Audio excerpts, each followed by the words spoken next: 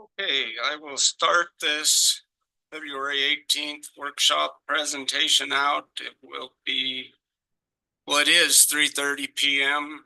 on the 18th, and we will have Grand County E. coli TMDLs presented, and currently present commissioners are Commissioner Hedin, Commissioner Hadler, Commissioner Martinez, and Commissioner McCandless, and Commissioner Winfield, with Commissioner McCurdy online, with McGann absent at this point. Maybe she'll join us here in a little bit. So, gentlemen, we will let you have the floor. Hi, my name is Arnie Goldquist. I'm Water Street Coordinator. Been so for about 12 years. Some of you know me, some of you don't. This is Sam Taylor. He works with Regional Water Quality. Also, he's from Salt Lake, and he's the real reason why we're here today. I have a couple of housekeeping matters I need to do at this point in time. Is the mic picking? I'm sorry, Arnie. The mic is down there, and it's kind of. It's not great. So if you want to stand, address you folks. if you want to stand, that podium will pick you up much better on the microphone. That way, if you had that. And I didn't mean to preference. interrupt. Okay, when I address you folks, should I address you as Commissioner Martinez or as Brian? Your call, boss. I'd rather just use your first name because I'll get you all confused. I'm really good with first names myself. The second thing is that as part of my position over the last 10 years, when the county commission changes, I've added each and every one of you to the MOP email list. I believe the last time, 2 years ago, that didn't happen. I just plain forgot. And I will probably be adding you guys, and now that I'm here looking at you, to the MOP email list. You will get between 6 and 12 emails from me in a year. Okay, they have the agenda and the minutes on them from our last meeting and an invitation to come to the next. You can choose to read the agenda and see if you're interested in it, or you can choose not to, or you can choose to read the minutes and see what was sort of talked about, because they're not exact minutes like you folks are. They're more like notes. Okay, that being said, we have a presentation to give. I wanted to say one thing about this presentation today. Well, I have a couple of things. First of all, this is a checkbox for us. The document that we are talking about is almost like a contract between the state and the EPA. It's something that's required by the Clean Water Act that the state of Utah Division of Water Quality perform on impaired waters. Some get it, some don't, depending on how much time they actually have. And when it is presented to the EPA, they will be asking, did you talk to the local agencies and institutions? That's why we're here at this point in time. I will let you know right now, I have it later on in my notes, that I don't think there's anything in this TMDL that's going to be a red flag for the county. However, I do suggest that one of your administrators at least read through the mitigation portions and the non-science portion. You don't need to know how Sam got to the endpoints because it's straight mathematics that we've been told to do. Okay. And he's good at it. Okay, so that being said, the last thing that Sam will reiterate later is that everything in this TMDL is voluntary. By voluntary, it means that it will be incentively based. If you and anybody wants to do any mitigation about the issue, it's voluntary and incentive based. Okay, do we have a presentation somehow we could pull up? Somewhere?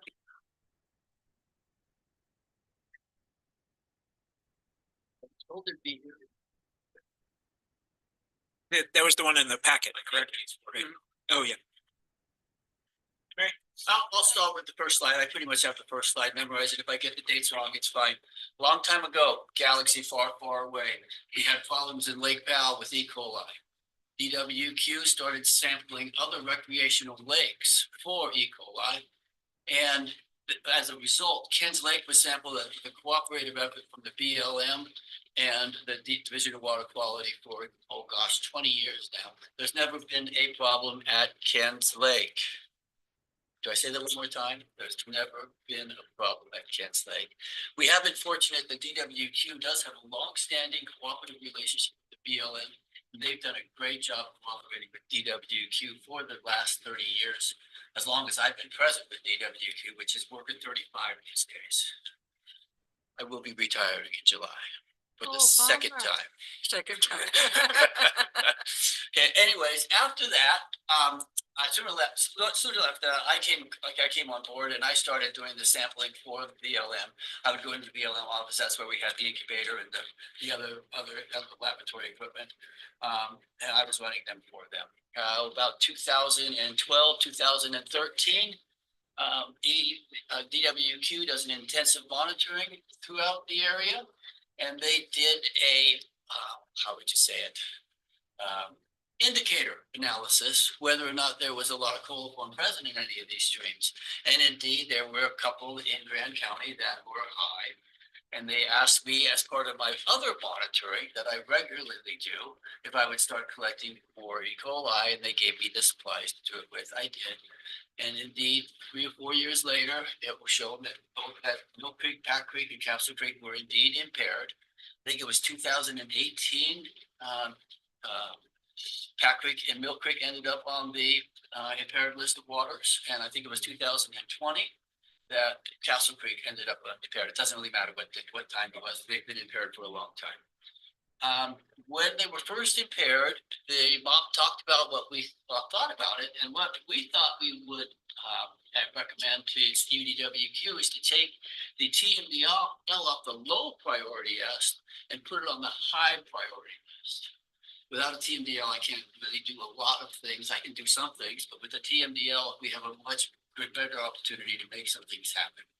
So I asked for that, and by golly, the next time they gave a report, 2 years later, the integrated report, it had a high priority. A couple years after that, I was asked to start taking flows so that they could indeed do a TMDL, which is the total maximum daily load, and Sam will talk to you about that. And I started collecting flows, and I've been collecting flows for 5 years. Is that all that says up there? Am I done? Yeah. Yeah, started 2020, 23 or something like that. Sam's been talking to the Marbury Watershed Partnership about what he's been doing a lot. And I'm about to just let him go and give you the TMDL and say where we stand. And Sam's a very much better presenter than I could be. Not true. All right, thanks, Arnie. So again, I'm Sam Taylor. I'm with the Division of Water Quality, part of the Department of Environmental Quality. It is my job to write these reports called TMDLs and various other watershed plans. I know I've met with a few of you already, spoken with some of you before, so thanks again for your time. Again, I wanted to double down on what Arnie said. There is, in a TMDL, we love acronyms. Of course, I know everybody does in their own world. TMDL stands for total maximum daily load. What that really means is the amount of pollutant or a type of pollution allowed for something to remain, to keep what we call the beneficial use. In the case of E. coli, it's to keep it safe related to human recreation. So this is statewide, it changes depending on the water bodies. It's the same sort of category for Castle Creek, Mill Creek, and Pack Creek. It's only the lower sections. But known as TMDL, and I don't know how well you can see the slide, but there's the river flowing, and then there's these 3 boxes at the bottom. There's one says margin of safety. I'm not gonna worry about that right now. One is waste load allocation. Waste load allocation, think about that when you think of like a treatment plant, like what a facility would discharge. Within the Division of Water Quality, that's sort of the regulatory side, and that's not what this is. There is no waste load allocation. You all have a waste treatment facility. It goes to the Colorado River, which is not part of this study. We're talking about Castle Creek, Mill Creek, and Pack Creek. So we're talking about load allocation, which is hard to see, but that's the box on the left. And again, that is not regulatory. This is written as a way to help. I've been down here talking to folks on and off for a little over a year now, I think. So, you know, this is, I'm here to present, to let you know that we've been doing this project. I worked for accounting for years before this, and also just like professionally, when someone was working in my backyard, I always want to know. So, you know, I want your input, things like that, but know that this is all normal stuff, and we're not coming in telling people what to do. Okay, so next slide. We're going to talk about 3 creeks mainly. Again, we've mentioned Castle Creek, Mill Creek, and Pack Creek. It is only the lower section of these. So at the state, we like to divide everything into what we call assessment units. That's a convenient way of just kind of separating whether it's a political boundary or urban versus non-urban. A lot of the time, they're kind of related to a watershed. I believe the cutoff for these is Forest Service boundary for Mill and Castle Creeks, and then for Pack Creek, it's kind of a mix of everything. It's a good place to draw the line, really depending on where the stream goes dry, because it doesn't flow. Can I add one thing here? It says units or PWQ has drawn, that is not necessarily where our issues are. Yeah, so Our issues on Mill Creek or below the power dam. We have no issues on Mill Creek and never have above the power dam. yeah, so I'll repeat what Arnie said into the microphone. Even though these assessment units, if you can see on the map there, that's just the area where we draw the boundary. There are sample points within those, and so it's not as if that whole bubble gets a big red score. We look at the actual sample data going down, and the one that Arnie highlighted is Mill Creek. It's a big bubble that's drawn. It goes way up past Power Dam, and the issues we've seen with E. coli in Mill Creek are actually downstream of Power Dam. So that top sample site looks great. But to go on a little bit more into that, so I just kind of think of these as Castle and then Mill Creek and then Pack Creek. Pack Creek is part of Mill Creek. It flows down in there, Metagonzo in, a little downstream of that, but it is separate in this. Know that when we talk about Mill Creek, we have removed Pack Creek from that conversation, accident something. So the sample site that's sort of determined this is before Mill Creek meets Pack Creek. We are really lucky to have a ton of data here. I mean, that's not always common. So I could probably answer your questions about specifics, but that's maybe not the best conversation for today. In terms of this impairment, this is very much oversimplifying things, but we talk about a reduction. And that's not a number we have to come up with, but it's kind of an idea to say, like, how bad is it? And so I'll give you an analogy for that. We put it into a percent reduction. I believe for Castle Creek, imagine you have this, again, this is not exact, but imagine you have 100 E. coli's. You need to get to 88 to meet that standard. So 12% reduction. Then we move to Mill Creek. If you have 100 E. coli's again, you have to get to 49. So you got half the number there. That's a more significant reduction, right? About, double what you can now. And then for Pack Creek's a little bit worse. A lot of the data, it's kind of all over the place, but a lot of things point to Pack Creek. It's the same way. It actually needs an 88% reduction. So thinking of that same analogy, if you got 100 E. coli's, it needs to get to 12. This does just look at one season. We'll talk about the recreation season in this. And again, it's all in the report, but if you have questions, stop me at any point. But so this is really, I think we're looking from May through October 31st, May 1st to October 31st, but we have looked at data outside that, and we do think that there is existing E. coli issues. It's just, that's not really where like the regulatory boundaries draw. So we take all this data, and then after we kind of look at the how bad is it, we start to look at sources. And again, this is not regulatory. We try to assess everything, because once this thing gets signed, it's there. We want this to be used as a tool for people. So we include everything, but I really try to highlight the sources that we think are most common. So we can go to the next slide. So sources, these are just common sources with E. coli that are non-point source. So we've got on-site septic systems, think wastewater in general, really. Agricultural practices, that is a very wide encompassing. I'm talking about everything from hobby farms to irrigation. I tried to keep that really, really broad because, again, it's not regulatory. This is meant to include things, hopefully generate funding if people want to do projects eventually. And then stormwater sediment. You all know a lot about stormwater, I'm sure. I think every time I've come down here to present, it's been right after a big old rainstorm. And then we have dogs and recreation on there. Really think pets for dogs, but there's a lot of recreation down here, and I know a lot of people have dogs. Really, within these areas, I don't see those as being a strong indicator. People seem to be pretty good with their dogs, and then a lot of the recreation, I think, is based around these areas. Although there is recreation in Mill Creek, of course, and some parts of Pack Creek and Upper Castle, it's not as much as some of the surrounding areas we see. So it's in there, but not much. And then wildlife is really background noise. Obviously, we don't regulate wildlife. Well, there's regulation related to wildlife, it's not what we do. And everybody knows there's a lot of deer in town. So we include that as a percentage. The ones that we have really identified that I just want to talk about a little bit here are on-site septic, agriculture, and then I'll talk about stormwater a little bit. And this applies to all three of these creeks too. So the flavor is a little bit different depending on which one you're looking at. So we can go to the next slide. On-site septic, there's a lot of good information in here, probably more than I should have put on a slide. Really, on-site septic system, it depends where you want to start. The Southeastern Utah Health Department has done a great job. We've been working with them a lot. There's actually like a lot of information about septic systems, even just where they are. So education that can be done. A lot of people don't know they're on septic. A lot of people don't like clean out. The MOP actually did a great project recently that sent a mailer out to people with septics just saying, hey, you should clean these every 3 to 5 years. So I should treat them. So that is an area to target. I think it's next slide, maybe 2 slides past this. There's a little bit more on septic. So anything education with septic is good. And then just fixing up when you can, but we know that's kind of a hard thing. Slide, we can go past this one. Agriculture, there's all sorts of things agriculture. I think in this one, with this TMDL specifically, we've seen, or with these areas specifically, a lot of what we've seen is it's kind of typical things that you hear related to NRCS practices too. If we can help people through funding that DWQ provides, which I'll expand on a little bit, fencing, it depends on landowner involvement, off-channel watering, things we can do to want to help people manage land for what they want to do. If they can help water quality, we're going to be there to support it. And then going on to the next one, or next slide, sorry, going to be stormwater. Stormwater, it's a lot of things that I've actually seen in the town already. I was just talking to Arnie on the way here. I know there's some like underground related storage capture stormwater. There's a lot of what we call LID, or just development that kind of helps handle stormwater going in around town. Continual development of that.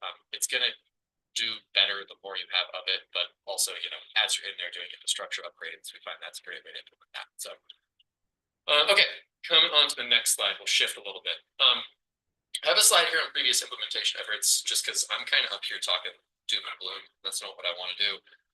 There's a lot of great work that's already been done. I've talked with Barney, I've talked to the MOP quite a few times, and projects related to E. coli, like it's hard to target one thing, while you're in there doing work. Things that help E. coli we want to include. There's a section of this that's already saying the great work that's been done, and there are so many projects beyond this. I did like a quick study of just WRI projects. I don't know if you've heard UWRI, Utah's Watershed Restoration Initiative, and it was something like $20 million of funding that's been brought within Grand County. Just these 3 assessment units within Grand County in the past 10 years. So a lot of great work going on. We want to continue it. If there's work related to improving E. coli numbers, DWQ is going to support it. That's what this document really says. All right, the next slide. This is the funding related to what Division of Water Quality can help with. So there's 2 types. There's one of my coworkers named Paul Burnett. He specifically is over this. This is his job. And there's 2 different grants that we give out. And one is section we call 319 funding. That comes straight from the federal government. And that has really, well, I guess I'll step back a little bit. Projects related to E. coli. The idea of this document is now we've written this so that if a project related to E. coli is going to improve it, it will make this funding easier to get for anyone in assessment units. We can talk about that. I've talked to folks about that a few times. I think people have actually used this funding pretty widely here for projects that are similar, but no, like this document is kind of geared to make this a ready funding source. The other one is non-point source funding. That's actually state funding that's very similar. It's a little bit, the application is a little bit different, but again, Paul Burnett's the guy at state to get that. He's great. I can give you his contact if you want, if you have questions after. And again, I want to point out too, like this is sort of the arm of this that is not regulatory. This is the idea that there's a project people want to do, or if there's a project that's happening and we can turn it into more and help with an issue related to E. coli, that's where we just want to be inclusive, trying to make more good work happen. And then next, and kind of the final sum up for why Arnie and I are here, next slide, is the estimated timeline. So this has been in the work for years. 10 years if you count the samples. It's been being written for a couple years and really ran ahead in the last year. March 3rd, we are going to present this for an open stakeholder review. It's not going to be the full public comment period, but I want to give stakeholders a little bit of time to just like kind of digest the document, answer some questions. Happy to make that available for folks here who do want it. This is kind of an unofficial timeline, and March 3rd is not an exact deadline. It's going through its final reviews right now. And then during that, that'll be for 30 days, by the way, so pretty much the month of March. On the 19th, I will be back down here to give a presentation and answer any questions, if there's any concerns. And then we'll close that off. We'll answer all those questions. And then May 1st through June 1st is going to be sort of the formal state of Utah public open comment period. Again, comments are welcome then, but I don't want that to be the first time you see that document, because I think it's about 180 pages, and really a lot of it I don't think everyone will want to read, but I've spent a lot of time on it, so I'm happy to talk about any parts of it. And then if all goes to schedule, the earliest date could happen would be the 25th sort of adoption, and the reason I put that on there is because once it's adopted, not really anything we can do to change it. It becomes a little bit more official. Again, Arnie, I think, has already talked with some of like administrative staff about this. We're happy to include them in more conversations going forward, but know that I would hate to like get there and then have someone say like, oh wait, what's this again? So that's all we have. Any questions? Would you consider the stakeholders? You, Us, but you're the county's a stakeholder in this. I know, but I mean, besides county, It would be people that show up to mock meetings, we'd all consider stakeholders, USU, Corey Farnsworth, and the Forest Service, the BLM. And the list could just keep going, Eric. so it's very, Yes, and okay. it's actually, we're rather open at this point in time in terms of stakeholders. I guess if you live in this area, you're a stakeholder. And I think that there even is a section in this that talks about stakeholders. There's probably 40 of them. I think I already presented the conservation district one, San Juan and Grand County, even though this technically isn't in the San Juan Conservation District. And yeah, landowners. So My question's more for Arnie, but when are you considering retirement and do you have your replacement lined up? Can I speak about something else first? Sure. If you don't mind, and I'll stand up. I'm probably wondering if there's any economic issues associated with what the economics of this would be. In terms of having this TMDL, I see it as a positive. If you were a landowner that you were offered $80,000 and you had to put in $10,000 of in-kind labor and it was going to improvements on your property, I think I'd consider that a positive economic impact. The other thing about that is that any materials they use for anything will have to be purchased locally. So once again, you folks will have outside money coming into this valley. I think that's always a good economic impact. The other thing I wanted to mention is what you folks could possibly do in terms of the county.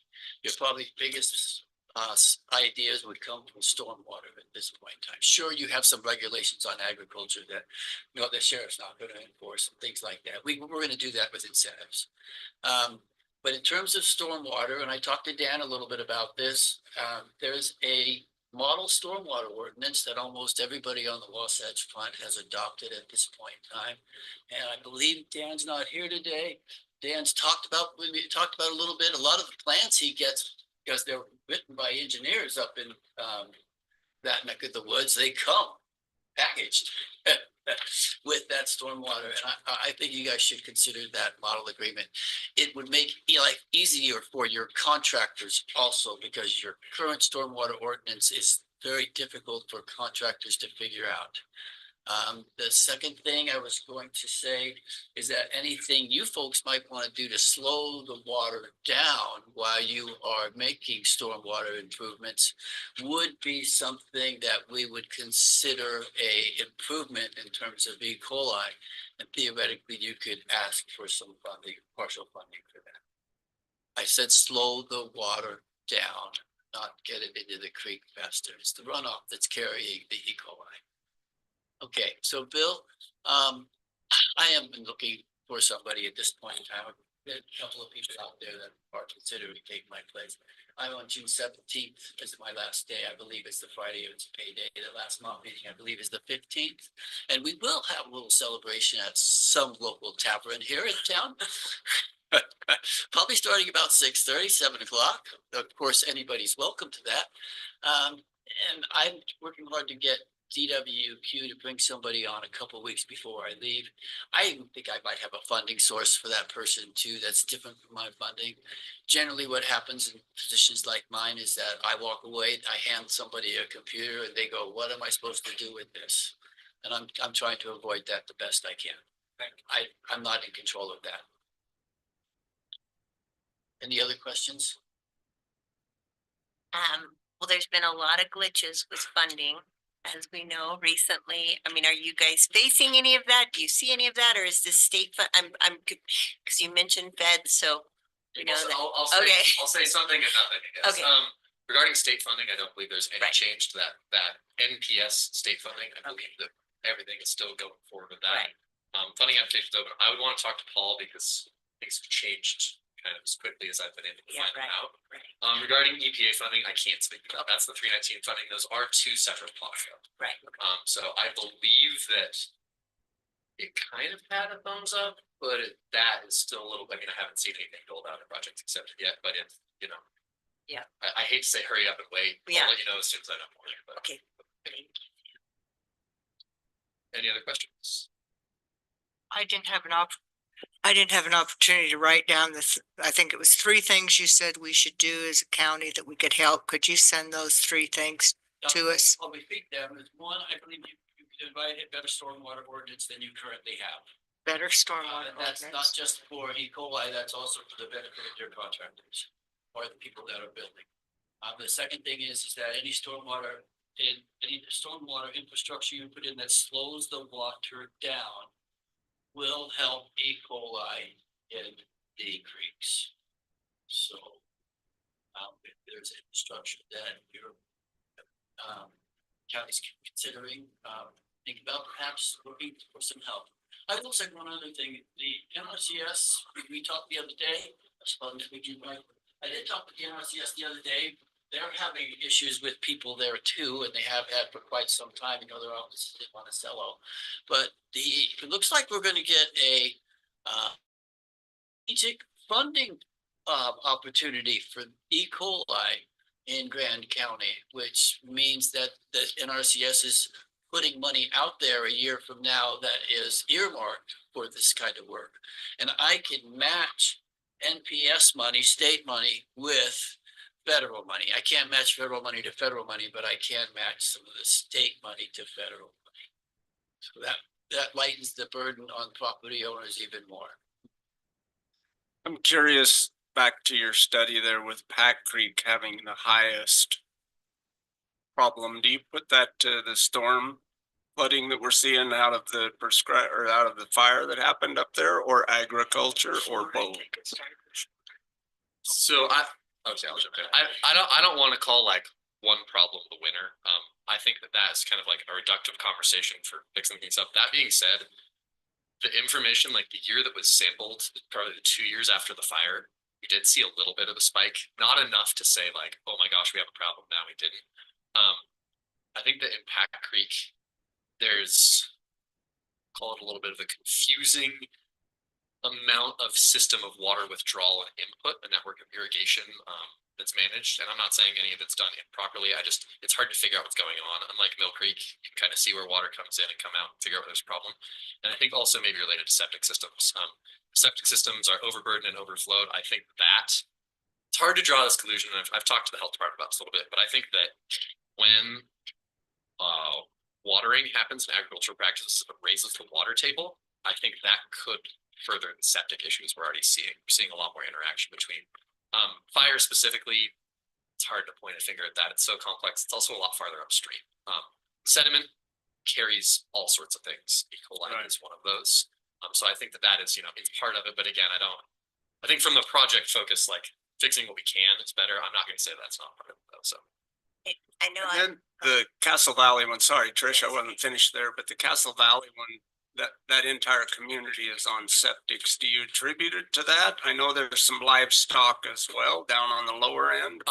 Sort of the same thing I was saying with Pack Creek. I think that relationship between septic systems and irrigation is going to be part of that. I can't point exactly to it, but it's the problems, the levels of E. coli seem to increase moving downstream through the town of Castle Valley.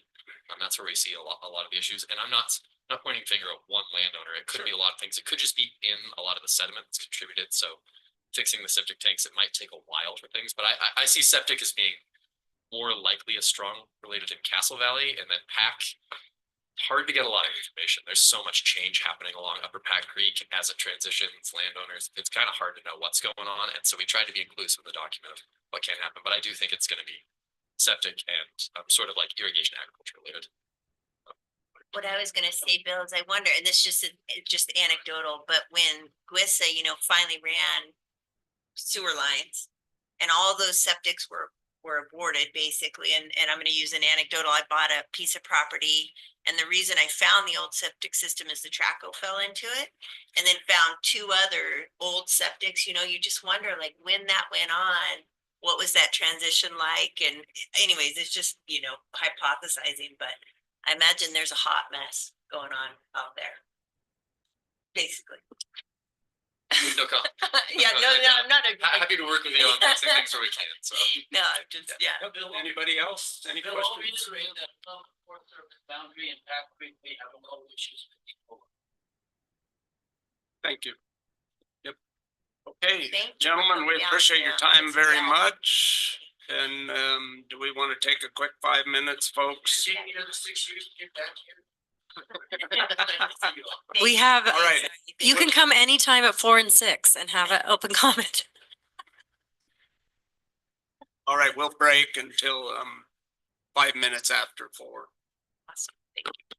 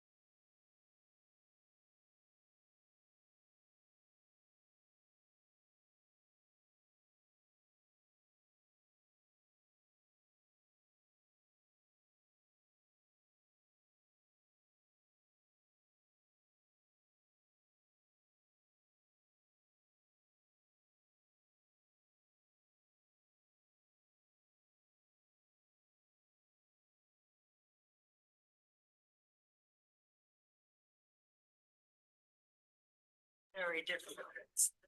All right, I will call this regular meeting to order now. It is 4:05 PM. All commissioners are present now. Commissioner Hadeen, Commissioner Hadler, Commissioner McGann, Commissioner Martinez, Commissioner McCandless, and myself, Commissioner Winfield, with Commissioner McCurdy online. And so we will rise for the Pledge of Allegiance. Pledge allegiance to the flag of the United States of America, and to the republic for which it stands, one nation, under God, indivisible, with liberty and justice for all.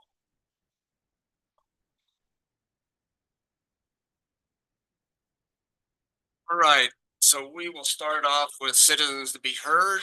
We can start here in the commission chambers. Do we have anybody that would like to start us off? Please come forward, state your name, introduce yourself. And if we could do our best to keep us within the 3 minutes, why, would be appreciated. Thanks. I'm Mary O'Brien of Castle Valley, and I have one question and one request. The question, last night I sent 3 questions to the commission about your proposed letter withdrawing recommendations for wilderness in the Manti-LaSalle National Forest. I do hope I hear answers to those questions, but realize I also have a 4th larger question, which is, what is the process the commission is using for these letters that purport to represent commission sentiment on a public issue? Do such letters arise following a commission discussion about wording or any commission or community input on facts? The proposal, I would like to suggest that the Grand County Commission hold a public workshop by late March before the busy visitors season on how the commission and county can best help to protect the LaSalle Mountains, BLM lands, and NPS lands in our county, given the recent and sudden reduction in funding and staffing. Almost 1/3 of the Moab and Monticello Ranger District staff was fired this last weekend, including 5 of the 12 recreational staff. I would hope at this workshop that the Forest Service, BLM, and NPS would be able to be present to present information about what they can cover and what they can't this summer, and what help they would most request from our communities and the commission. Thank you. Thank you. Thanks. Anybody else? Yes, sir, in the back.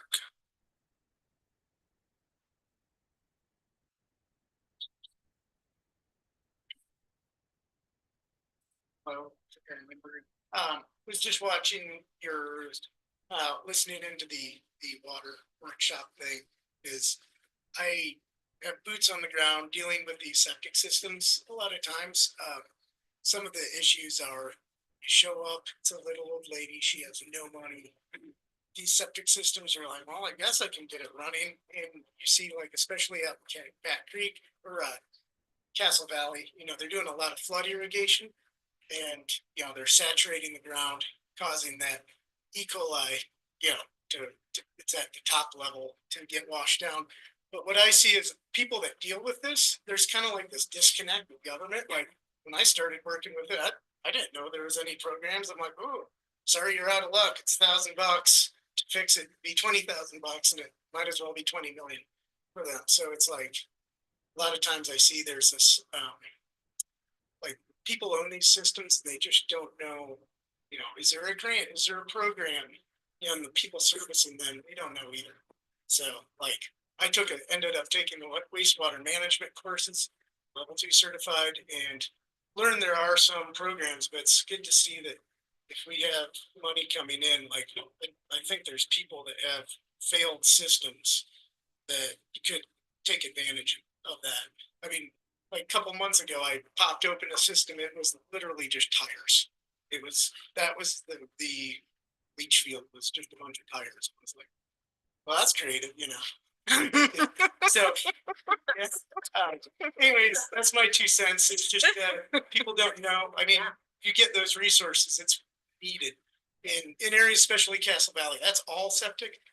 Over here in Spanish Valley, I mean, I'm not Orion, but like, I mean, me and Orion have found septic systems that aren't even on their maps. Right. And so like, but I just see a lot less of it in this valley, in Castle Valley. They have less problems, but more septic. So is it like, you can tell where this E. coli comes from. There's tests for that as well. So that's my 2 cents. Thank you. Thank you. Anybody else in the chambers like to come forward? Please. Cliff Koontz, speaking on behalf of Just Drive with Respect, Profit, about your recommended wilderness area letter to the Forest Service. We support it. I want to point out that recommended wilderness areas are typically managed like wilderness in the interim, so it's not merely a recommendation. I also want to point out that, I don't mean to be black and white about this. There are smaller areas where it may be perfectly appropriate. We already have the Mount Peel Research Natural Area, which is just south of Grand County, that's essentially managing like wilderness, mostly above tree line. But in terms of recreation, it's important to have diverse trail opportunities, including non-mechanized like horse and hiking, and we have those pretty well in the LaSalle's, and that was through some closure of motorized and mechanized access to existing trails and through the creation of some new non-mechanized trails, despite all of these areas, or most of them, being currently zoned motorized ROS, and none of them being recommended wilderness areas currently. But also, it's important to note that a portion of your equestrian or hiking trails should be more developed for the less rugged recreationists out there, and recommended wilderness areas don't necessarily allow for those more developed types of non-mechanized trails, but more importantly, they don't allow for the most efficient maintenance of those trails. They typically prohibit chainsaws and wheels to do the trail maintenance. Doesn't mean it's impossible, it just means it's more expensive. And on a similar note, fire, which is more what your letter addresses, those recommended wilderness areas are going to, in my view, excessively restrict the management options. Again, this is just broadly speaking in the majority of the Manitoba-LaSalle National Forest. So you have a couple tools typically to reduce the fuels, fire itself, or a mechanical treatment. And the RWAs generally take away one of those two tools, the mechanical treatment. There are exceptions that they make, especially in an emergency, but for those more fire prevention projects, it's difficult to get the approval. And even when it comes to like using fire as a tool in RWAs, if you don't have the backup of using mechanical means to create a fire break or whatever it is, then you're less likely to use the tool of fire. Cliff, we're running out of time. So okay, so yeah, in conclusion,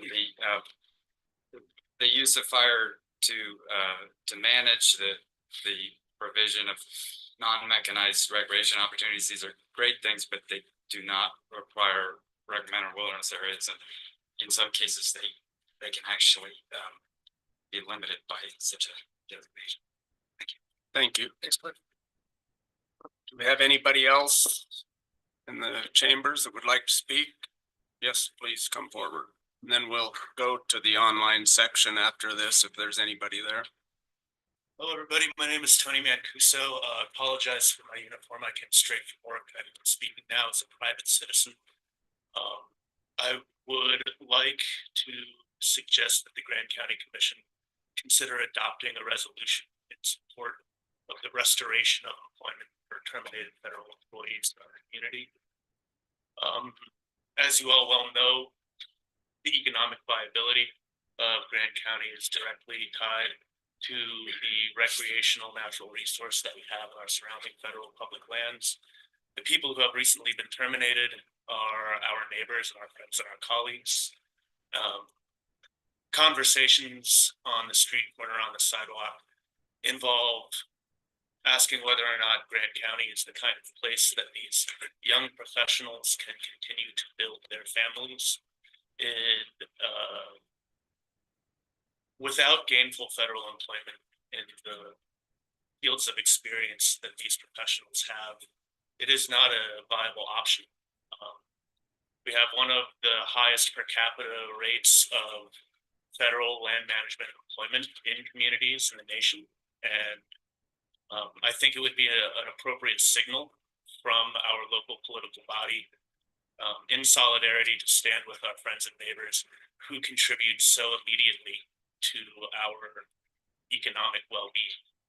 I mean, the county seal is what? Looking at it right now. You won't see rangers there. Just think about it. So, thanks. Thank you, Tony. All right, we will go to the online portion of this citizen to be heard. If there's anybody there, would they please raise their hand or make themselves known? Doesn't look like there's anybody online at this time. Is there anybody else in the chamber that would like to speak up?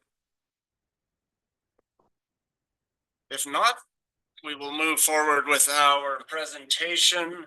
Do we know who? They're online? Yes. Okay, my bad. I thought they were going to be present. All right, so we will move on then to this presentation of America 250 celebration. You can take it away, please. Well, great. Thank you so much. Can you hear me? Yes, we hear you great. Thank you. Well, thank you. I first of all need to send my apologies because of the holiday yesterday. It was difficult for us to make it in person, but we hope at some point to make it down to Grant County as part of this commemoration. So I appreciate you inviting me to come and share more information about this commemoration. I hope to take a few minutes to share kind of broadly what nationally and what the state has planned, and then kind of talk specifically about how we're hoping that Grant County and other communities throughout the state can participate in this commemoration. So I'm going to share my screen, hopefully. And I think you should see our logo. So as many of you know, America 250 is the commemoration and the celebration of the 250th anniversary of the signing of the Declaration of Independence.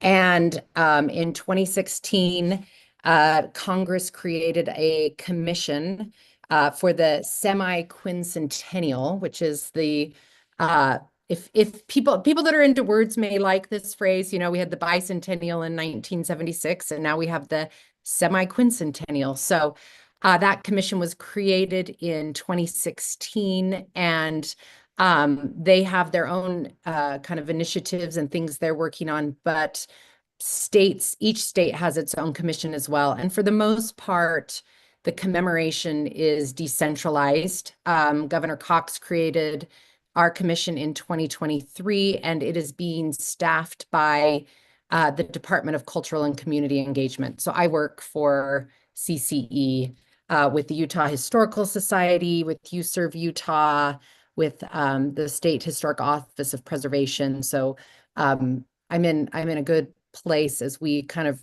start reaching out to communities to share our plans. So the commission came together and you know, decided, what do we want this 2026 and this celebration to look like? And we know that we want to honor the past, really celebrate our current, present, and our communities, and then inspire and look to the future, and recognizing that our vision is that all communities and all Utahns will be part of this celebration and take steps to improve our, you know, community, state, and and nation. We have 3 pillars that we're focusing on to educate, engage, and unite. So building understanding, building community, and then building bridges. And we like to look at these 3 pillars as also the past, the present, and then looking at the future of how we move forward united. So just a little quick context. We know that the anniversary is in 2026, but as a commission decided that we were ready to kick off our celebration this coming July. So we're planning in the next 4 months of launching our programs, starting our partnerships with our local county and city commissions, and then having that culminate in July of 2026. And we're hoping by doing that, we can capture more of those summer, fall activities and spring activities. It gets a little tricky to do some of that during the winter, unless you're, in Grand County and some of the nice landscapes there. So we have 6 signature programs, just so you're aware. Our focus is K-12 education. So we're working closely with groups that are already doing professional development. So we have opportunities for, and we're expanding what they're already doing at the Center for Constitutional Studies at UVU. So we're offering professional development for civics teachers in more rural areas. So we have opportunities to expand their programs. And we also have a historical exhibit called The Pen is Mightier, and it's all about communication during the Revolutionary War period. We will have an exhibit up at the state capitol on the 4th floor, but then we will travel it to every county. So we'd love to work with you to find a location that works for you. We're doing that with Arts and Museums, the Division of Arts and Museums. So I know they're already coming to some of your locations, but we'll be working with them and hopefully with you to share that exhibit. We, as part of our engagement pillar, have built a program called Walk 250.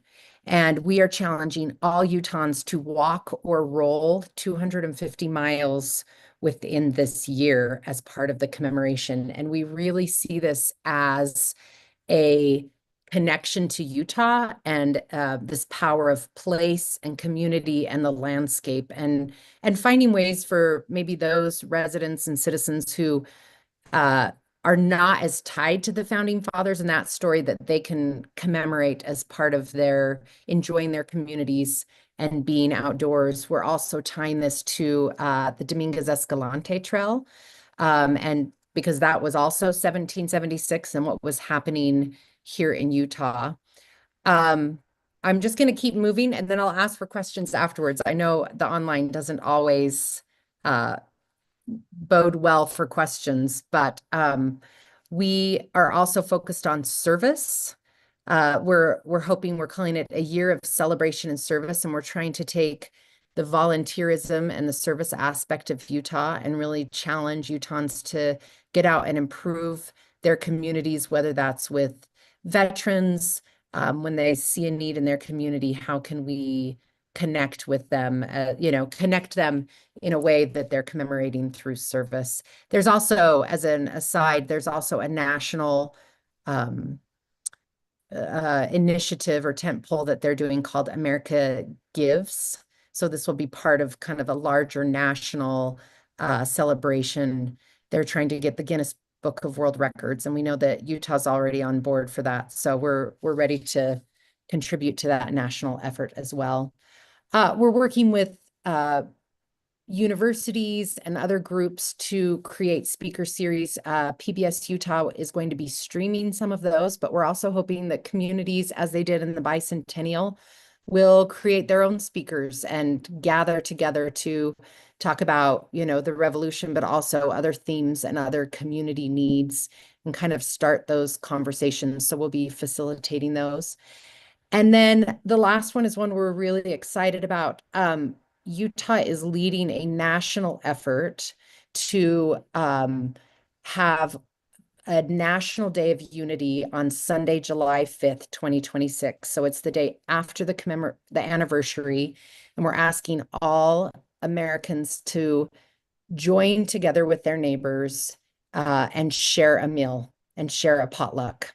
And we've gotten a lot of great feedback from other states. We've been working with some civics groups, and we'll be continuing to promote that. It's such a great, easy way for individuals to connect and really speak to what it means to be an American.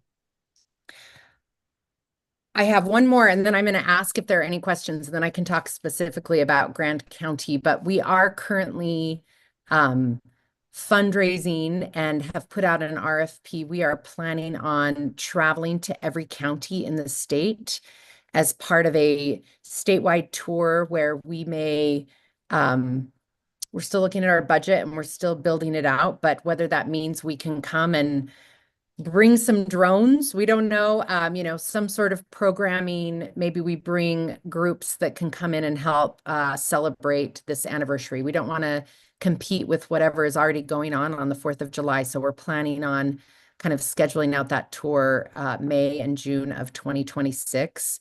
We'll know a lot more about that in the coming months as we, one, get our funding finalized and also secure our event firm. So we're hoping to work really closely with counties and communities to find what works best for you and hopefully come in and throw a little party for these communities around the state. Are there any questions so far on some of the signature programs? I'd love to talk specifically about how Grand County and how we would love to partner with you, but any questions specifically about our statewide initiatives? Doesn't look like it, Nicole. I think if you want to give us your take on the statewide portion, and then we'll. Okay, great. I'll just keep rolling. So it's great. So we recognize that, the success of this anniversary and for us to really reach all Utahns and have an impact is that we are going to have to, work closely with communities throughout the state and specifically the counties. As we've met with the governor and he's excited about this, he's also, asking us to reach out directly to the county. So that's why we appreciate you inviting us. We want to highlight the uniqueness of each community within the state. We meet with the national groups, and we meet with those that we call them the OG 13 states that have a lot going on, and they're doing their own celebrations. And we recognize that Utah is going to have its own unique celebration. And so we are hoping to partner with each county so that you can see this down here, the third logo. We're using the national logo, but that we would give you, and we've used Box Elder as an example because we've been talking with them and they've come on board, but we would love to give Grand County your own logo that you can use however you would like to throughout that year. So if you already have your rodeo and it's hard for me to piece out specifically what the county is doing and what other groups you have going, but we're hoping that rather than adding additional pieces onto your plate and giving you more to do, that really we can take what you're already doing and celebrate it as part of this national commission. That's kind of our hope as a national celebration. That's our hope for the commission. We are currently fundraising and hoping to give the county a small stipend. I think at this point we're thinking a few $1,000s, but that might be able to be used for however you would like to use it, but whether that is a banner or you can find a program that needs some additional funding, we're hoping to kind of bolster that with just a small amount of funding. As part of that, giving you the logo and the fund, we're asking communities to create an official community committee, and we're calling them Utah 250 committees. This could be your county commission. You might decide that you want to bring on, a veterans group, the libraries, the Moab Museum, or whoever your stakeholders are within your community that you think would help to kind of bring some excitement to that. And then if the commission would pass a resolution, I saw that Quinn added that to the agenda there. That's just our sample resolution of something you might say, saying that, Grand County is ready to celebrate this and to partner with the state and for this national commemoration. And then the submit an idea is just, it's part of a form, and it's just, hey, what ideas do you have? Just to kind of keep us informed. Once we have that resolution, and then we have a logo usage contract that's very, very broad and pretty much says you can do what you want with this logo. It is a national logo, which is trademark, so we have to show that we're protecting the logo. Then you can use that logo how you would like. We're hoping to have regular meetings for those that are interested in finding out what other commissions are doing. We're pulling together toolkits with ideas for how, maybe it is a list of one of the examples was like, the Civil Air Patrol has reached out to us and said, we have charters in each of these counties, so maybe we're sharing some of the resources and groups that have already reached out that would like to help you with whatever you're doing. So we're planning on pulling those resources together to then share with you and hopefully not burden you too much, depending on your interest and how you would like to. So that's kind of our plan and presentation moving forward. I'd love to answer any other questions and or concerns of how we can best serve you as a county. We're excited to collaborate, but also recognize you have a lot going on. Anybody questions?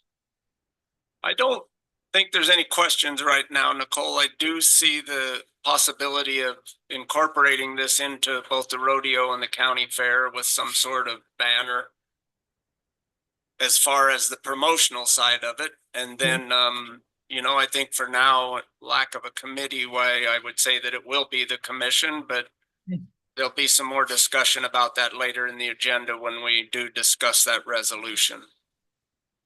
Oh, great. That's great. I didn't even realize it was right on there. So, okay, fantastic. Oh, but we're not discussing it, my bad. So we will have it on a future meeting so that we can get that resolution on there. Okay, no problem. And I'll work with your staff. I know in previous emails, I think a few other of your staff had been kind of pointed out as people of, the main point of contact and who we should be working with, but I can keep kind of emailing through that and make sure we're connecting with the right people. So yeah, through our admin, and then we'll make sure and put that on the March 4th. That will be our next commission meeting. Well, great. All right. Thank you so much for the opportunity. We appreciate it. Yeah, thank you for your time. We also appreciate it and look forward to it. Thank you. Thanks. Okay, so we don't have any department or agency reports today, correct? I see Bill in the room is the reason I asked that, and Sean. No, that's Okay. All right, so then we can move on to our commission member disclosures. We have anybody here that has any disclosure? No. I'll mention just a slight one. I know that we have the horse thief branch on the agenda, and I think it's been about 5 or 6 years ago. I did some work for them out there with some equipment. Not that that has anything to do with what we're doing now, but I have been involved with them a little bit over the years. And so then we can move on to our commission. Did you have something? Just a reminder, item number 5 is our URS Tier 2 Public Safety and Employer Contribution. So Commissioner McCurdy has in the past noted that his wife works for the Sheriff's Department. So Excuse me? Commissioner McCurdy's wife works for the Sheriff's Department. So I was helping just remind Commissioner McCurdy that item number 5 is dealing with the Sheriff's Department additional contribution to the URS system. It very much is. It very much is a disclosure item, but my wife is not part of that that tier 2 system. But yes, she does work for the sheriff's department. Okay, thank you for that, and we will move into our general commission reports, and I know I picked on Commissioner Hadeen over the past couple of meetings, so I'll start off on this side, if that's all right. Give you a break this time. For me, starting off, I've got, I had my first CIB meeting on the 6th, which went pretty well, and CIB is in the process of making some changes. There's a new dashboard that they're putting together and implementing this year that hopefully will get every project the counties are looking to implement into a dashboard so that we'll be able to see start dates, just how shovel ready they are, whether it's a pipe dream, so to speak, or if it's an actual project that could start, and which will then give the members of the CIB board a little better access to who they want to fund, rather than it be something that could sit on the shelf for a couple of years. I also know in that meeting we discussed the storm drainage out on Jackson Street, and originally they were trying to pull some of that money back, but I believe we've got that on hold for now. And I've spoke with Mr. Stent. I haven't had a chance to speak with Bill about it, but that also is, that money is still allocated to Grand County at this point. And then just spending a lot of time up at the Capitol. There's multiple bills up there that are ongoing that we've been a part of. Senator Winterton's running one that's got a tax on oil and gas production that I've mentioned before, and that seems to be moving forward. It's restricted to roads that receive an impact from oil and gas, but we do have some of those in the county that could go towards. There's another one that affects some of the locals here that I've had a little bit to do with, and that's the HB 203, which is a medical cannabis. There's an effort to open possibly here locally in the future, medical cannabis, what would you call it, pharmacy, I guess. Dispensary, thank you. And so there's multiple people interested in that, some local, some not local. So I've been following that and working with one of the lobbyists up there on that. Let's see, I've also worked pretty closely with the UAC staff.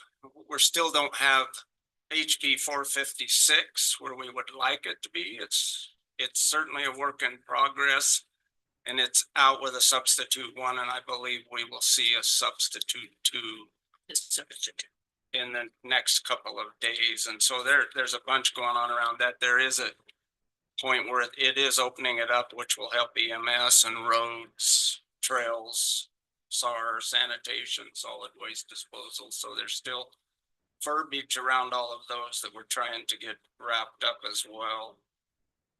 And then I've also been a part of multiple policy steering committees through UAC, and one of which was actually today. So there's still a lot going on up at the Capitol, and it's starting to move much faster as we start to get on the second half of this right now. So we'll see how that all plays out in the next couple of weeks. So Melody, I'll pass it off to you. Okay, I spent 3 days up at the Capitol, went up for the UAC elected officials on the Hill day. That was Wednesday, and then was up there Thursday and Friday visiting with our legislators. And then on Monday, I had a Economic Development and Travel Council subcommittee. Then we had our legislative subcommittee and a Council on Aging at the Grand Center, that meeting. And then a flood mitigation meeting, subcommittee meeting. And we are going to meet again next week and get some updates on what's going on with our county flood mitigation. Then I've been attending the policy steering committee with UAC, just learning a lot about all the different bills. I don't have any to specifically comment on, just figuring it all out. And then I went to the chamber meeting today.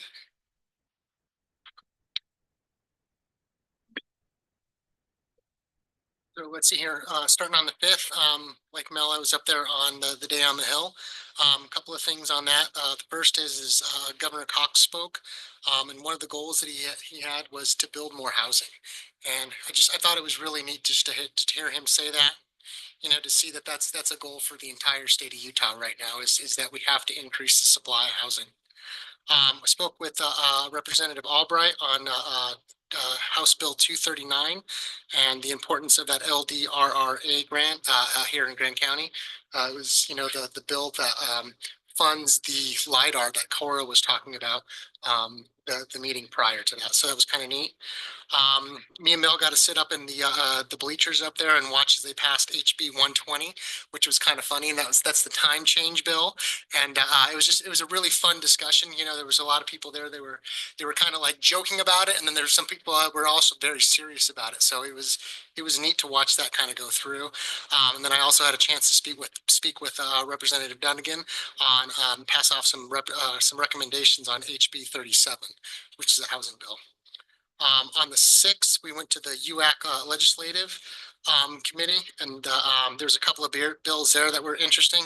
HB 81, which prohibits adding fluoride to water supplies. There's a lot of discussion on that one. And then HB 300, which is the voting provision right there. It looks like that has a cost of $6 million to Utah voters. And that's the one that would add some difficulty to the mail-in voting. So right now it looks like the clerks are opposing it, and what they are looking for is to hear a louder voice from people that do think that this is something that Utah does not stand behind. And then also there was some discussion on SB 197, which is the deferment or the circuit breaker, which we had talked about last time. UAC stands and opposes that bill right there. And then also I saw that UAC has made the TRT bill a priority. And I know that, Bill's been up there working a lot, and UAC's been working a lot on this legislation right here. It's been a big collaborative effort. On the 7th, we went to the Rural Caucus, and a couple of things from there is Utah had a record-breaking oil and gas production in 2024, which means that CIB funds are going up right now. There was a pretty cool little diagram that they had there, and it looks like Grand County has received $18 million in disbursement from 2019 through 2023. So we've gotten quite a bit of funds coming from CIB so far. On the 10th, I was with Mel at the Economic Development Subcommittee. The couple of recommendations that we had from there are on the agenda today. And then a couple of other things that we had in there is we were talking about a 6% nominal growth for direct visitor spend, and then also diversity in the rural grant applications. That day I also had a Indigent Defense Council meeting with both Jacques and Bill, and we discussed some of the contracts around that and the performance of those contracts. On the 11th, there was a policy steering committee, and then there's a couple of bills that actually quite a few bills that were of interest on that. There was HB 345, which deals with the management of state park entrance roads. And what this does is this will give the county authority to apply for the state access grant. It's one that Utah is supporting, or I'm sorry, that UAC is supporting. There was also HB 386. Which is one that I'm keeping an eye on. It's the streambed water rights. It seems to be very similar to the battles that they're fighting right now in Colorado up on the Taylor River, which kind of deals with the access between private landowners and fishermen. Right now, UAC is monitoring that, and they're requesting clarity from the representative that's running that bill. Who's the rep that's running that, Brian? I don't have that right now. Chew. Yeah. Thanks. Chew. Yeah. Here, SB 81 was up there. That was also of interest right there, and that's a loan fund program, and that would also, it's a loan fund program for housing, and also would reduce the parking requirements for municipalities for housing. And then also at HB 398, which is an ADU bill, which UAC is opposing right now, and the reason is there's no owner occupancy on those. No owner occupied requirement for those. Let's see here, that day as well, on the 11th, we had the TCAB meeting. Lori McFarland was voted as the chair and Wendell Williams was voted in as the vice chair. There was some confusion on voting on action items for that meeting. And we ended up having a secondary meeting. Let's see here, that was on the 14th. So I'll just kind of report on the 14th meeting, not on the meeting on the 11th. Let's see here. There was some confusion on some board duties, and there was some direction and recommendations provided in the form of motions for the TCAB.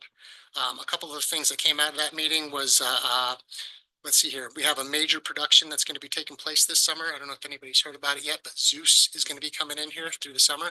Should be a major film, should be really good. And then Dead Horse has a new marker up there, which is part of the Utah Film Trail, which should provide a little bit more tourism. It's really neat. We're also interested in trying to find a couple of new markers that we can place out, maybe one out on River Road and then one out there by the turnoff there to Oak Dow. Couple of spots right there. Let's see here. There was a subcommittee formed at the TCAB right there to provide recommendations for board goals and vision statements. They requested to see the strategic plan and the deliverables from 23 and 24 in the Love contract, which hasn't been seen yet. Neither the TCAB or the Economic Development Department is satisfied with Love's creative on the billboards, and it looks like they're going to need some more time to actually implement that welcoming message. One of the things that I heard that I actually really liked from the Economic Development Department is we want to do this well. So, I think that's something that we could all get behind right there. Let's see here. TCAB requested an update. Looks like Love is taking charge on the resolution 346 that we passed, and they'll be showing what their recommendations are at the next TCAB meeting. So they'll be presenting those right then. Let's see here. The Economic Development Department is going to be speaking at the, let's see here, the Salt Lake Off-Road Expo. And they're also going to be having a booth that's going to be operated by the Motorized Trail Ambassadors. Let's see here. The Economic Development Department is going to prepare a draft RFP for a public relations firm for the next meeting. And they're also going to provide a draft RFP for the branding effort in the next 60 days. See, TCAB members were invited to attend the ITB with the Economic Development Department, but were unable to make the travel arrangements in such short time. And so the Economic Development Department is going to be seeing if they can take one of their additional staffs out there to ITB in Berlin, and they'll be coming back with a report on the state of travel for international travel. It's an amazing show. I'm planning on heading out there. It's mind-boggling to see how big travel actually is. When is that, Brian? The show is going to be March 1st through the 4th, I believe. And so if you took a Walmart superstore, right, and you made it 2 floors, there's 27 of those halls out there that are filled with travel. It's amazing to actually see how many people are actually buying for these tourism dollars out there. So hopefully they can come back with a report. Maybe we can even see it here in the commission. Did you say you're going to be going to that as well? I will be going to that as well, yeah. Let's see here. The Economic Development Department is also going to be soliciting for quotes from a local content creator. I personally think that's a great idea. We have so many talented people here in Grand County. It'd be great to see something like that happen. And they also did make a request for the commission to add the infrastructure update to East 25th Street building, the MIC, to the next agenda. And that has to do with those 40-year-old bathrooms that they have in there. It was on the recommendation letter from TCAB. Yeah, but they didn't see an update. And that is one thing that we won't want to try to make sure that when the communication comes up this way from TCAB to us, if there's something that's not on that letter, I think it would be, a good idea to make sure that they know things that did not get pushed through, because they didn't know, without following our budget, what went through and what didn't go through. Let's see here on the 12th. For us to follow. It's exactly, yeah. Let's see here on the 12th. I went to the chamber retreat. They welcomed some new members: Autumn Hirschfield, Ronnie Schultz, Summer Stewart, and Brittany Melton. And we discussed the goals for 2025. Also, Melissa Jeffers presented the Celebrate Moab online campaign that's going to be hosted there. The Policy Steering Committee that day also talked about the HB 428. which has the option to move from 45% to 50% exemption for residential property. That one's pretty neat. And the idea behind that is that we could shift some burden to commercial use. It seems like in the past, homeowners are picking up a lot more than they have previously right now, as far as that tax burden goes. Also, there was the big discussion that day, of course, was HB 456 substitute 1, and that's the TRT bill. And that's just been an immense collaboration between UAC, also UTIA, which is an organization I'm part of, and assisting in that draft legislation. And then once again, I know that Commissioner Winfield here has been very involved in protecting Grand County's interest inside of that. Later that day, we had the housing subcommittee, and that was myself, Mike McCurdy, and Tricia Dean were present in that. Also inside of that meeting was Aaron Lindbergh, Ronnie Schultz, Caitlin Myers, Ben Riley, and Laura Harris. A couple of the big things that I came away with is that we wanted to try to find some commonality in all of our goals so that we can figure out where things meet at so that we can start moving forward. It seemed like there was a priority to amongst people to amend the HDHO and the ADO. I do want to thank Caitlin, who took some great notes and provided a lot of great additional info at the end of the meeting. There also was a big interest to update our housing data. Right now, it doesn't seem like that we have great data on what's been done since the Moab area housing plan was produced. And then there was an idea to identify county land that might be available for housing, at least making sure that we mark places that might be identifiable. And then there was also an interest to collaborate with the Planning Commission on the land use code updates. Tricia Dean had offered to create a Google Doc to outline those list priorities, and so that we could, as members, start moving forward. I know I got the email. I just haven't had the time. I haven't had time to go ahead and fill it out, but it's on my to-do list right here. So Aaron said it was harder than he thought it was going to be. and sorry for taking so much time, but I got a lot of stuff. I do want to mention I went to the Science on Tap that day as well, which was really cool. It was the last one of the season over there at Woody's. Psychologist Kurt Kundick presented on the psychology of extreme sports, which was really neat. It was very insightful to see why and how people take risks. A couple of the things that I really liked, is a few of them are immersion in nature, transcendental experiences, sensation, and then rush and flow. So it was a really interesting presentation. If you guys had the chance to meet it, I always love going to those Science on Taps. Let's see here on the 13th, I was at the Legislative Committee. Once again, they requested that Representative Chu talk about HB 386. And then there was the vote, which ended up coming down on HB 456 substitute 1, which was to support the TRT bill. Later that day was the Motorized Trail Committee. And during that meeting, they identified major trail projects needed in the greater area. They discussed the motorized trail ambassador and economic development attending the Salt Lake Off-Road Expo. And then talked about the BLM's RTP grant of $200,000 for motorized trails. And what that's going to be dealing with is like improved signage, parking lots, and trailheads, and trail maintenance. I would imagine that we'll probably be seeing a letter of recommendation for that grant as well, just like we're seeing the letters of recommendation right now for the non-motorized trails. They're all, a cool thing that came out of that meeting that I heard is, the Moab BLM right here, we have 10 motorized trails that have earned the Jeep Badge of Honor. Most states actually only have 2 or 3 of those. So it's pretty neat that right here in Grand County, we have 10 of those amazing trails. Maddie Lagowitz is at there presented a list and a timeline of available grants. It looks like we've missed out on most of the grant opportunities for this year for Grand County, but there is a possibility for some trail maintenance grants in the summer. And then there was also a lively discussion on the possibility of a strategic plan.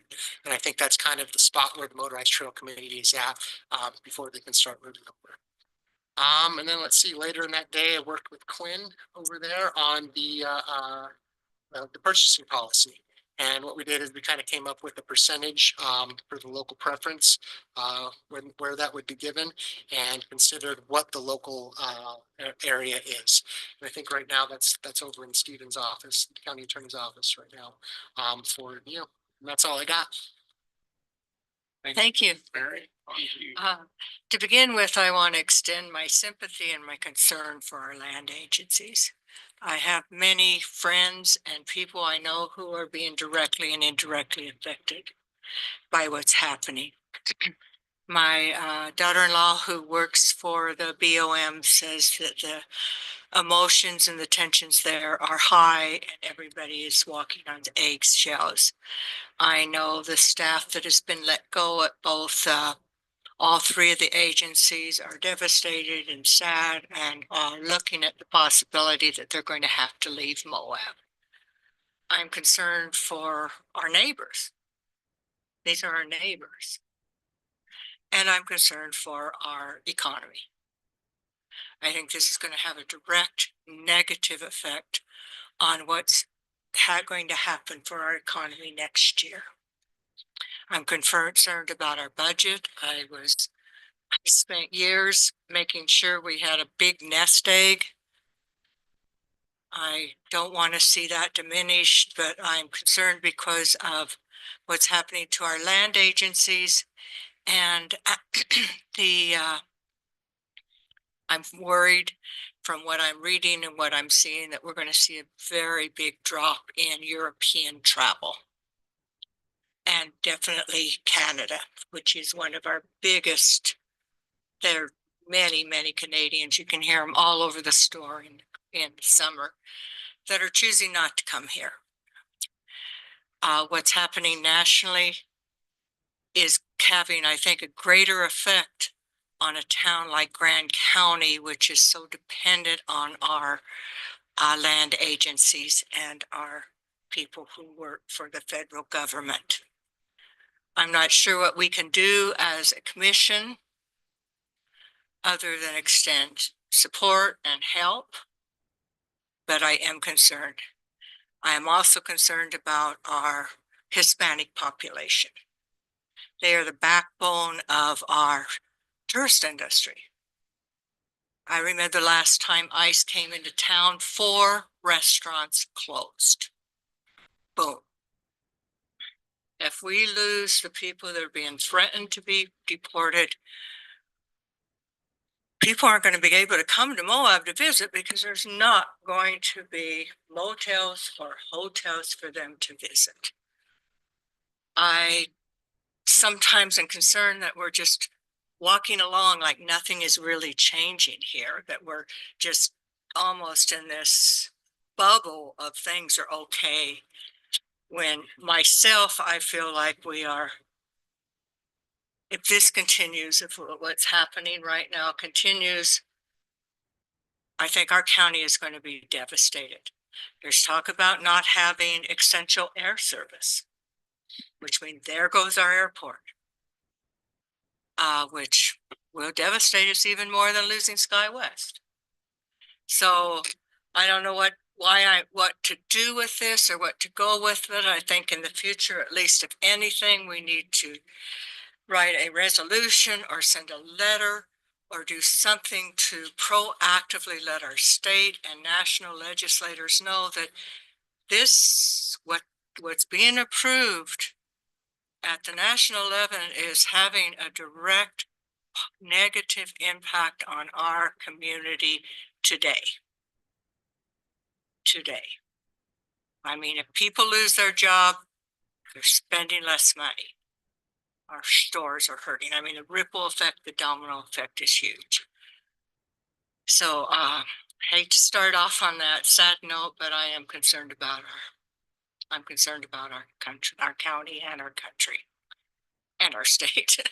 So anyway, with that being said, and I know many of our Hispanic people that I know of that are through the Multicultural Center are even considering leaving before they're deported, which we already have a low You know, we can't hire people. Gosh, anybody that's trying to hire people now, it's a tough one. And if we lose a huge part of our workforce, it's going to be very detrimental to our community. So I want to support our people. That being said, I attended the Housing Task Force meeting. The dashboard committee is working on refining the survey. They're promoting and implementing the survey. The survey will be active June through July, and I've asked them to come to the county and do a presentation on the survey and let us know, you know, how it works and how to get the word out and to motivate people to do the survey so we'll have a better understanding. They discussed creating a good landlord tenant committee and a process so that we can help tenants be better tenants and landlords be better landlords, or at least give them the information that will help them do so. Their team, their main goals for this year are to increase the increase the missing middle housing.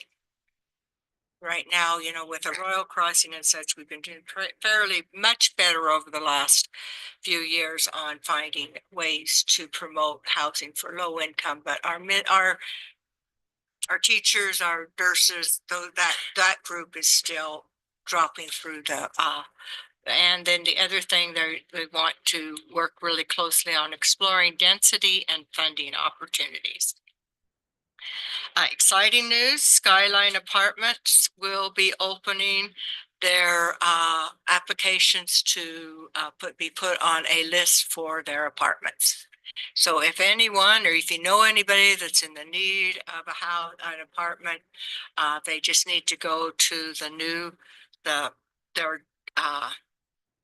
their office down on Fifth West, and they can sign and get on a waiting list. And That's through HASU.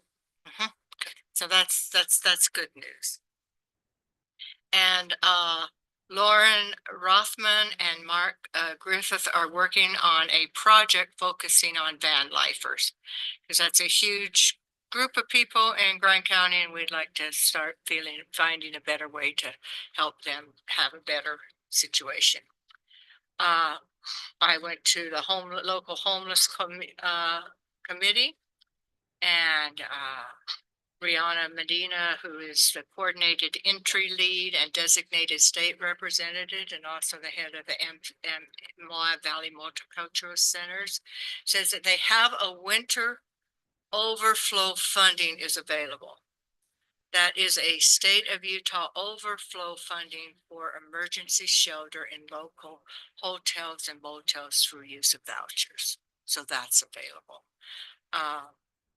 The annual housing pit count at the end of January went very well this year. So we should have a more accurate number than we've had in the past. So that data will be completed and evaluated by the state and given to us soon, hopefully. The Elaine Chavez is working for the Moab working with the Moab Valley Multicultural Center for a language interpreter. She's really helping people with community health work, and she is also helping people with getting their exam for their citizens. So that's exciting. It was the strategic goals are to maintain sustainable practices for emergency response to literal or immediate homelessness that are collaborative, organized, and data informed, and increase awareness, funding, and participations in solution for homelessness for Grand County. And to stay partners with local, statewide stakeholders to stay informed about housing, advocacy, and opportunity. And on there, they have an active process for keeping track of who's serving the homeless, which is pretty intensive when you look at the number of people that are on some level working with our homeless community in the community in Moab is there are 20 agencies, which from Seek Haven to the Moab Free Health Clinic to USARA to Four Corners Mental Health. I was going to go through that list. I've chosen not to do that because I know most of you would turn off and tell you what it is, but I will send you the list so that you can, if people need help, you will know of an agency to send them to. So I will send that to you tomorrow so that you will have a list, the numbers and the people to contact if you have anybody that could use some help. So that's my report. Thank you. On to you, John. All right, thanks, Bill. Let's see, attended a Spanish Valley Pathway meeting along with Bill, and we talked about where we're at with that. Haven't made a ton of progress lately. We're still in the acquisitions phase. Dan was kind of driving that conversation, and we decided to, in order to expedite the acquisitions phase, that we would have the engineering contractors. We're going to bundle that with their chore. So they're going to be the ones who have oversight over the whoever it is that's contracted out to work on the right-of-way acquisitions.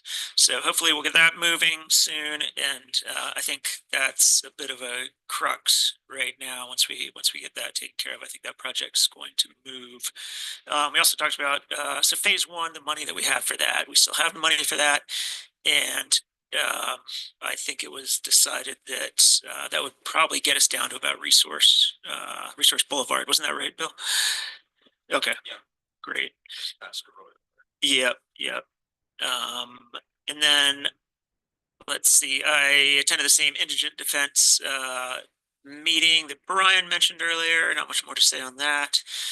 Trail mix meeting the next day. Voted to proceed with 2 new sub 1 mile strolling trails that would be on the 313 corridor, extending out from each one of those viewpoints, the M&M overlook and the plateau overlook. So people who are driving and want to just get out of their car and stretch their legs and catch some scenery can check that area out. So that's another cool thing that Trailmix is involved in. That'd be great for locals and tourists alike. Discussion of the spring spruce up, that's going to take place on April 11th and 12th, and talked about ramping up the scale of that. That's something that Trailmix runs. It's a great community event to help clean up and enhance some of our trail systems for many different user groups, motorized, non-motorized, pedestrian, bike, horse, everything. So look for that. It's a great volunteer opportunity. It's so fun. I've done it the last 2 years, and it's really cool. Lots of cool people show up for that, tourists and locals alike. And also there was an update, and it looks like the loop road construction, this meeting was a week ago, so it was to have started up any day. I'm not sure if that's actually started up yet, but it should be soon. So when you're driving up to the mountains, look for that. I attended our annual Boundary Commission meeting on February 13th. 2 of the citizen board members were reappointed. There was some question about the bylaws there. So Stephen and Chrissy were helpful with getting that sorted out, and the board was able to reappoint 2 of those members, and there still is 1 empty citizen spot on the Boundary Commission board. And that only meets once a year unless there's some sort of boundary dispute, in which case we convene the Boundary Commission.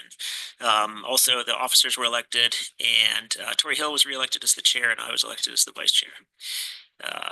I attended the opening of the U92 exhibit at the museum, and I just want to give that a huge thumbs up. They did an incredible job. It's probably the very coolest exhibit I've seen at the museum.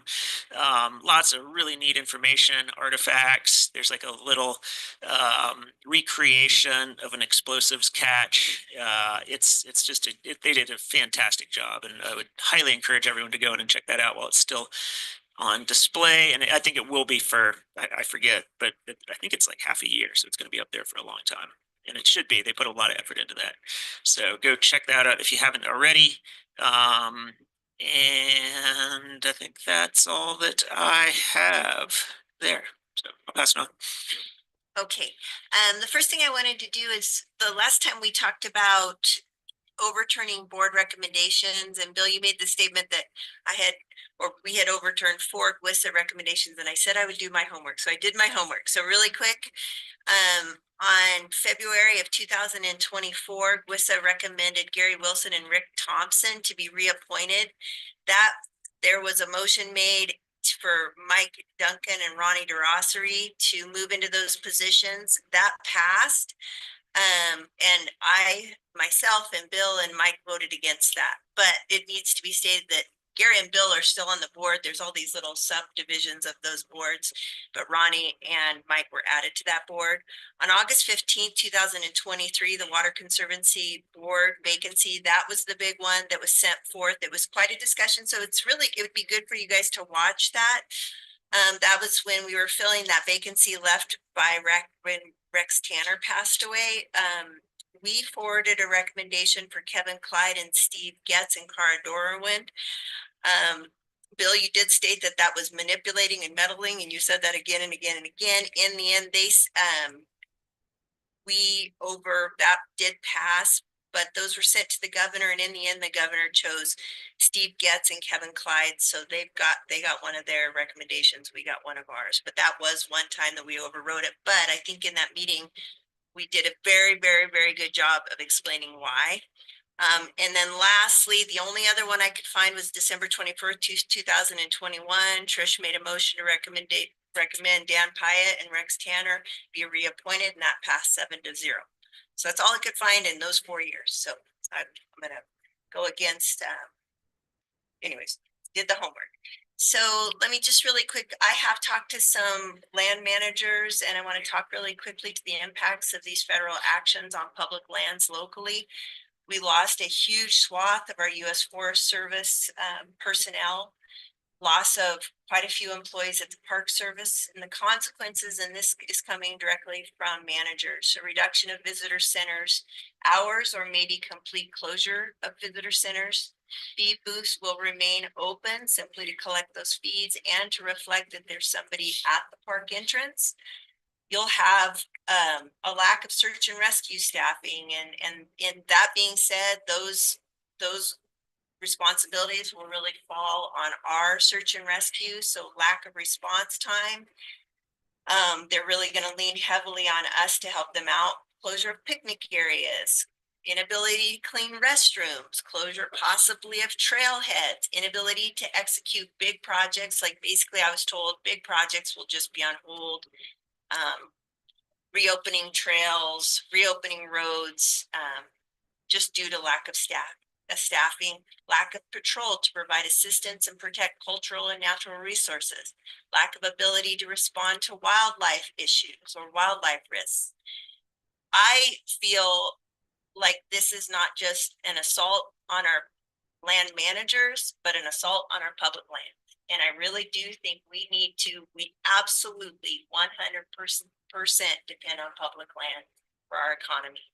And I do think we need to think about sending a letter, I would say, to our senators, to our representatives at a federal level to ask for assistance in this. This is going to hurt bad, and we need to start preparing for that. But the sad thing is, people on the front line have already lost jobs. I'm literally feel like I've had a breakup. I have been sick to my stomach for 3 days. I can't describe this feeling. Next will be our public lands, the degradation of our public lands, which to me is just unacceptable. So I think we need to think really seriously about what we can do to push back on our federal legislators to stop what they're doing. It's just not acceptable. And I don't know what more to say. I'm just devastated. It's like I said, I'm really, really, really upset. So general report. I went to the book cliffs with the Department of Ag to look at some irrigation systems up in Willow and Main Canyon. That was on February 6th. I'll tell you, it was an unbelievable to be up there, but I've also, and the rancher said that he has never seen that lack of moisture. And we were able to drive in two-wheel drive all around the top of the book cliffs, and that was just not good. But amazing to be up there. February 10th, met with code compliance and the Friends of Canyonlands and Arches regarding dark sky education and incentives. We passed some money last year, so we're looking into that programming. February 11th, met with the Conservation District. One thing that was brought out are drought status. 77% of Utah is under drought. Grand County, it's the third driest January on record. So 131 years, 96.6% of Grand County is in moderate drought conditions. So a soil health workshop is on the 27th. That's from 10 to 2:30 at the Grand Center. If you're interested, you would get a hold of Julie Weber at the Department of Ag. And I went to the cemetery board. It's always, it's a great board, but not a lot goes on there. It's quiet, but it's a great board, just great people. And then Brian already mentioned that we had the housing subcommittee, and so we're already brewing with another meeting coming up, but I think it's looking cool. So that's about it for me. Thank you for all of that. I'd like to just wrap up on a few notes here, some that I missed, some that came up. Yeah, I was gonna say, I'm Mike, sorry, Mike. I was about to run over the top of you. Please join us. No, I understand that I'm not there and I'm a little in the distance, but I haven't attended very many meetings, been quite under the weather the last couple of weeks. Did attend the housing meeting with both Brian and Trish, the subcommittee. Just wanted to point out a very concerning note there was we really don't know, and Trish said it best, we don't know how many C of Os via the having every stakeholder in the room.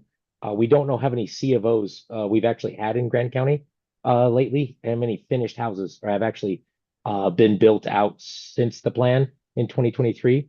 And I would have liked to have those because you can reference them across our assessor and our treasurer to see who is the or which house is primary residence, which house is secondary residence, which house is nightly rental.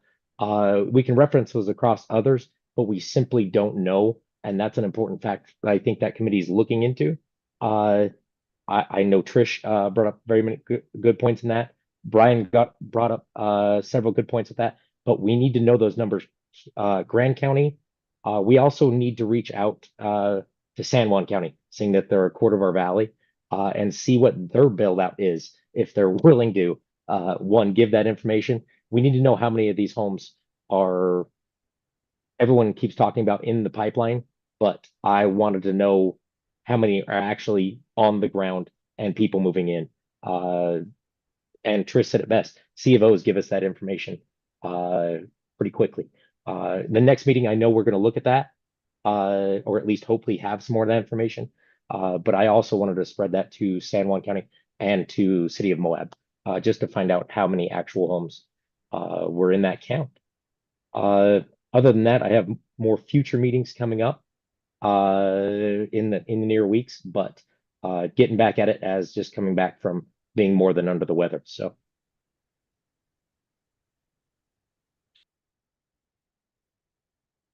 That all you got, Mike? that's all I've got for right now until I get a little bit, just a tiny bit more healthy. Glad you're getting better. Stay on that road for sure. And thank you again, Mike. And then I've just got a couple of things I wanted to follow up with. I had it on my list and spaced it, but I really think that we should show some sort of appreciation for Alicia's service and dedication to this county, not just this commission, but this county. In my 2.5 years or whatever it's been, she has shown an amazing level of professionalism in that job, and she's going to be missed for sure. She has done a good job there of maybe disguising isn't the right word, but I don't know her political affiliation. She is very, very neutral and professional in that job, and I just can't say enough good about her and how much she'll be missed by the county and the commission. I totally agree with you on that, Bill. Yeah, Absolutely. And I knew everybody probably would, but I mean, it's pretty amazing what she's done for all of us to. We'll miss her. with this. Yeah. It looks like we have a couple of resolutions I'd like to mention that we should probably get on the next one. One is to support our local workers. I think that's unanimous here, as well as we've heard from people in the public. And then the resolution for the 250-year celebration moving forward next year. And then I just, on a humorous side there, if we're all going to try and get 250 miles rolling and walking, I'd like to be the first one to put in for a few of Jacques' extra miles. I already hit it this month. I might not, rolling, I'm like. I might not make the 250, but I know somebody that will definitely get there. Yeah. We did have the commission agenda review last week. Mary wasn't able to be there. I did open it up to the other two commissioners. I would just encourage people to attend that. We're trying to make this open to all commissioners so that as we move forward, that people Appreciate are aware that, Bill. of what's going on. And I would also encourage, we have encouraged and almost strong-armed staff to have all of their documents. If a commissioner is going to put something on, I would like to see when that deadline's hit, that whatever documents that we have as commissioners for the ones we're putting on are there as well. And then I didn't mention either, but I do say that that museum display is incredible that Jacques went to. I also went to it with Crystal. It's an amazing display there of the history of Moab. Yeah, this surrounding area. It's incredible how much they have crammed into there, of a big part of my life from my childhood to present. So it was very emotional. I'm actually We're some older folks there. One of them was a good friend of mine, and I mean, she would not quit talking about all the stories. And so they're encouraging people who have lived through all of this to come in and share their stories. They really want to get that verbal history down before it's totally lost, because we are, as we all know, all of us are aging and we're losing some of that history that has a high value. I think the biggest thing that struck me, if you don't mind, Bill, was just the accessibility of it was so cool, and how I went with my 80-year-old father and my 10-year-old daughter, and they both were just as fascinated as I was. Yeah. It was, The it was really neat. pictures and the different displays they have in there are incredible. And then back to Tricia's point regarding, some sort of support for this issue that we have for our employees that are being laid off and the public lands that we feel like we're under attack. I highly recommend the commissioners make it to the Capitol during the session. And if you can't make anything, make the rural caucus, because almost all senators have staff members there if they're not there themselves. And we did see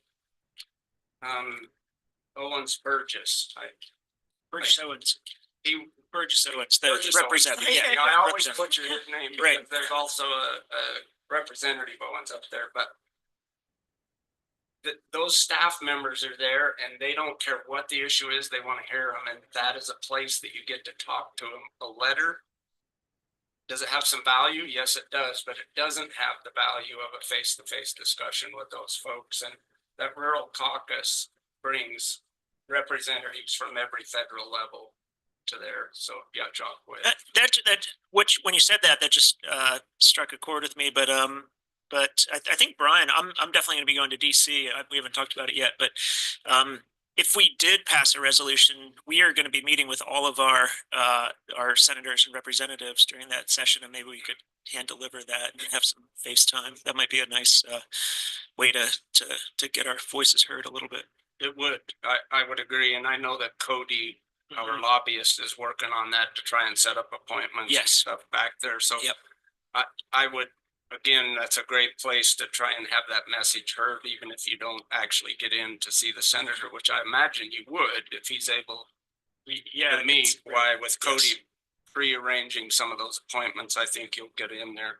And then the last thing I have here is that I think that we need to maybe put an action item on the next commission meeting and a discussion around a possible hiring committee. We do have multiple positions that we're looking at in the near future here, and many of them are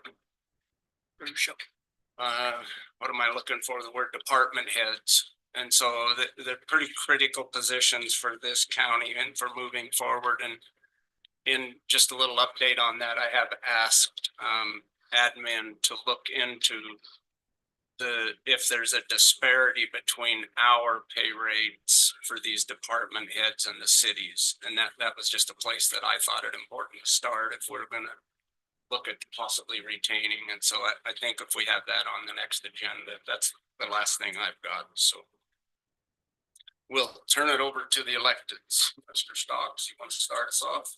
Just as he takes a bite. Oh, No, I Mark handed me a lifesaver and I didn't expect to be more flavored. Sorry, just all over the map.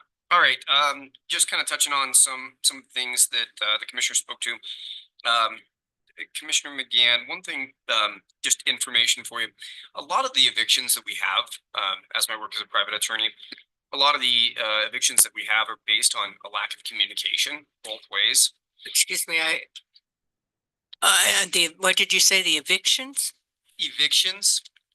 So you'd mentioned, brought up evictions in your subcommittee.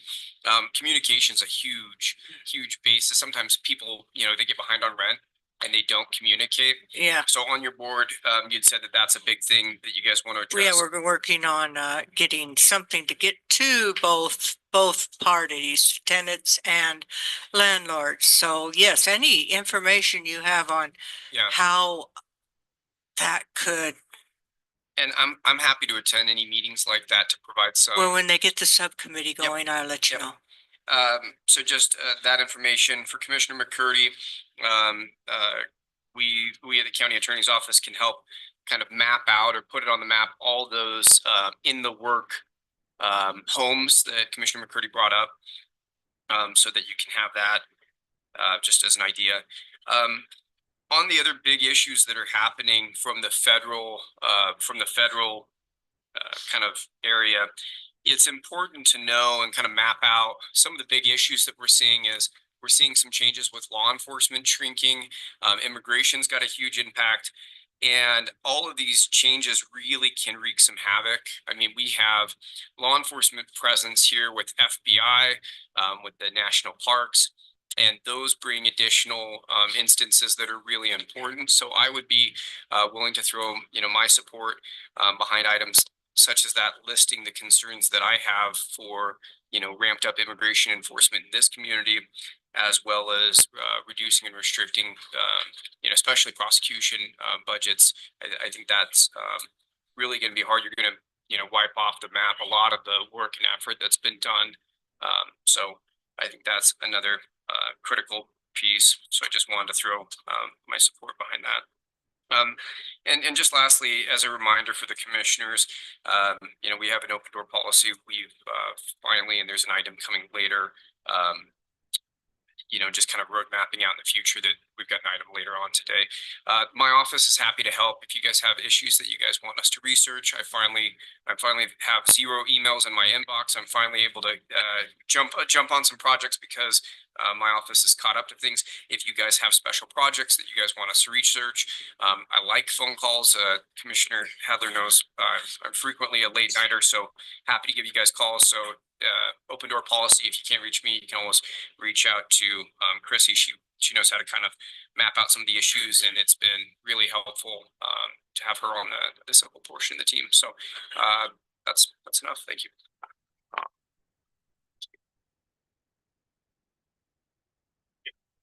I'll just run through a couple notable things. It's a very busy time. I've received word that Castle Valley's looking at going through truth and taxation this year. So you all will get an official notification per statute regarding that effort. It looks like they're needing to address some flood mitigation out there, and they're going to raise some funds by a property tax. I'm preparing an internal memo that I'm hoping you all will see by the end of this week that provides some clarification with supporting documentations regarding funds that are currently in the general fund reserves that apply to the airport, that are restricted to the airport, that we need to call out in our financial statements and just make clear as we're moving forward and talking about airport projects. And that's been something that's been needed to be done for a while here. Stephen Val is my budget officer. Our budget officer is he's trained and sort of online with the new state procurement website. I'm forgetting what the name of it is now. It has a funny name like Banshee or Bonfire. And we're talking about opening up the procurement policy, and I want to make sure we touch base on that because there might be some other little edits we want to make for that. But I'm hoping that it'll be a streamlined process for all departments to put things out to bid via that system. And I think it'll help us with some of the issues that we've had in receiving bids digitally, and just some concerns I've had with the lack of transparency in that process, and just something I've been really wanting to improve. And I think that this platform gives us that ability. I was invited by Kim Wells of CERTA to be a part of an audit committee meeting. And I met with them for the first time this morning, and that was a really nice meeting to meet with some other folks that work in area counties and clerk auditors offices, and we can share experiences about what we're all facing and the realities, and it makes me not feel so alone, and the mountain of things that we face, and how we're just trying to stay ahead as much as possible, and sort of triage the things that absolutely need our attention. And last but not least, I saved this one for last because it's the most important. The 2024 voter registration database audits conducted by the Lieutenant Governor's Office are complete. And so the quarter four findings were released. And so all of Grand's audits for the year showed not a single finding in our voter registration database. So big kudos to Dana Van Horn. Please go and congratulate and thank Dana for all her work in keeping our voter rolls squeaky clean. Yeah, that's all. Yes, I was just going to add that we were one of the few counties that we did file a case about people that accidentally perhaps over-registered. And so thanks to the clerk's office, we were able to catch those items and keep it even cleaner than just regular clean. So kudos to that. Good job. We appreciate that. Just Very one point much. before moving on. Is that Mike? I think. Yeah, what was that, Mike? Concerning item number 5 on our agenda, if it is not clear from my wife if she is part of the tier 2 program or what we were talking about on that, Stephen, I would like you to look into that, but I will be recusing myself until from that topic today, and until we find out indefinitely on that. Very good. Thanks, Mike. All right, on to our admin. Mr. Chairman, you had already mentioned the several key roles that we are going to be working in conjunction with the Commission on Filling. We've started a little bit of that, working toward that direction, but that's going to be several decisions that are going to be really important to the county. Just wanted to let you know that we'll be soliciting your input as well. Very good. That being said, we're a ways away from 6 o'clock, so I think we can move on then to our general business items. We can move into the first one, which is the pre-authorized procurement list. Looks Hello. like that. Yes, I'm online. hello. I'll go ahead and present that. Thank you.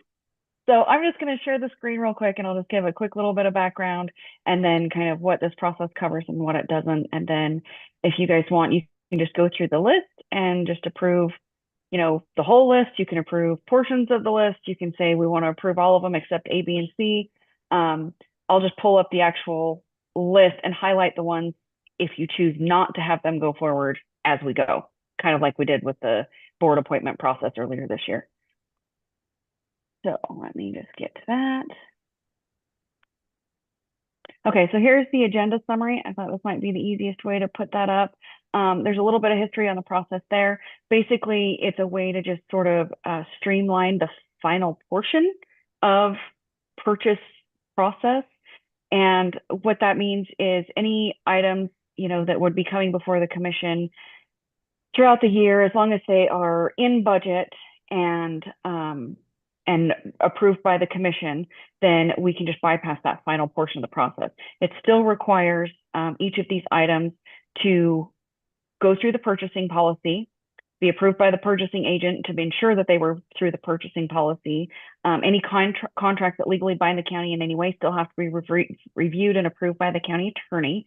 And then the chair at any time on any of these purchases can actually request that they go back to the commission at their discretion. So I just want to make it clear to the public and to everyone that this does not bypass any part of the purchasing policy or the purchasing process. This is simply a way to streamline some of these items so that, you know, we can get them moving along a little bit quicker and skip that final step of the process, which brings it back before the commission once it's all been, you know, kind of worked through in the purchasing policy, so that we can just get those signatures a little bit quicker. So any questions on that? Anybody? Nope, doesn't look like it. Yeah, Okay. maybe, Brian, go ahead. Hang on. I'll make a motion right now.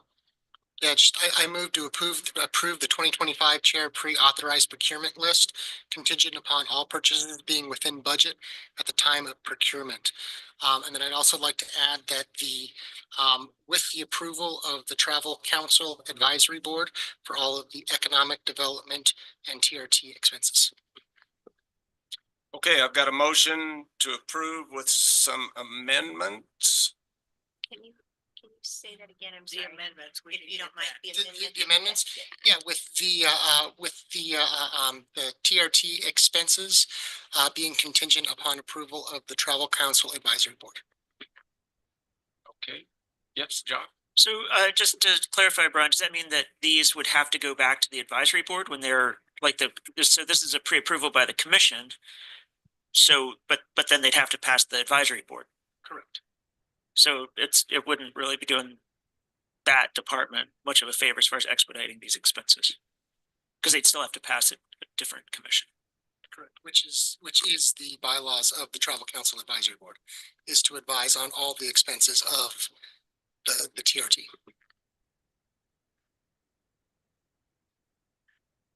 I'm a little confused because they were part of the budgeting process and this is for 2025. And so they've already been, they were already part of the process of approving these. So this is just a way to make it possible for us to be more efficient. And I just think that that puts it back to where it was. You know, instead of making it, you know, we might as well come through the commission as well. I mean, it does add that time. This would just make sure that the Travel Council Advisory Board is still part of the discussion on these items. Weren't they part of the discussion during the budgeting process? This was all part of the 2025 budgeting process. Correct, but like, let's take, for example. I mean, they sent us a recommendation letter that we approved these during the blanks behind budgeting me? process. Bill, would you prefer me to just speak over or raise my hand for a second? How would you like me to do that? Go ahead this time, and yeah, I'll watch for your hand, Mike, or Okay. whatever you need. I'll go with the second, but continuing discussion. So that works. Thank you. Correct. So for example, on here we have the $60,000 here for the public relations firm, right? And so the TCAP board is, by their bylaws, responsible to be part of that process right there. So they would like to see the draft RFP prior to it being sent out.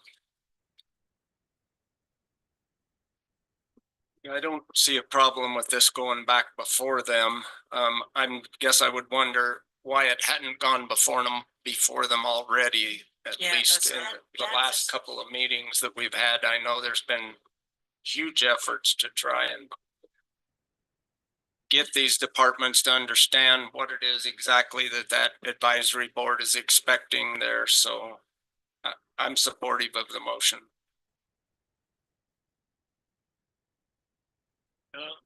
I'm supportive of of approving everything else. Could we just send this to the board to look at in a one-shot deal. Because I mean, this is just to increase simplicity and get rid of red tape and unneeded waiting time for everyone to approve everything. It seems like we're handcuffing this board a little bit by making them wait for the monthly meeting of the board. I'd be fine with it going to that board to look at them. I mean, in an email form. I don't see why that wouldn't be Like a one-time thing. They can look at this whole thing and not have to get nickel and dimed on every little thing that they want to spend. I think that's important.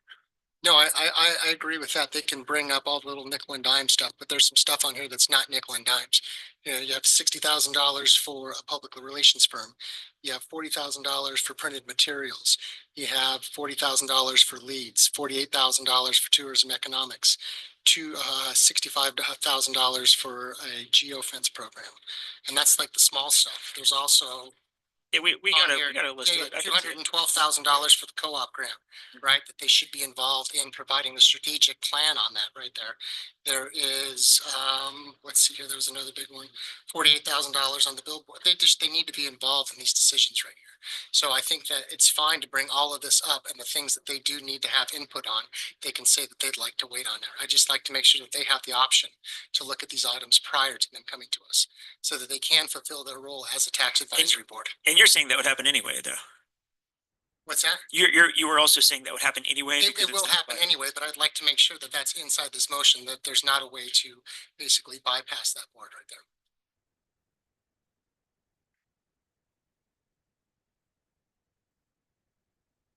Any further thoughts, clarification? County attorney, you see any problems with that recommendation? I mean, originally those items had gone through, my understanding is they went through the process. Yeah, they've already gone through the process. With the recommendation from TCAP originally, and then it's put forward, it's adding additional review with this current TCAP board. I mean, that would be the difference between now and last year. But they've gone through the process. My understanding is they were approved, but it doesn't mean you can't do it, but yeah. I think it's redundant. It may be, that's your guys' call. Well, I see the fact that it needs to go back there, or at least they need to consult with this current board. I wouldn't want them going around this board and approving something that the board wasn't in alignment with. So I don't know that we need to change the motion. I just think that there needs to be a send this over in a one-time email and make sure that they have a chance to weigh in on where these directions that they're going in the future here. Yeah, so that it doesn't slow down the whole process. I mean, the process is to jump on bids and get, you know, when the skillet's hot, you know, and then waiting for another meeting of the T-board, you know, could put a wrench in the process. So, you know, if they looked at it right now and got back to us so that the process that we've started the reason we started doing this, because it used to be they always had to come to us. Yeah, with that prior to, how many years ago was that, Stephen, that we started to do the that we did it to? Started in 21. 4 years, yeah, to make this process more efficient and, you know, cut out some of the slowness that happens when you have boards. And I would hate to see that motion all of a sudden take the reason that this pre-approved procurement list was originally developed. So Well, Brian, how I do would agree with that, Mary, but I also understand that if they try and go with something that the current board is not in favor of without checking with them, there could be issues. And that's why I So think one- sending it back to them is important. just how do you envision it, Brian? Like, could it go to the next board, done, one and done, and All of this could come right straight to the board, and they could approve And or the next disapprove each one. But for example, like I was saying with the public relations firm right there, right? That right now is being held up by the TCAP because they want to see a draft RFP of that before it gets sent out, so that they do have input on what we're looking for in a public relations firm, right? That is the goal of that, or I'm sorry, that is the purpose of that board. It's a tax advisory board. So to have that in one meeting right there to where we're gonna be looking at that and they're expecting to see a draft RFP, right? And then for us to come in the exact next meeting and say, no, it's approved by the travel council, that creates conflict right there. And all that I'm trying to do is just make sure that we resolve that conflict right now, right? And say that, yes, once that's approved, go right ahead and add that in, rather than us taking it off this list. I'm still trying to move forward as expediently as possible. I just want to make sure that we're not bypassing our travel council advisory board. You got Steven over here. Go ahead. A couple notes. So one statement that was made is that we could email it to them. We can't. They have to have the open public meeting. So that's one important part. One idea may be, if this is what the commission wants to do, why perhaps remove, if you want to remove the travel council items from this list, the pre-authorization list, and have it flow through just the process as normal. That's one way. I think that would be cleaner than kind of pre-approving them. I would agree with that. Yeah, I would agree with that. Yeah, go ahead, Chuck. I just think we're at the point where it's not a tax advisory board, it's a tax dictatorial board, because it seems like they're the ones with all the authority to dictate exactly how this money's spent. So maybe we should change the name of that. Go ahead. Well, I think that board feels like they've been not listened to for the last 4 years. So that's just where we're trying to bring it back to. When you look at the bylaws, it says that they should give direction to the travel council director, which they're called the economic development director. So that needs to change. And so the expenditure of TRT and TRCC funds for advertising and marketing is approved by the county commission. So we can approve them, but they still need to go before the travel council. And we don't want to be slowing down the economic development or travel council. Honestly, these expenditures should have already come before the travel council, before this date. And so They did last year. They did for the budget.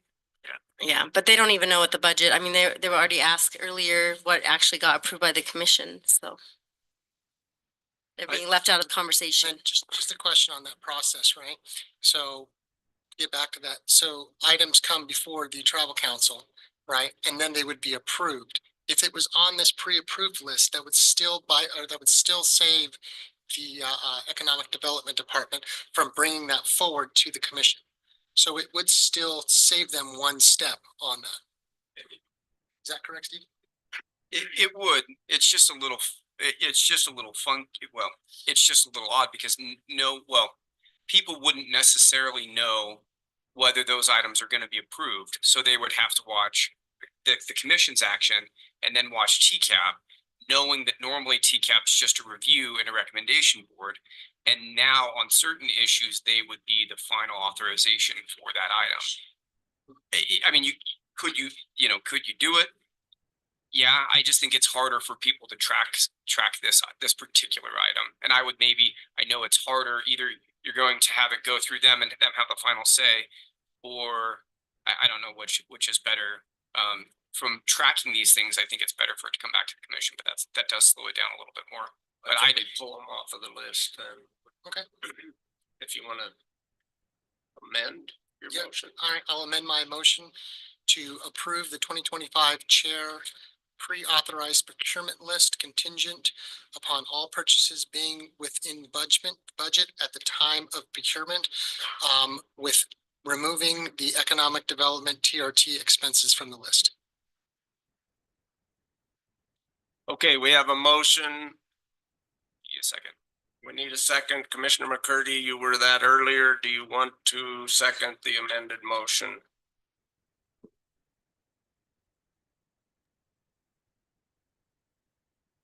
Now, question with that. Second the amended motion after I seconded the first motion? Little explanation there.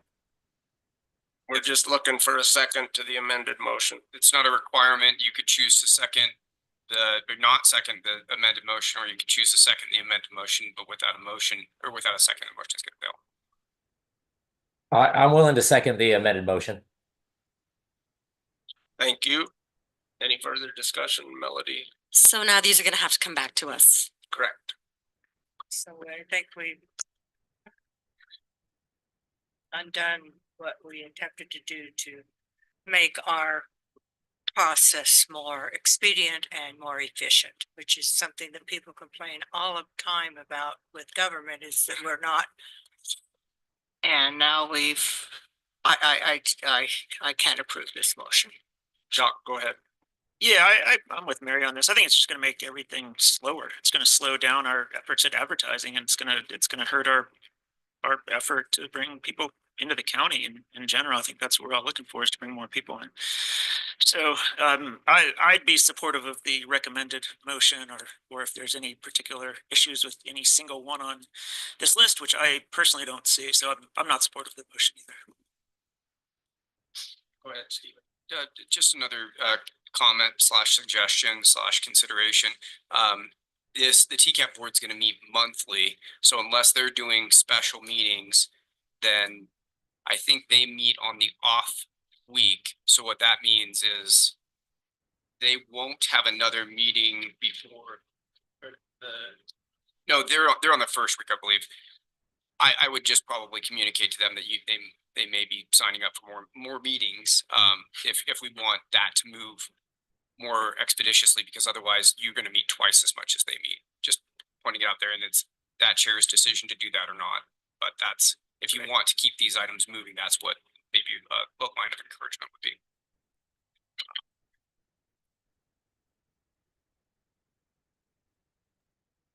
Chair, can I suggest perhaps one viable option is we could approve the whole pre-authorized list except the economic development stuff until the next meeting after TCAB has seen it, then approve all of that once TCAB has seen it. So we're just doing once. Is that, I mean, I'm just trying to come up with solutions to make it quick resolve. That's if they approve. If they approve That's it. it. I mean, yeah. It's So going to be it's- contingent upon, yeah. Or we could postpone the whole, anyway, I was just trying to make. Well, you know, there's part of me that's, sorry. We could postpone this. That, I recognize that the TCAP has felt run over and not listened to, and I acknowledge that, and I accept it. But at the same time, they are an advisory board, and they can advise us to accept it, but we can still say, no, we want to go with this. So I think it's, as I said before, I think it's slowing down the process. Well, it's, at this point, we're either going to vote on the amended motion, which gets everything passed except for these items that need to go back. But so then I guess that's my question is could we not show these to the TCAP at their next meeting, and then at our next meeting following that, approve all of these, and then, but it doesn't have to come back. That was the original motion. Yeah, with the original But motion, my- we can do that. My intent is just to try and get this to, so that we're not at every single meeting approving an economic development. Right, item. right. That's- We want them all back on one. It's just, yeah, again, my point is just people trying to track this stuff. It's going to be harder for them to track TCAB meetings than the commission meetings. And you guys could maybe just pass, if you pass the motion that you have before you right now, you could pass that. And then if TCAB comes back and is unanimous support, you could throw it back on pre-authorization list and do it again. But when you have all these contingencies, then it's going to be really hard, because if they, let's say they only approve half of that list and then the other half they want to look at, well, now somebody has to go back to this meeting that may be a month or two away from the previous meeting to try to track government spending.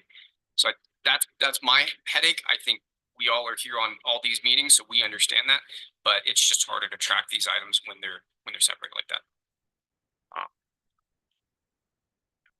I'll still stand on that second motion then. All right. Yeah. No further discussion then. Let's call for a vote on the second motion, which is to pass everything on this procurement list except those that need to go back to the Travel Council Advisory Board. Motion was made by Commissioner Martinez and seconded by Commissioner McCurdy. All those in favor? Aye. Those opposed? Okay, so that motion fails. And I'm gonna abstain, Bill. Oh, well, the motion still still failed. fails, correct, with I just wanted for the one record. abstention. Commissioner. So that takes us back to our original motion, or was that killed? Okay, now we're starting over. All right, go time. Anybody want to start this one? Yeah. Sure, Jacques. I'll move to approve the 2025 chair pre-authorized procurement list contingent upon all purchases being within budget at the time of procurement. I'll second that. Motion by Commissioner Hadler to approve all items, seconded by Commissioner Hadeen. Any further discussion? I think, Go ahead. I'm sorry. Yeah, I think I looked at everything on this list and I think it's all stuff that we discussed during budget season. I very much appreciate all the department heads who've given a narrative and who've justified their positions on these purchases. That's been super helpful and appreciate you guys showing up for this. And I would support everything on that list. Go ahead, Melody. And I just want to say, I want them to be able to move along. I want our economic development department to move. I don't want to delay this any longer. I feel like we've had a lot of delay this year, and I think that advertising is super important, but I still want them to, you know, go by the bylaws of the Travel Council Advisory Board. I mean, it's still super important to me. I just don't want to have it go to them and back to us. And I think we can just vote and approve these expenditures.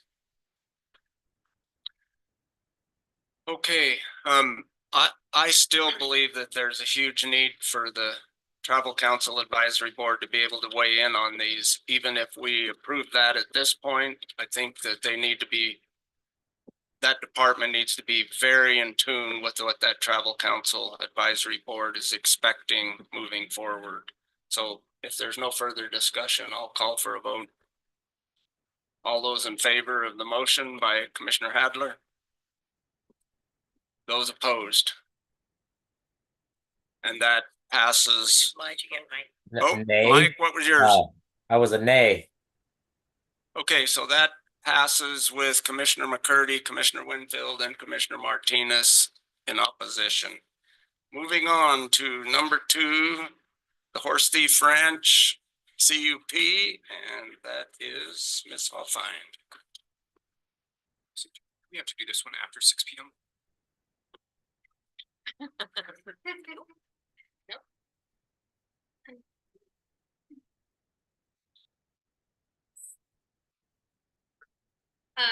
So this is the Horse Thief Ranch resolution for the all federal permit. Not actually a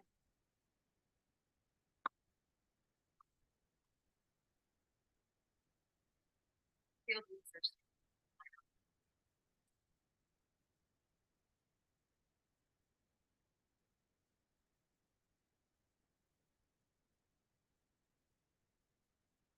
It's for the commissioners. Is the applicant present? Oh, okay, great. Oh, hello. Yep, come on up and join us if you would, please. Sorry, I didn't realize you were here. I didn't want to spoke with you earlier. When you talk in your mouth towards the microphone.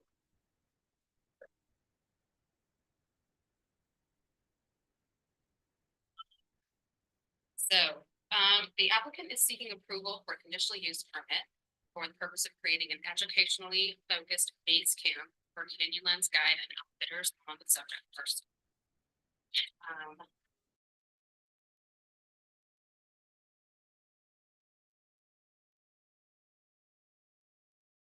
The commercial uses that are approved via a CUP requires subsequent site plan review applications prior to obtaining a business license or being permitted to conduct commercial operation. The site plan application is being processed concurrently and will be approved by the zoning administrator. Required development standards and property improvements are identified in accordance with land use code and the construction standards. Those standards include items such as screening, parking, drainage, property circulation, and fire access. For the site plan submitted with the CUP, all standards defined in LUC section 3.2.2F and conditional use permits have been met. The application is for a conditional use permit. The application is for a conditional use permit for field research and environmental education center on 5 acres parcel located on 864 Horse Thief Ranch Road. The property is currently zoned range and grazing and accommodates an existing ranch house and detached accessory structure. Public lands surround the property. The Canyonlands Guide and Outfitters have been in operation for 37 years and is registered as an institute through ERIC, and it's part of ed.gov. According to the staff report, all the findings required for approval have been met. It conforms to the general plan as well as all aspects of the land use. There's a possible motion on your agenda summary.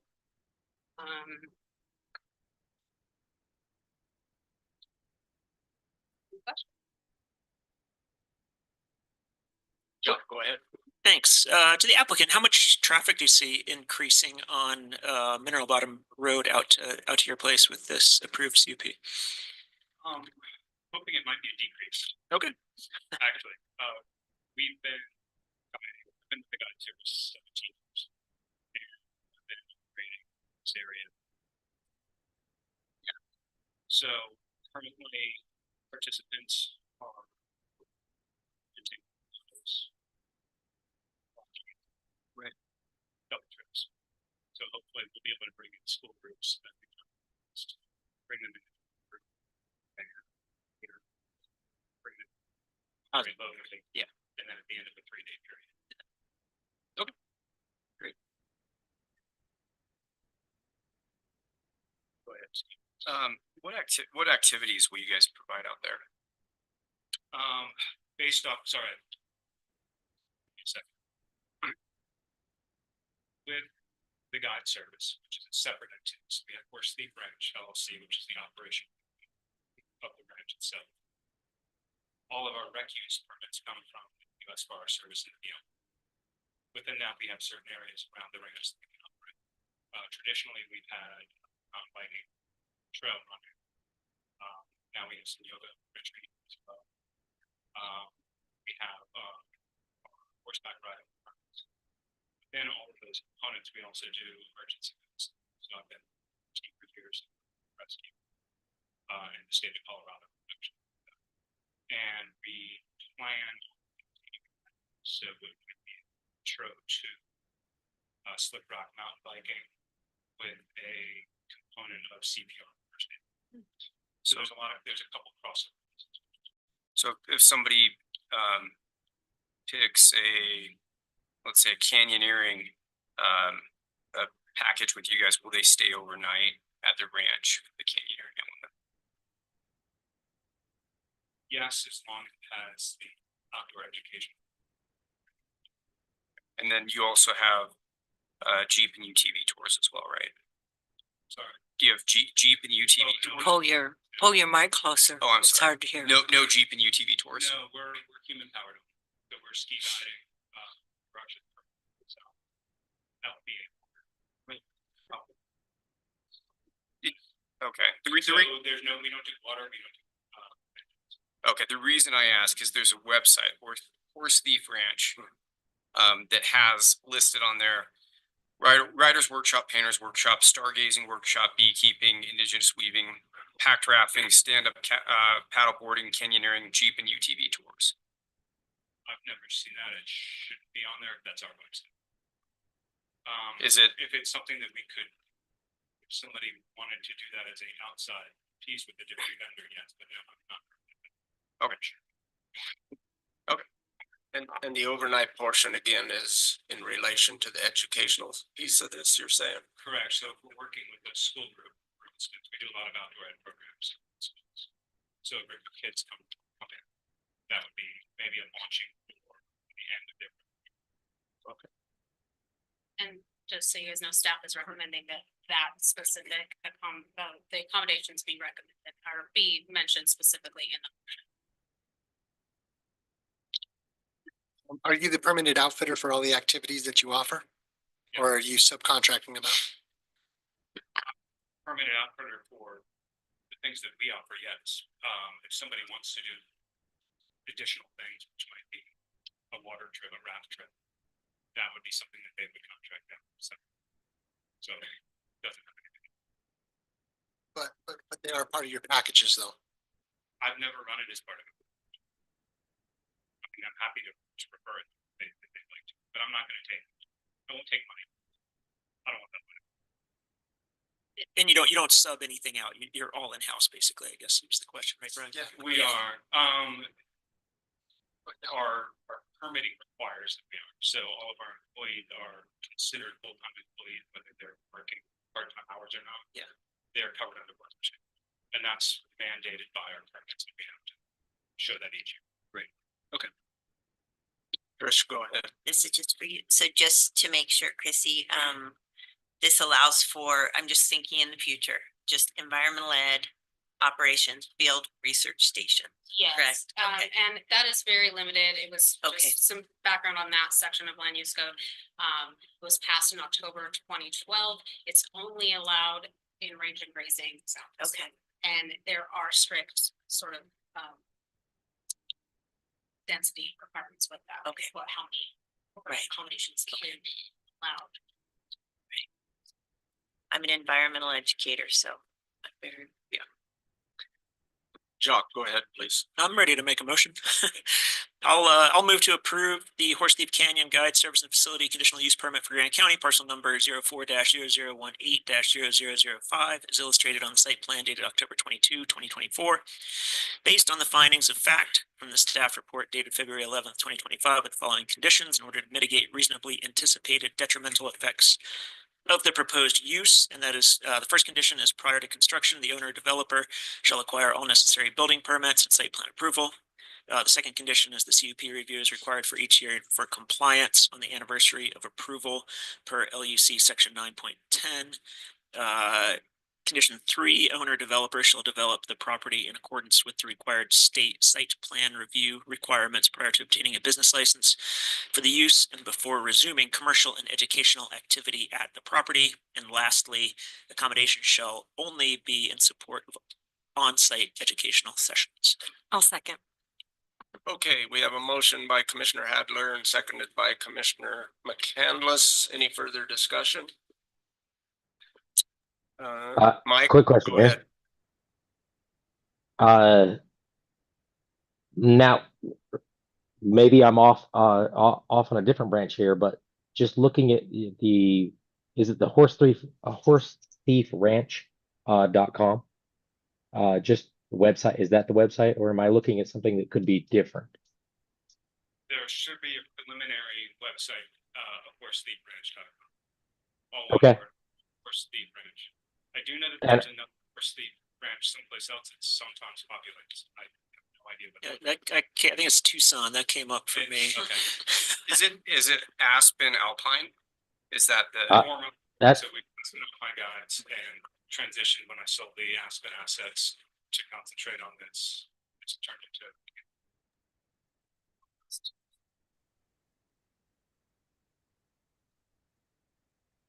well, in asking that question, I honestly actually like more guide services, and especially out in or a little more remote backcountry there. But I do have some questions. If that is the preliminary website, it does list how do you say, like just going over the website, it says other activities and like stand-up paddleboarding, canyoneering. I'm all for, but I just want to make clear that you'd be looking towards doing these activities if that's what the website states. Like, I actually like it, but I just want it known that we'd be deciding on that CUP right now. If that is what I'm reading into it, I could be wrong. No desire for us internally to be running those trips. I believe that, so I haven't seen that website in quite a long time. It's been an 8-year process. Throw COVID in and a couple of small children. So I'll claim brain fog on About that. small children are worse than COVID, so.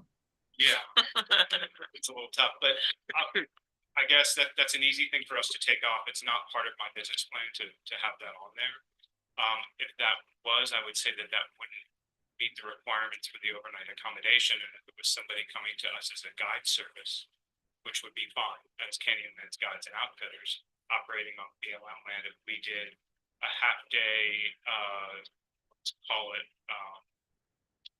pack raft trips thrown in with some mountain biking. I could contract out that pack raft trip to somebody else. We could do the mountain biking and not have anybody stay over, and it would have absolutely nothing to do with Horse Steam Ranch. So there is a very, in my mind, there's a very clear separation, and I apologize, I wasn't aware that that's on our website. I don't control every aspect of that. Edge, my question is, are you, or were you previously operating as a pirate guide, right? I mean, I do know that outfitters, it's a long list of requirements that they have to go through to maintain their permits. And so if you have these listed as things that you've operated in the past, I'm just asking, were these things that you were previously offering? And then if you are, is there any liability on it to where you're going to be using licensed outfitters? I think I almost would like to see that almost as a requirement on the CUP that you would add in, for activities that you do not offer, that you would use licensed and guided outfitters. Well, I'm sorry, licensed and permitted outfitters. Understood. Yeah. I've run a business that's been around over 35 years. Sure. We have 0 marks from the U.S. Forest Service as well as the BLM. There is a letter of recommendation from the BLM. It should be in your file if you haven't seen it. We have an outstanding reputation. Fantastic. So pirate guiding, absolutely not. I've worked rescue throughout the state of Colorado for 17 years.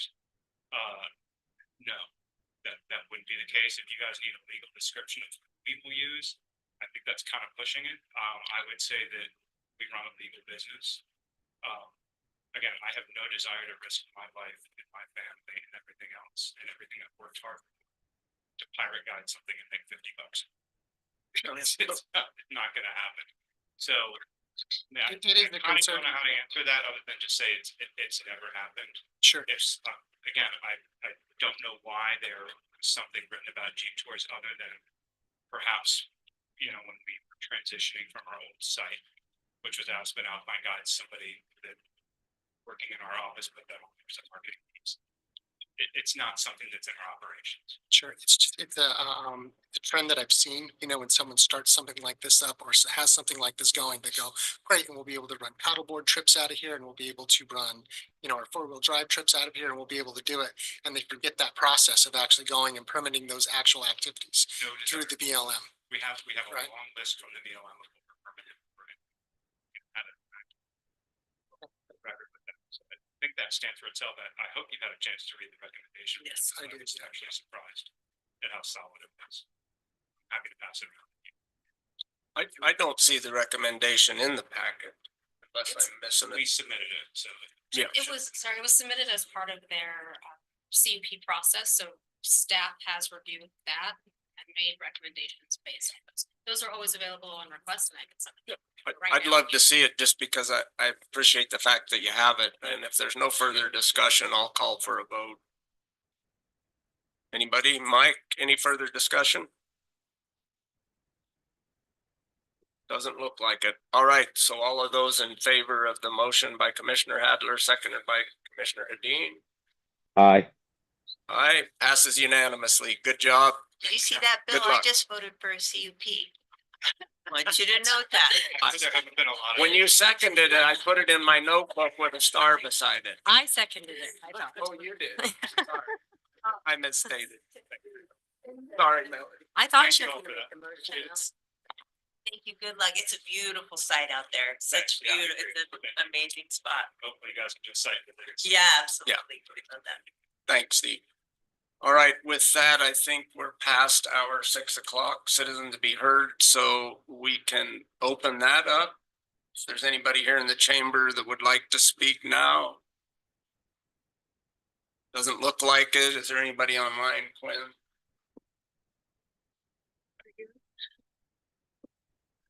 Waiting for people to give additional information about Okay, their desire to enter. They want to do a presentation. We don't know what type.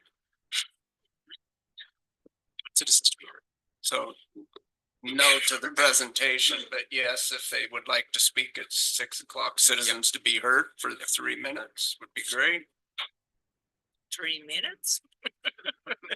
Not a 15-minute presentation. It's just flashbacks to the one meeting we had where Oh, they yeah. made a presentation that I inappropriate saw many of presentation. them. There was a plethora of them coming through. Are we waiting on them? Good luck. Yeah, so why don't we take a quick 5-minute recess while Quinn works that out? Is everybody game for that? Sounds great. All right, thank you. I love a 5-minute recess. Always.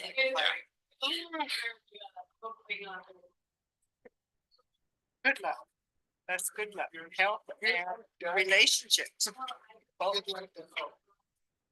It's, yes.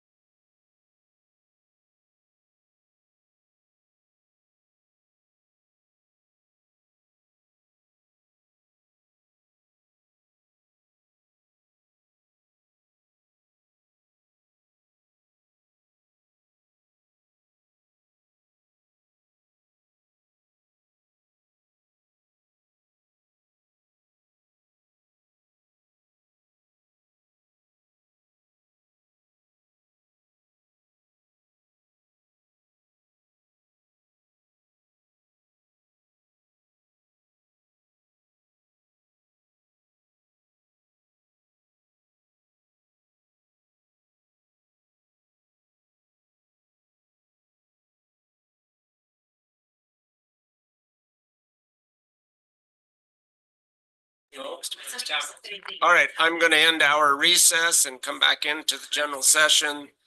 There were no citizens to be heard in the chambers and no citizens to be heard online, so we will move forward with our third agenda item, which is the Outdoor Recreation Initiative, ORI, grant contract for Mud Springs Trail System Phase 2, Maddie.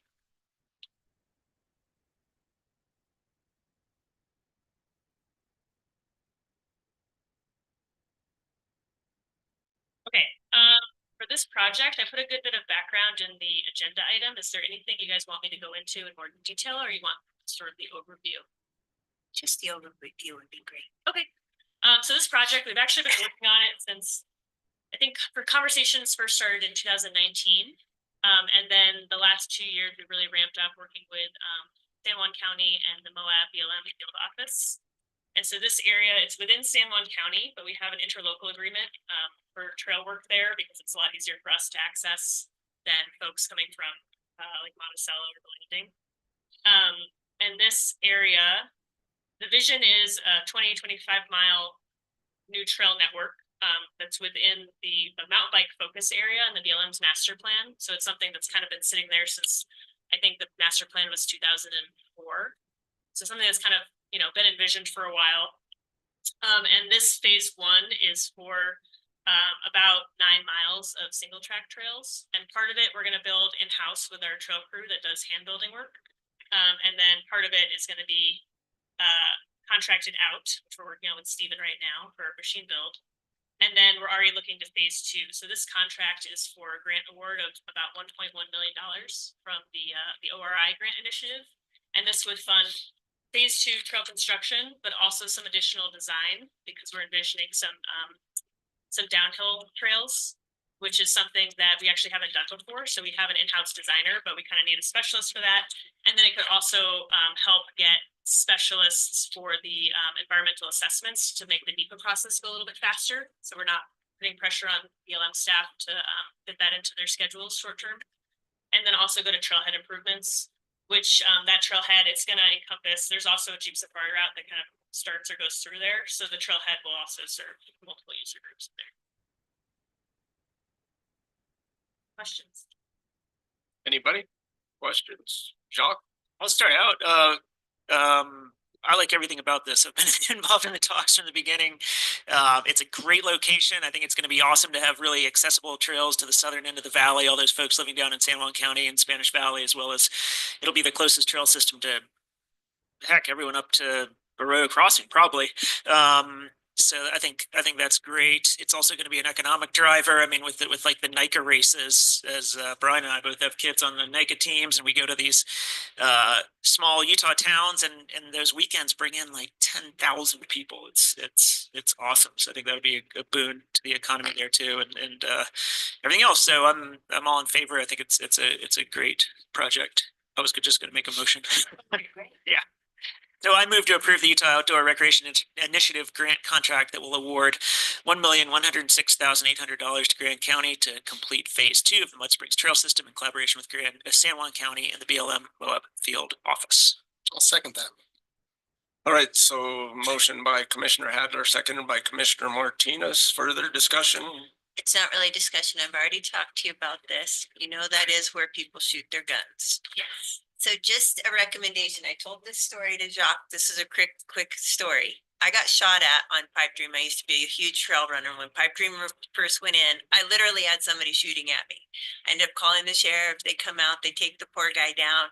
And he's like, this is where I've always shot my guns. He didn't realize, he didn't see me. He didn't realize he was shooting at somebody. So I'm just saying, like, I don't know if you'll have to, where you can kind of tell where people shoot, if you guys will have to put signage, like, by the way, there's, you know, all those little nooks and crannies are where people shoot. No, that is a very good point, because I think, and fortunately, the person at the BLM who's the project lead on this also, I think, is really involved with like the shooting areas. Great. Okay, good. So hopefully there's good communication there. However, yeah, during construction, I think we should definitely keep that in mind because word won't be out yet while we're. It'd be great if they would just, I have for a long time tried to get the BLM to just give us some land to put in a shooting range. So maybe you could just throw that out. Hey, like, by the way, this would really mitigate all these issues, right? So, I did want to add one thing about the NICA races. Yeah. Because that is like a big part of this as well, is that I forget the numbers, but NICA is like one of the fastest growing things in the state of Utah. That's the National Interscholastic Cycling Association. So like all the kids, middle school and high school bike races. And we currently, and by we, I mean, BLM, host it at the Brands, but it's not the best venue for it because it wasn't really designed with those types of events in mind. So, we do it out there, and we work with the event organizers really closely, and they're really good about, helping with maintenance before and after. But I'm pretty excited to have a new venue that's designed from the onset, so we can have more events without having to kind of, do something. I'm sure that all the parents here in Grand County are excited not to have to travel every single One day, weekend. totally. Very cool. Thank you for all the work. Jacques, go ahead. Yeah, I was, and to that point, I'm sure everyone else in the state is very excited about coming to Moab to do a NICA race. True, very true. All right, I'd also like to comment just a little bit, commend you on the fact that you are working with MAC and the commissioners in San Juan County, because I do know this was originally their project. There was some reluctance to turn it over to Grand County, but I've seen the fact that you're working back and forth there, and I would just encourage you to continue, not just with MAC, but to include the 3 commissioners in your email so that they're aware of what's going on there. I know this was a big deal for Sylvia and for Jamie both, because they're aware of the high school aspect of it. So if we continue that collaboration, I think it'll go a long ways in the future. Yes, just piggybacking on that.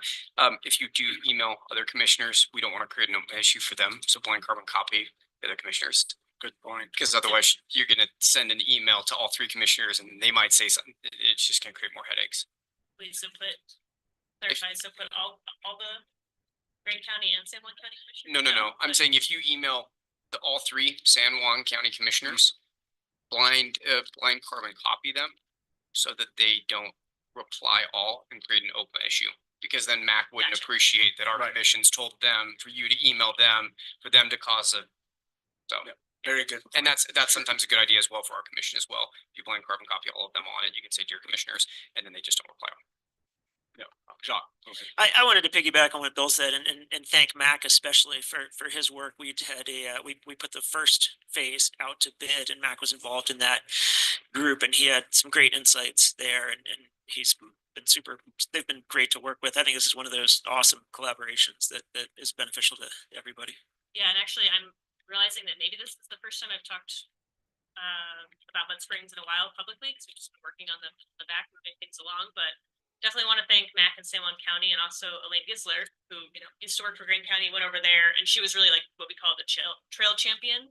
So she was really working hard to help us like work out a lot of the design issues, and then also the BLM field office has been really great, because this project hasn't been smooth sailing. There's been a lot of like complicated land exchanges that were maybe going to happen, and shooting and campgrounds and endangered endemic plant species that are like only found in that area. So it's definitely been required a lot of like perseverance from everyone involved, which has been great to work with. All right, if nothing further, I'll call for a vote. All those in favor of this? Mike, we're looking for you. Aye. All right, so that passes unanimously. And we move on to the next one, which is Maddie also, for letters of support for BLM recreation grants, number 4. So the BLM is applying to several state grants. These ones are just for the 2 that they asked for letters of support in time for this meeting. So one is to replace kiosks on Highway 128, so on River Road. They're probably also deal with, but they're just sunburned and aging, and they want to upgrade from old wooden signs that need to be painted every few years to metal signs, metal kiosks. And then they also want to construct, I believe it's 2 new group sites at the Klondike area, which is also adjacent to the mountain bike trails out there. All right, go ahead, Melanie.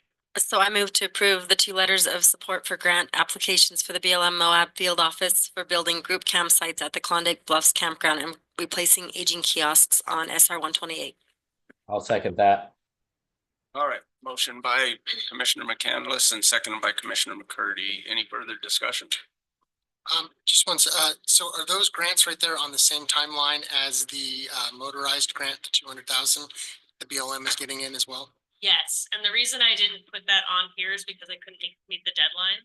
So my plan, just so you all know, is that we had some confusion in conversations with the two committees that advise. One advises on motorized recreation, one advises on non-motorized recreation. And I think, you know, in the past for letters of support, they haven't brought them to the commission. And so we were just struggling with, like, they only meet once a month. Ideally, we want them to approve them before it moves on to this group. But I think for the motorized one, and then also I'm going to have a request for some applications, letters of support. We're going to have to move them forward without getting the approval from those groups, knowing that we've like discussed them pretty thoroughly. So will that be at the next commission meeting that we should see? Great, thanks. Perfect. Any further discussion? All right, call for a vote. All in favor?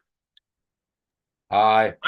Aye. All right, passes unanimously, and we will move on. Thank you. Thanks. Thank you, Maddie. We'll move on to number 5, revised Utah retirement systems, URS, tier 2 public safety, 4.73% employee contribution tests. Welcome up. Again, before we get started, I'll be recusing myself from this one. Thank you, Mike. All right. Hi there, everybody. I'm going to go ahead and share my screen.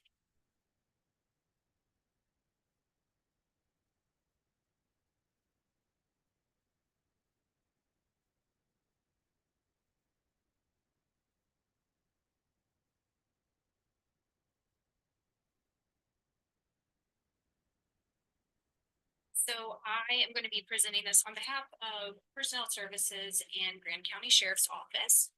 I went ahead and for folks that were not part of the 2025 budget workshop process, wrote up a summary of what this proposal is about. So to first answer Commissioner McCurdy's question, I'll go ahead and describe what a public safety employee is classified as with Utah Retirement Systems. So public safety employees provide police protection, firefighting, or emergency medical services within jurisdiction of the employing state or political subdivision. So the easiest way that I find to explain the difference between public safety and non-public safety within an entity like the Sheriff's Office is if you carry a badge, you're public safety. If you're in a support role, such as in those administrative office roles, then you're not classified under this tier 2 public safety employee. Does that make sense? Okay, excellent.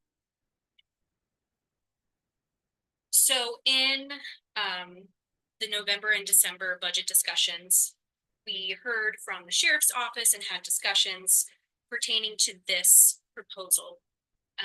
In 2024, Utah Retirement Systems changed some of their contribution rules and require our tier 2 public safety employees.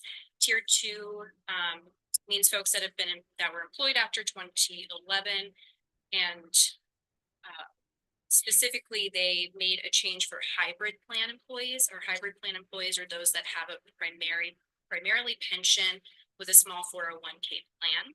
That is what the majority of our Sheriff's Office public safety employees have. And so these employees were required to start contributing an additional 4.73% to their own retirement.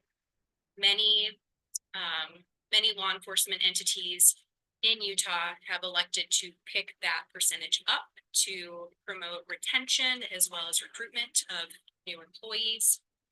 And so the commission elected to pick that up for the tier 2 public safety hybrid plan employees. What information we received back from Utah Retirement Systems recently is that cities and counties must elect to make this 4.73% contribution to all tier 2 public safety employees or to none of them, meaning that we need to pick up this contribution percentage for both hybrid plan employees and also our defined contribution employees, defined contribution being our 401k only employees. So with that being said, we reran our numbers, and in order to fund the 4.73% contribution for all public safety tier 2, we would need to amend the budget from $82,342.46 to an estimated $100,707.83. This, of course, is an estimate because it can change based on merit increases. It can change on staff hires, et cetera. But that's the projected estimate, the best projected estimate we can come up with at this point. The only additional note that I do want to make sure is clear is that once we elect into this, and I'm not sure if this information was specifically stated during the budget workshops with the sheriff's office, but once we make this election, it's an indefinite opt-in. So in the future, if say Utah Retirement System says, oh, now now the employee has to contribute 7%, we could opt to stay at the 4.73%, but we can never go back down. So what information or what questions would I be able to answer for you? So this isn't in the budgets. This would require and we're looking at about $18,500 extra. I guess the question for Gabe, we'd have to do a general budget amendment, or would it be possible for Jameson to find this much money in his budget to make up for it, or what are we looking at here? Well, one thing I was going to clarify, actually, I was going to ask in the motion that this just be approved as an expense exceeding the budgeted amount, because like just using the word amendment implies an entirely different process that it will be memorialized when we do an amendment, but right now we're just kind of approving an expense that's outside the budgeted amount. As far as requesting the sheriff, carve it out of his budget somewhere else, I suppose that could be included in the motion. I'm not sure if that's the best way of doing it. I guess I would lean on you to sort of decide how best to handle that with the sheriff. Yeah. He was on earlier, but I don't. I know, I saw Jameson earlier too. I figured he was on for this. No, I'm here. Oh, Yeah, would you like to speak to it, Jameson? Yeah, I would just say that in order to make that $82,342 number, we already cut all of our line items in 2024 with the anticipation of this. And so if I was going to have to cut another $18,000, I don't know where I'm going to cut that from, especially when the feds are going to rely on the sheriff's office to pick up more shifts out in the county. I would anticipate that we're going to go over in other line items. So I don't know how I'd be able to pick up that $18,000 right now. Okay, that's great to note. Thank you, Sheriff. I think we're also, as far as this coming out of the general fund too, I know we have a discussion of potential action item number 9 about the transient room tax, and in the it looks like that's going to be a hit to our general fund too if it passes as is. Obviously, we don't know how that's going to shake out, so that's something to consider when we're looking at general fund expenditures right now. Also, I'm just throwing it out there. I don't know. I would tend to support this. I think we supported it at the $82,000 level previously, and this is adding roughly 20%. I think we could I would think in the efforts of retention here for the problems that we've had in the past, that I definitely would support it. I'd look for a motion. Go ahead. A motion to approve the amended budget for the Grand County Sheriff's Office Tier 2 Public Safety 4.73% employer contribution to include all Tier 2 public safety employees enrolled in the Utah Retirement Systems, with an amended employer contribution estimated total for the 2025 of $100,707.83. Didn't you want us to say, say something over? else? You didn't want us to say amended, you wanted to. Is it okay if I hit the word amendment just to sheriff's office? Yeah, do you want me to restate it? Even though it's over budget. Yeah, it's over budget. Yeah, it's approved. Okay. I'll second. All right. Motion by Commissioner Martinez, seconded by Commissioner McCandless. Any further discussions? All in favor? Mike? He's abstaining. Oh, he abstained. Thank you, Mike. Sitting out of that one. Yep. Mike. Recused, actually. All right. Thank you all. Recused. All right, so that passes, 6 in favor with 1 recusal, Commissioner McCurdy. And we will move on to number 6, the contract with Jones and DeMille. And I believe we have Dan online to help us with that. Yes, I am here.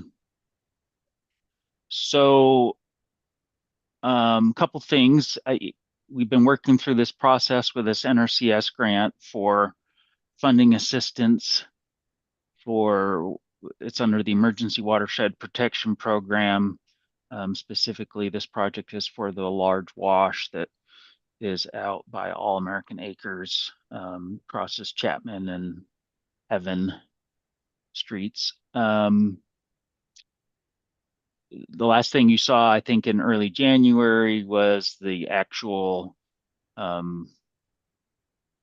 forget what it was called. There was 2 forms. We basically committed to sponsor the project and find the non-federal match. This is now the award for the engineering services. So we have to hire a firm to do the engineering that's in compliance with NRCS standards, and they also have to do the environmental work that's in compliance with the NEPA process because it's a federal agency, it's a federal action. The nice news for us is that the engineering services and environmental, so what they call the technical assistance, is funded 100% by NRCS. So that's above the construction cost. We have no match on that. The budget for the technical assistance is like $320,000. And the bid from Jones and Mill came in at exactly that amount.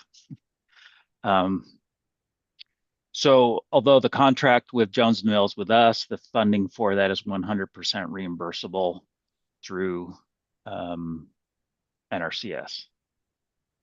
We also added, Bill Jackson and I met, so the culverts that we want to replace on those 2 streets, Heaven Ave and Chapman Lane, are not eligible for that NRCS program. So any structures that are within the county road right away, they won't pay to replace or repair those structures, only upstream and downstream. You may recall that Bill had that in his capital projects budget for 2025 to replace those 2 structures with some much larger arch culverts. We wanted to include that design service with the channel design so that they are for efficiency and also just consistency across, the channel and the culvert thing. So we added that to this contract with Jones and DeMille, or proposing adding it. This hasn't been approved yet. That amount will have to be covered by the road department's fund, and that portion of the cost estimate was, I believe, 30,000. Let me see. I have that open here somewhere. So the cost for the technical assistance on the NRCS, the thing was 321,750. And like I said, that's 100% reimbursable. The cost for the actual structures, the culverts replacement, is 30,000. That would be 100% Grand County obligation. And it would come out of that budget item that Bill Jackson put in under the capital projects. I think was actually just on the procurement list that you saw earlier tonight. So any questions on that? I'm recommending that we go forward with this. There's kind of a short timeline on this NRCS funding.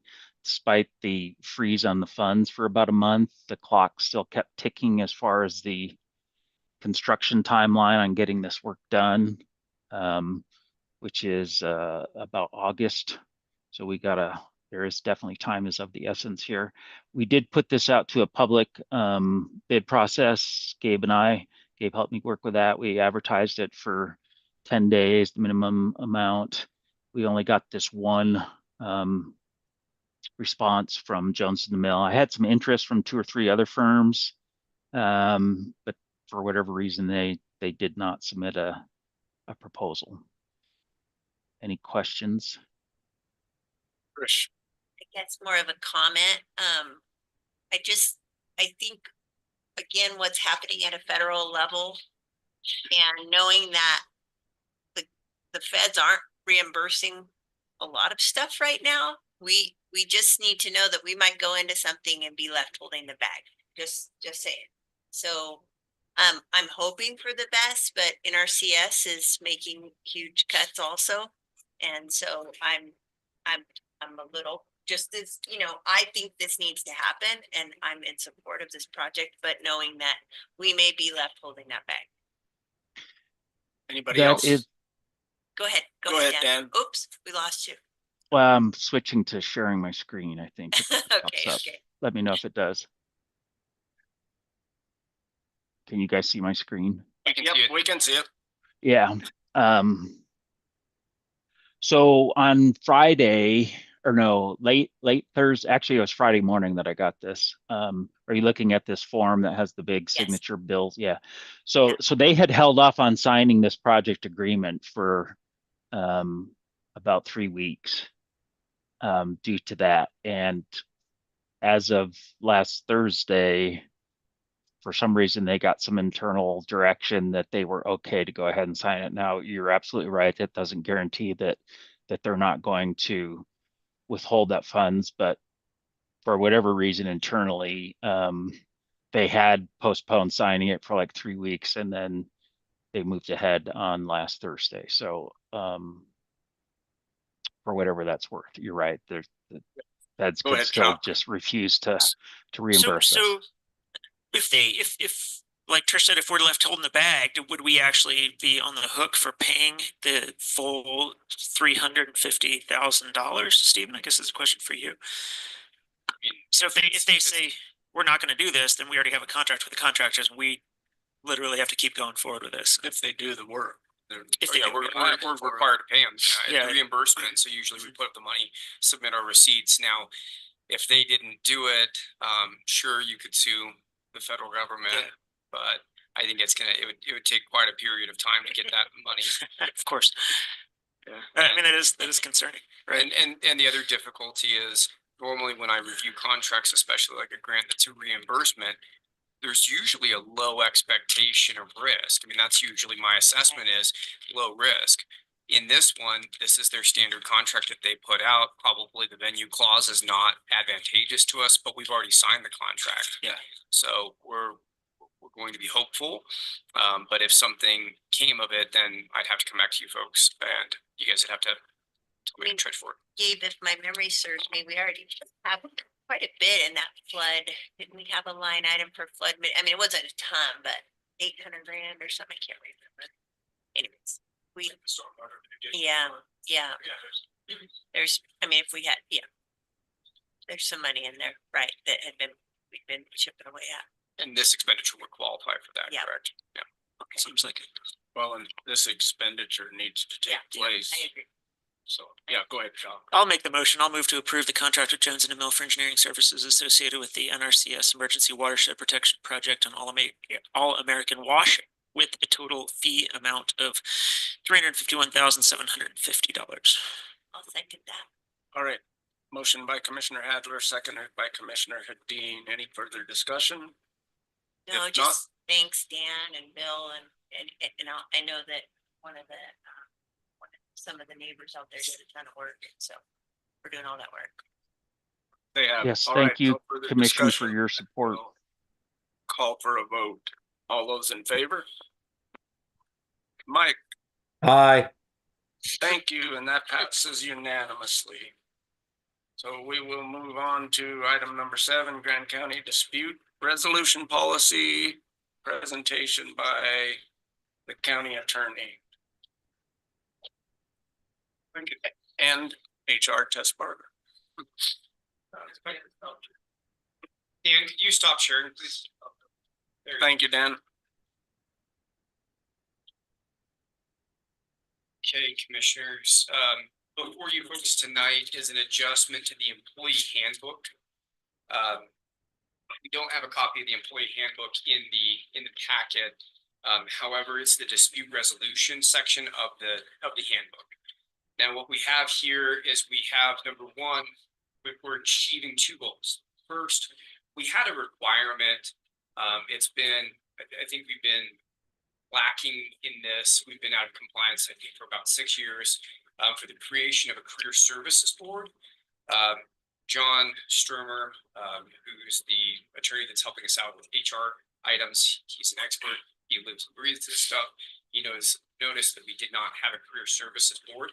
It's a unique board. He noted that normally it's comprised of other HR professionals in the community. He encouraged us when we look at creating that board, which the action today will do, we will come back hopefully next meeting and actually create the board and then look for people to be appointed to the board. That board is a unique board where it reviews with merit employees the actions of HR. And so normally his recommendation would be to go seek out other HR professionals in the community. It doesn't happen very often that board's utilized. And so often every 6 months, periodically, you'll contact them, have a meeting, do a training. And that's what that board exists for some portions of the appeals. So that's one piece of it, Career Services Council.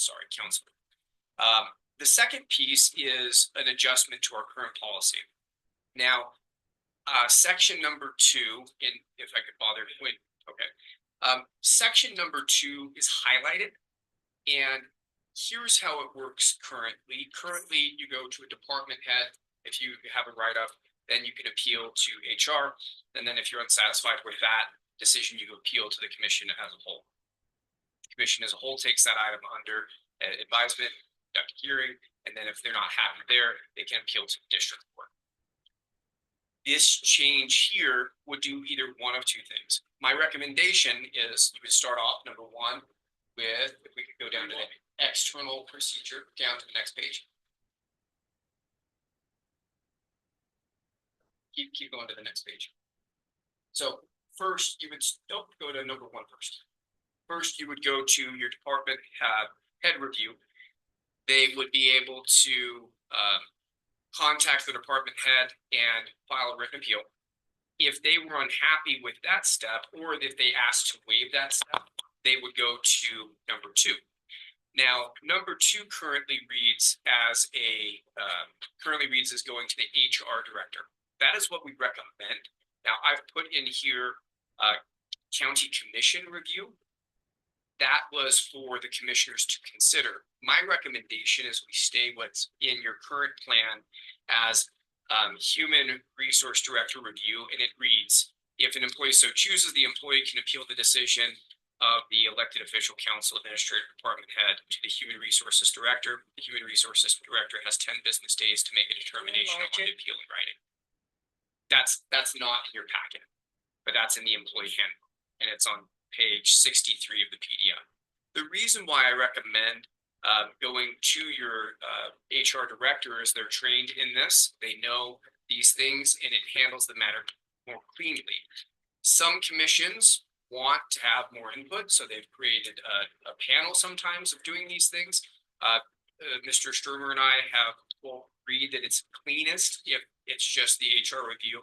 And then after that, we would suggest going down on item number 3, shift downward. Oh, that's the career services. The next step would be an administrative law judge. And what an administrative law judge would do is you would go through the appeal from your department head to the HR to an administrative law judge. That administrative law judge would hear the case. It's normally an attorney. They're a judge in the sense that they're determining the item, but they're usually not an actual sitting judge. Instead, they're an attorney wearing the hat of an administrative law judge. We've interacted with Craig Paul, for example, as our administrative law judge on issues regarding P&C. So that's what we're adjusting. We're creating the Career Services Council. We're adjusting the process to have it be go through an administrative law judge and make those edits to the document. And it's listed as item number 4. That's the administrative law judge. And we want to answer any questions that you folks have. Go Or the ahead, chair, Doc. Melody.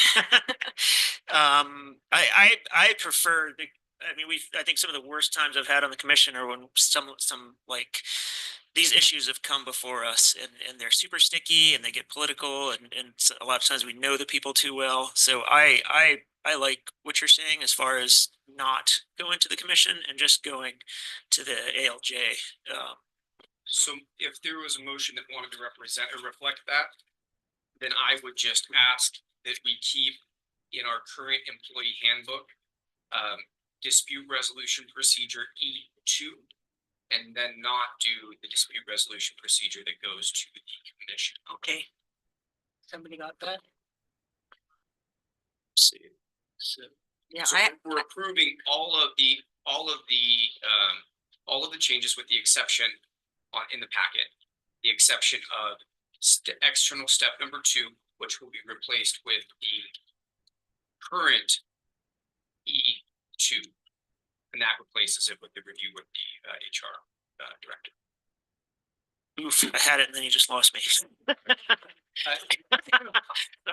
You want me to state it again? Yeah, if you would, Stephen, that'd be great. Okay. So again, Move to approve the handbook as it's written, except to replace the current E2 with going to E2 as it's stated in the packet. Correct. Okay. Does that work? Or it's technically B2. B2. I'm sorry. So to make it clear, yeah, no commission review. It'll just go straight. Yes. Department head. Well, depending on which version. So either the version is department head, then or HR Career Services Board, and the other is department head, HR ALJ. Which of those do you think? Do you think going to the ALJ is probably? No. Oh, It's the other one. Yeah, right. The mandated Got it. bifurcated Yes. system. Yeah. One's with merit employees and one's One's non-merit. yes, right. Yeah. Okay, got it. Just takes, I'll second that. Yeah. Perfect. Okay, motion by Commissioner Hadler, Thank you. seconded by Commissioner McCandless. Do we have any further questions, clarification? And so just what road mapping for you folks. Number 1, we're going to come back to you with the creation of the Career Services Council. Then you'll have to eventually post and advertise for that. It'll be 3 positions. Oddly enough, it's a bipartisan board. I don't know that we've ever requested political affiliation on boards. Right. So that is required. It's bipartisan. It's 3 members, and so that's one thing. And then the second thing that we'll do is we will put out for an RFQ or RFP for administrative law judge to see what those are. So those are the next things, the follow-ups that you'll see hopefully next time following. And the board is made up of citizens. Correct. And our recommendation, a heavy recommendation, is to seek out, for example, folks in big industries such as the hospital. Sure. If you could get them, Synergy HR, whoever, big companies. People who are used to dealing with this sort of Right, problems. because then you don't have to do as much training, because otherwise, if you had a board of non-HR folks, you could get really interesting results as well. So, and I don't anticipate it being a heavy lift board, right? Because these issues of termination are severe. One a year, maybe one every other year. All right, Mary. Thank you. Yeah. This is like Jacques said, those have been the worst times on this board, I think, is dealing with those type of issues. So I'm thrilled that this is going to be out of our hands. And this has been something we've talked with Quinn and myself have talked about for a bit. Yeah. Right. All right, with that being said, I'll call for a vote. All in favor? Mike? Aye. Sorry, I was trying to get my microphone. Yep, all good. So that passes unanimously. Thank Thank you, Stephen. you. County Attorney and HR. Next, when we go to the restructure of the Grand County Attorney's Office positions and amend in relevant part the GCAO pay plan. All right, so quite a bit of information in your folks' packet. To simplify things, I've created an org chart, and if I could pester Quinn, sorry Quinn, I know I didn't. Which one do you want? I don't know that I'm sorry, I don't think I created copies of this, but essentially it's an organizational chart that kind of walks you through for your folks' memory, number one, the attorneys currently, we had historically 3 positions in the office. Right now, what I've done instead of having 3 attorneys, we've looked for attorneys that have provided us with good advice and specialties, because I'm not an expert in everything that we interact with, and we benefit from bringing in people that are experts on different areas. So I've contracted with Aaron Lancaster and Bart Coons and John Sturmer. Those are the 3 attorneys that are helping out. The day-to-day life in the office, we have Terry Hines as our office manager. We have Chrissy Hoffline, Jessica Allred, Chris Kushi. And what we're asking for is an additional position. But what we'd like to do is make one paralegal or criminal paralegal, 1 paralegal or civil paralegal. That's Chrissy Hoffline. And then 2 positions for what we call flex paralegals. Currently, we have Mr. Kikuchi that fills 1 role, and we would look to open up 1 more position. The reason why is because we have attorneys that can come in and help facilitate, but the day-to-day needs kind of shift over time. We've been successful with being able to address and respond to the needs of the county. I've always been excited to provide you guys experts whenever you've asked. I think Commissioner Hadeen, for example, she was, early on, she said, "Hey, let's get somebody that's really well versed in land use." Perfect. And so we brought Bart on. And I want that to continue. The commission says, "Hey, we have this unique item," and we talk about a lot of those items, in other settings. But if you guys have those requests, that's what I want this to be: is to shift down the number of contract attorneys and have a chunk of money for contract services, so that we can kind of ebb and flow. For example, we're going to have land use. So that's kind of the overall structure that we're shifting to. We're switching. Currently, we have a prosecutorial assistant. In that role, Chris has worked as a paralegal for quite a few years now. He's well capable of being considered a paralegal in that position. And so we're changing that position. That comes with a bump. And then we're creating and opening a new position. And what our goal is to take all of the salary line and the benefits and shift that, number 1, to pay for the paralegal position, and then the remainder to go to contract work. There's not going to be an increase to the budget. And then I don't anticipate spending all of the money in that line item. But that's what my goal is. I try to be as open with you folks as I can. And I want to continue doing that going forward. So that's my spiel. I've uploaded quite a few different documents in there to kind of explain the process. And if you guys have questions, I'm more than happy to answer them. Mary, go ahead, please. I'd like to make a motion I move to approve the restructuring of the county attorney's office and the suggested job descriptions, and to amend the pay plan accordingly. I'll second that. Okay, we have a motion by Commissioner excuse me. McGann? McGann? McGann? There's a lot of M's I in this know, room. there's and a lot of M's. Seconded by Commissioner Hadeen. So any further? Jacques, go ahead. Yeah, I really like this, Stephen. I think it's worked out well. I appreciate the expert attorneys that you've been able to bring on. I think and I also like it's a lot. It's flexible. I like the flexibility, being able to move with whatever kind of comes before us. And you work, I guess, as kind of a manager position, and can get these people like Bart who are very specialized, and we need folks like that. So yeah, I appreciate it. I don't, the only question I'd have is how, like, a great example is the other day when I sent you an email about just a simple question on bylaws of the Boundary Commission, and then you kicked it over to Chrissy. I would just ask you, would you prefer that in the future, with something simple like that, maybe I just go straight to Chrissy and cut you out of it, or do you prefer to go through yourself? It's always great to send it to me. I think one of the nice things about having contract attorneys is if we have questions, like, for example, Bart, there was a slew of questions, and instead of sending direct, sometimes I can get three commissioners on a particular item and have them be educated about the topic. But I'm ultimately responsible for everything that happens in my office. So, for example, tomorrow, because Monday was a holiday, I'm covering justice work for Aaron Lancaster. I'm responsible. So if you send me something, the awesome benefit is you get to hold me accountable.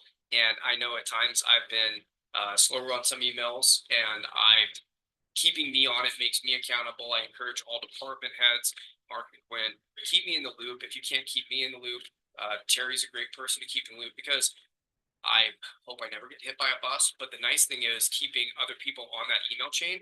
That way it doesn't get lost in the ether. And so if you can throw me on it, and we'll keep working. And my goal again is to make sure that you guys have attorneys available to you that can help out. And we also take advantage of the trust. We also take advantage of the trust. And so that's another thing. The goal is to try to keep all of it contained.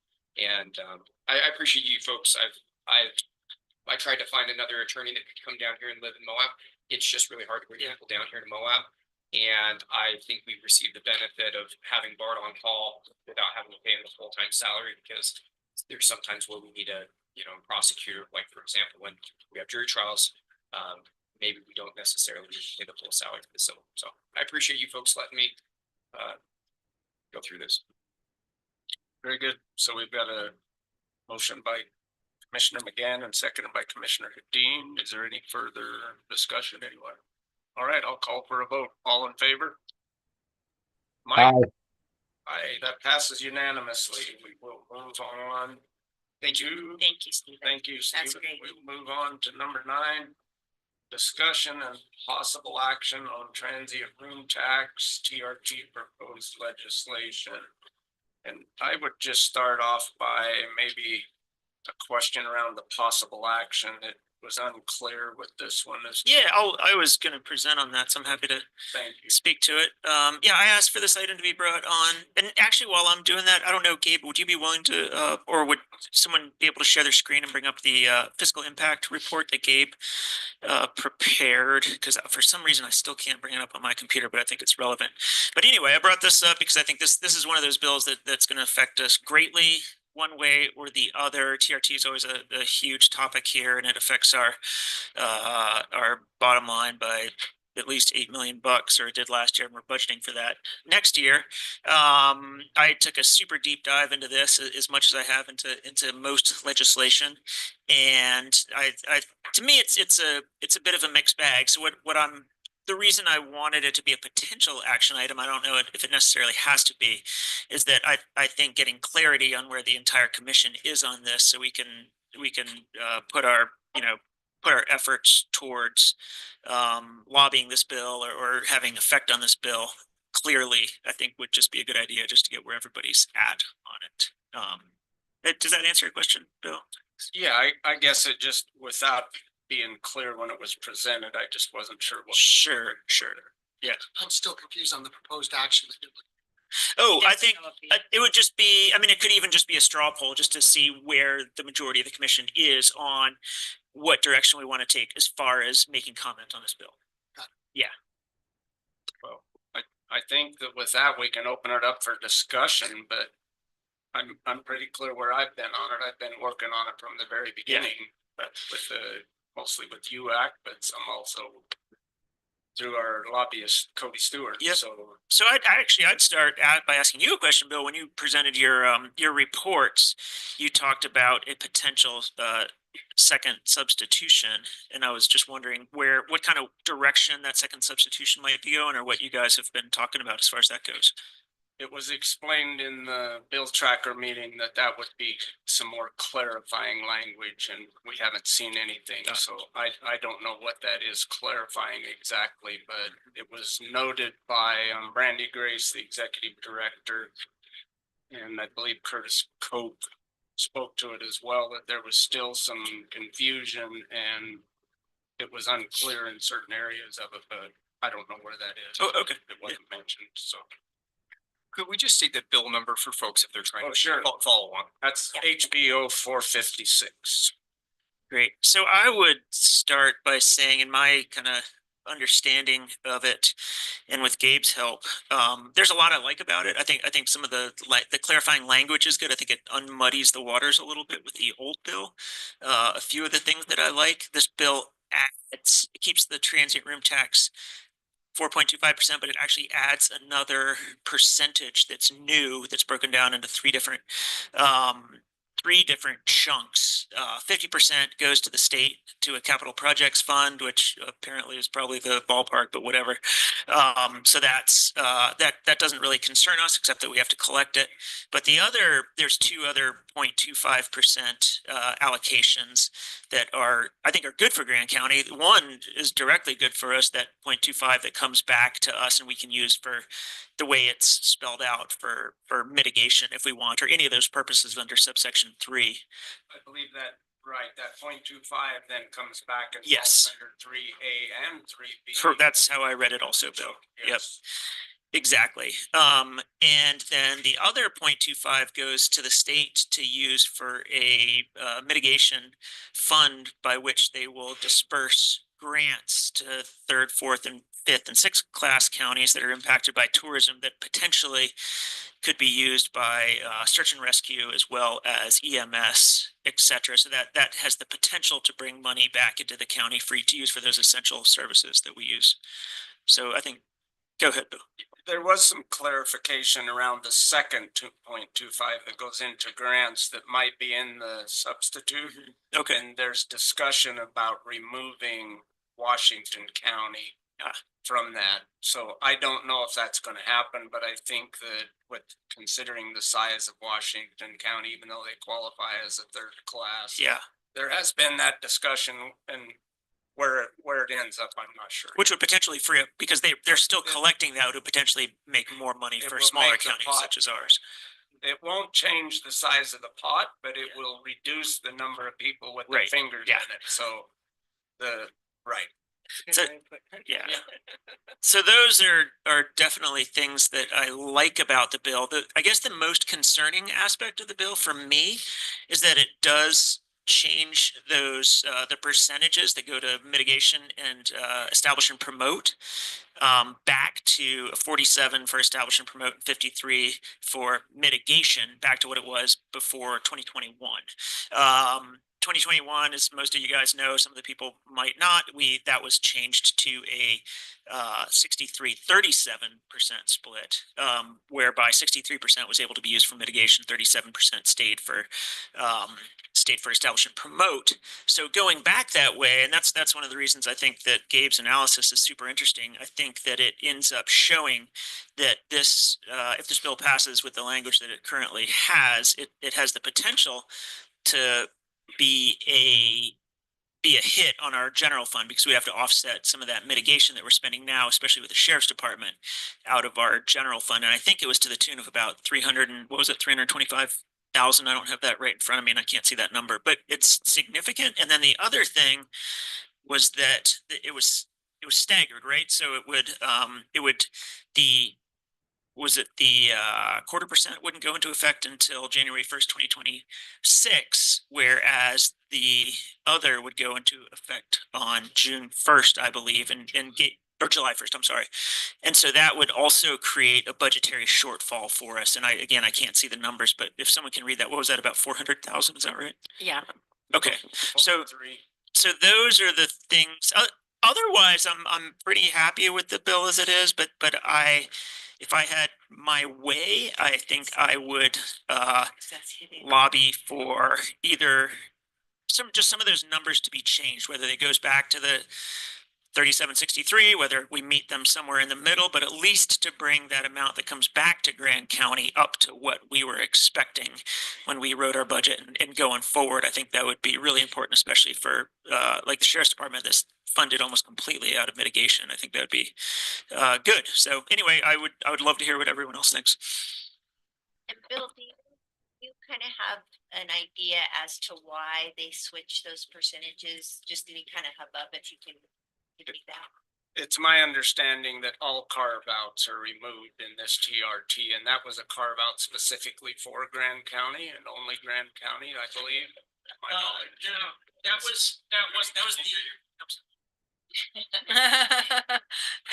that carve out was actually the economic development portion that went into the bill at the same time, but that ended in July of 2023. So this wasn't a carve out. All the other counties are actually collecting currently at that rate of 3763. That's not the way that I understand it from the UAC meetings that I've held around this at all. That that percentage was a carve out there. Now, it might not have been only Grand County, but they are cleaning out carve outs and I'm not sure if I sent the UTIA. I got. Did I send that out to everybody? Do you have the line item on that bill right now? I got it up right now to where, Oh, I where don't. that's from. That Yeah. might help out You mean- for me. you mean the Helps out old if one? we look at the line items and say, this Right. is where it came out of and this is where it's from. No, I just have the line Like the items where they 3763, is that the Yeah. line item? So 37, it's like 183. 183 and 185 Thanks, talk Kyle. about that. Well, they're crossed off now. Yeah, so that is all part of the, that is all part of the carve outs right there. That whole section right there was the carve outs. According to UTIA, it's my understanding we were the only ones collecting that. I Had to deal with. It's like was it the one that was 2 national parks? Yep, that's it right there. Yeah, that one. And- So that was part of the yeah. carve out right there. No, No, no, that's not, it was just specifically for Grand County. but I mean, it wasn't diversification anymore. It was, what he's saying is that the percentage that goes from to mitigation as opposed to promotion, correct? Yeah, and I always thought that was to all counties, but I could be wrong. Okay, yeah, I mean, yeah, you're right. You're right. Yeah, I think I was wrong on that for sure. Correct. But nevertheless, it still presents a significant shortfall. It does. I mean, and clearly, I don't think any of us want to see a loss in what we're receiving in TRT funds, but I do know that there's several directions that we're trying to go to mitigate some of that. One is that pool of funds, if it does indeed. The 0.25 that we have access to, that will increase our, and I don't have the math, I would have to go. I can speak a little bit to that right there. Looking at that right there, I mean, we do stand the chance of coming out like smelling like roses with that grant right there. Just looking at it, when I did the math on it, it's going to be about $6.25 million that'll be sitting inside of that grant, which is equal to the 25 or the 0.25 that would be going into that pool that would be then distributed out to the counties in the proportions. Which I don't think it spells out that it would be going in proportions. We'd have to rate the grants to hold on one second. Sure. The impact. to No, the impact. Hold on, you're confusing two different things here. So you have the first 0.25%, and that's going to be collected into a fund, and then it's going to be divvied out in proportionately Exactly. to the counties. And that was one of the problems I had with this graph right here that came out. Because I was like, all the parts should add up to the whole, right? And when I took all of this right here and I added it up, and right here on the bottom line, it says 129,593,466.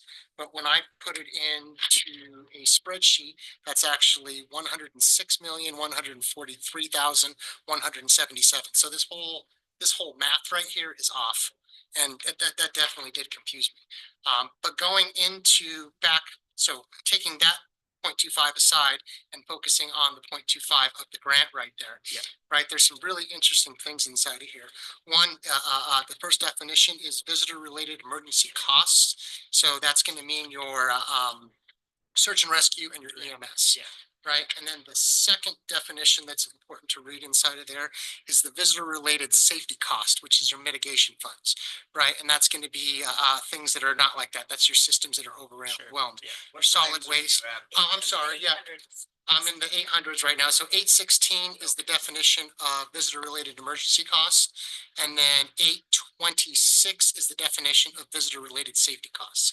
And why that's important right here is because on lines 840, which is the outdoor recreation mitigation grant authorized rulemaking, right here, if you go down to 845, the purpose of the outdoor recreation mitigation grant is to, one, assist an eligible county that is impacted by outdoor recreation tourism or conventions to such a degree that the eligible county is unable to address visitor-related emergency costs or visitor-related safety costs within revenue generated by an eligible county's imposition of a transient room tax.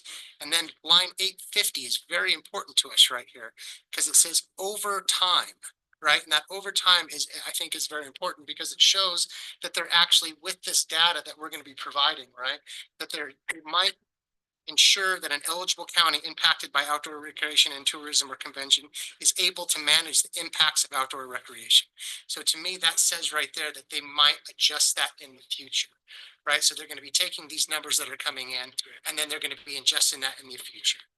Further on it, if you go to line 915, right, that talks about the priorities of that grant. And that's very important right there. In the event that the division receives a grant applications in excess of funding available, which will most likely happen with this grant right here, this is the priority. A prioritized application for grant funding for visitor-related emergency cost over applications, right? So they're going to use those emergency costs first. So those are going to be your search and rescue and EMS. And we have a high volume of those calls. So that's going to put us in the upper echelon to receive those grants, right? And then second, if you go down to line 923, right?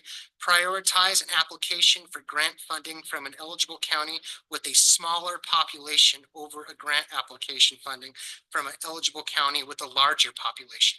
So once again, that puts us up again in better standing to actually receive these grants, which is, I mean, that's fantastic right there. I mean, that almost feels like it was written specifically for Grand County, right? We have a lot of EMS and we have a lot of search and rescue that comes in here, right? And then it also sets us up to collect more on those grants. Right. No, I agree with that, Brian. Yeah, I looked so at that. I And I think thought that those was, are all. Very helpful. yeah, I thought that was Yeah, and then- definitely the positive part Yeah, of and that. then also looking at UTIA right here, you know, I think it's important to balance in what the opposition, right, or the people who are talking about this tax, you know, that UAC seems like they are kind of balancing out in that other part of the collaboration.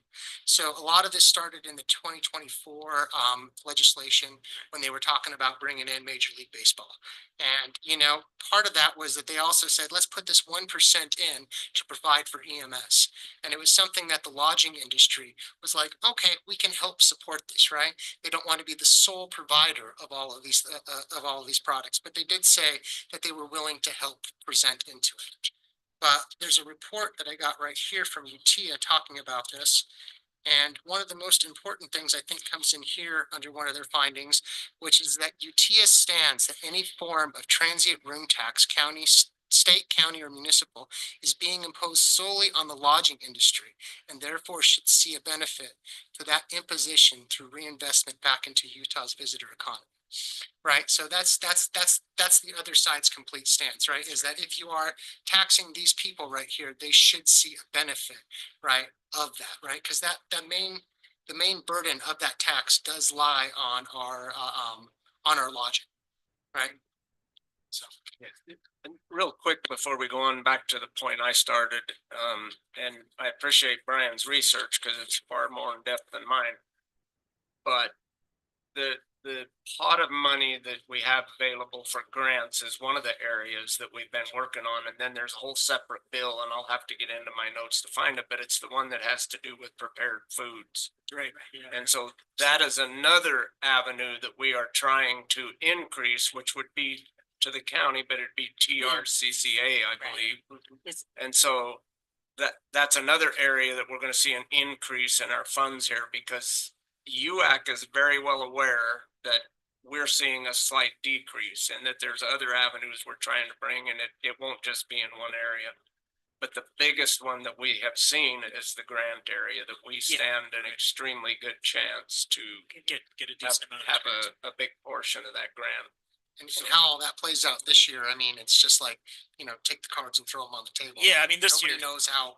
yeah, right. how But this it's year, gonna fall what out. was the final? I couldn't see those numbers. What was the final impact this year that we thought would be with that kind of the staggered rollout? Well, the impact's showing 403,000 on our mitigation. Right. Okay. I mean, of course, there's gonna be more money rolling in for promotion, but then there's that approximately $7 million in the grants for us to be able to reach into. And when does it spell out when that starts? Does it start on July 1st? Does that start on January 1st? I'm just worried about our No, I $400,000 understand, yeah. shortfall in the general fund this year.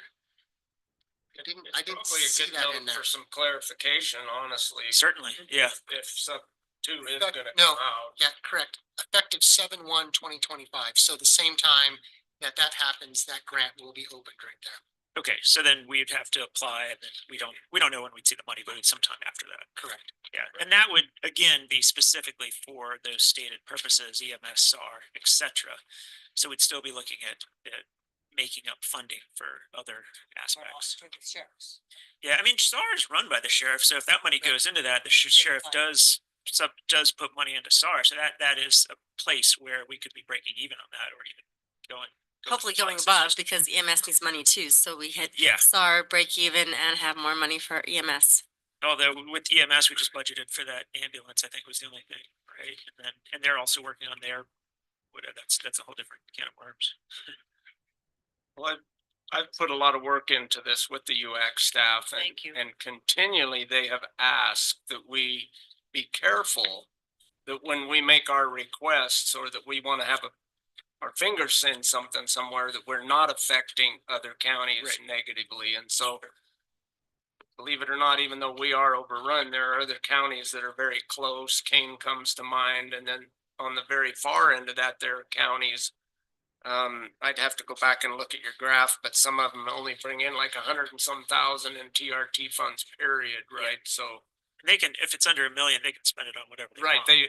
but again, I'm more talking about like the grant funds, you know, I'm sure that they're also eyeing the pot, you know, sure. because they're in a lot more, they take a lot bigger hit.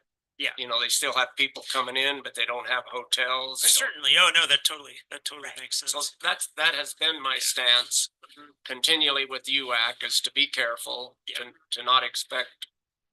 No, I others. totally get that. I like everything in this bill. Like I said when I started out, it just concerns me that we're looking at that kind of deficit, especially this year. You know, before potential grant money might start rolling in. That staggered start is odd. I mean, maybe that's something to bring up. If why did they do the staggered start? You know, that would save us a considerable amount of money if everything kind of went online on July 1st. I don't know. Because That's just an somebody's idea. making interest, but no, I'm just speculating. I don't know that.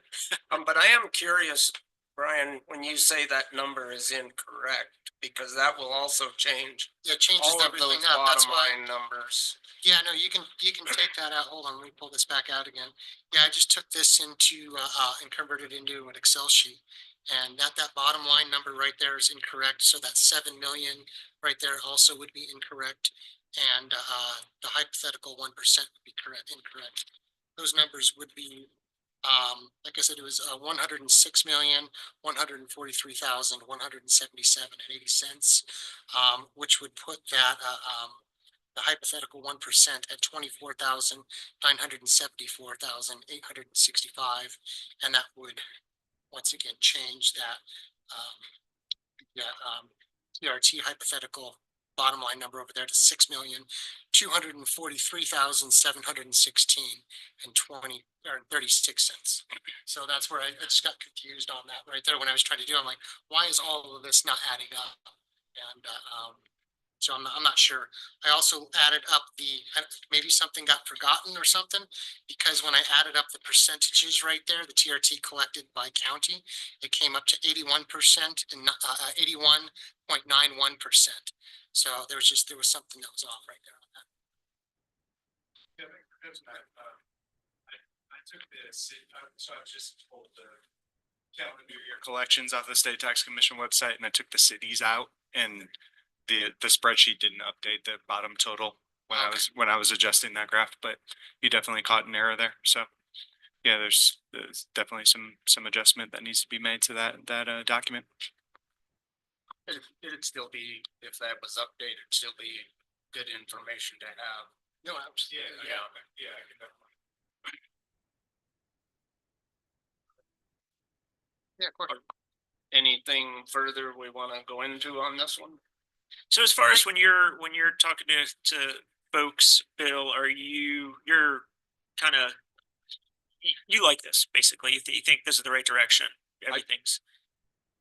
I think that Grand County is coming out very well in this. Oh, good.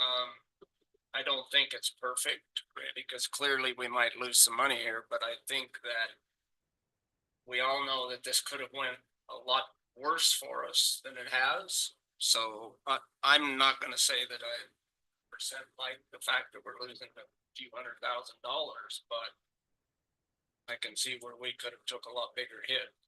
Do you think it's worth conversations to just tweak numbers a little bit, or you think that would be more detrimental than it would be helpful? I would think that any commissioner that wants to reach out to the board, especially and to Brandy, that's where I would take that. Sure, but I think From you. I think coming from the commission as a whole, I don't want to be just one guy. I think I voiced those concerns, but I mean, Grant County speaks as Grant County. Obviously, that's why I was gonna put. I mean, I put it on as a potential action item, not a total action item. I don't, I'm totally fine taking any message we want to take back up there, whether or not we see a result. I mean, sure, of course. I don't mind. how it is. I have a very good relationship with I know you do. Curtis and Brandy.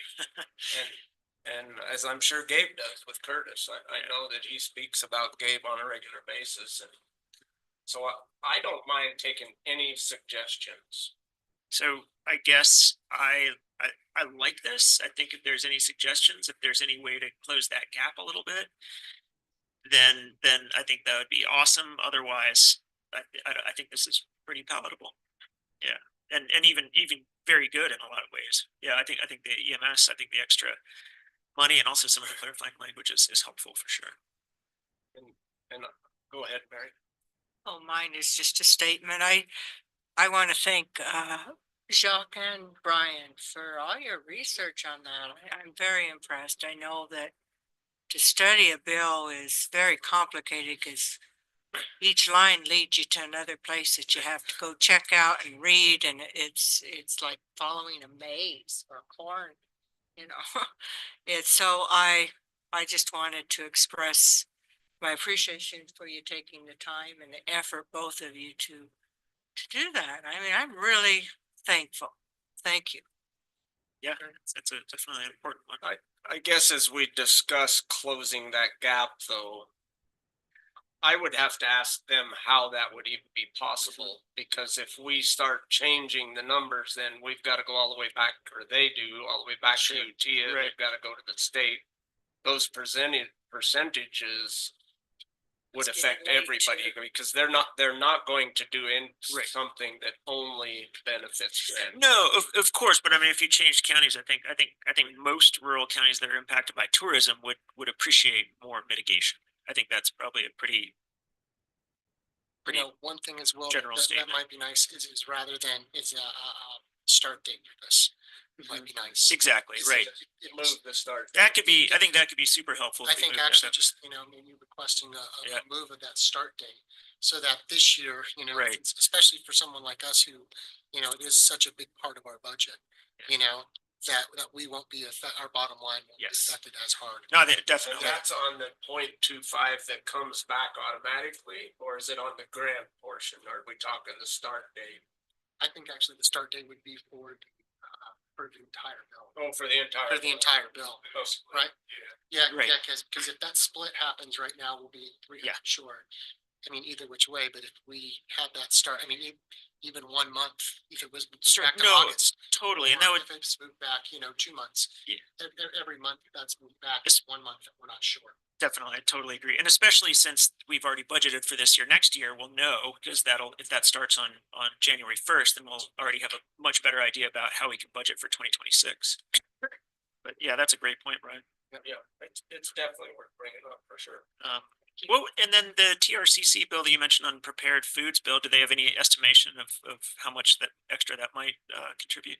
Not at the point we were Okay. discussing it. Got it, And yeah. the discussion was around, I think where it finally settled, because there's a lot of pushback from convenience stores.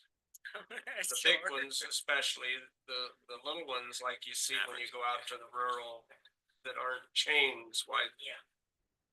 Those rural counties are looking forward Yeah. to it, because a little tiny store Yeah. is a big business for them, but it's anything that you go to a window and order. If it's in a heating oven or whatever, it's not gonna be taxed, so it's only ordered foods, and one that comes to mind is like the Arby's in Green River. You go into the truck stop there and that's ordered food, but Yes, currently that is it's a not separate, taxed yeah. the same. The Subway is too.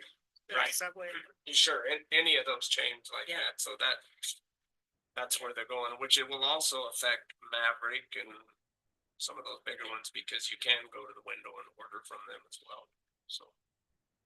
So I guess to finish, I wouldn't ask for an action item on this at this point. I think talking to them about this particular thing, especially the start date, would be the biggest thing for us. And yeah. Thank you. Thank Thank you. you, all Bill. of you. I just think that the more involved we are as a body, the better it's gonna be, so. And it's really nice when we can present a united front. That you can go up and say, we discussed this and this is what my commission wants. Yeah, I mean, then they feel better too, because they're not gonna have all of a sudden. So thank you. Thank you for representing us. Yeah, and honestly, because I do think that the substitute is coming out, I'm gonna put it into an email later. Great. So I think that would be, the timing is clearly of the essence if another substitute's coming out. But I still, And just to reiterate, Brian, you felt like that verbiage makes it to where it could be fluid in the future. So if we see and or other counties see, you know, detrimental impacts, you know, hopefully Let me pull that up. they'll be up for. And that's, I know, I that's, can't that's how remember. I read it right there. Yep, So let me pull that back up. For I you. know, I can't the remember. discussion that I heard around the fluid portion of it is that it just might mean that they come back and do an adjustment. Right, in the yeah, future. right. And that's why I think that there's such a big, additional requirements on the reporting. Right, is so with this, all these additional requirements on the reporting, I think that's gonna show that need right there Yeah. for more. And, Right. so how it reads is, I mean, they put this in there, they didn't, over time is how it starts out. Over time, ensure that an eligible county impacted by outdoor recreation, tourism, or convention is able to manage the impacts of outdoor recreation and or tourism, which means that, to me, that they're looking out for us, right? That they are trying to say, hey, we understand that this is happening. Let us try to quantify this so that we can figure out how these numbers need to be shifted.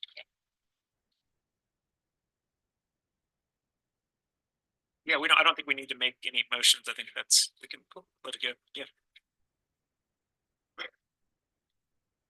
Okay, so. Find where we are here. Number 10, we move on to number 10. Readdressing support of recommended wilderness designations within Grand County as part of the Manti-LaSalle National Forest Plan revision. This is something that was brought forward that I'm presenting. And I think it's pretty clear in the letter. The position that I'm taking on this.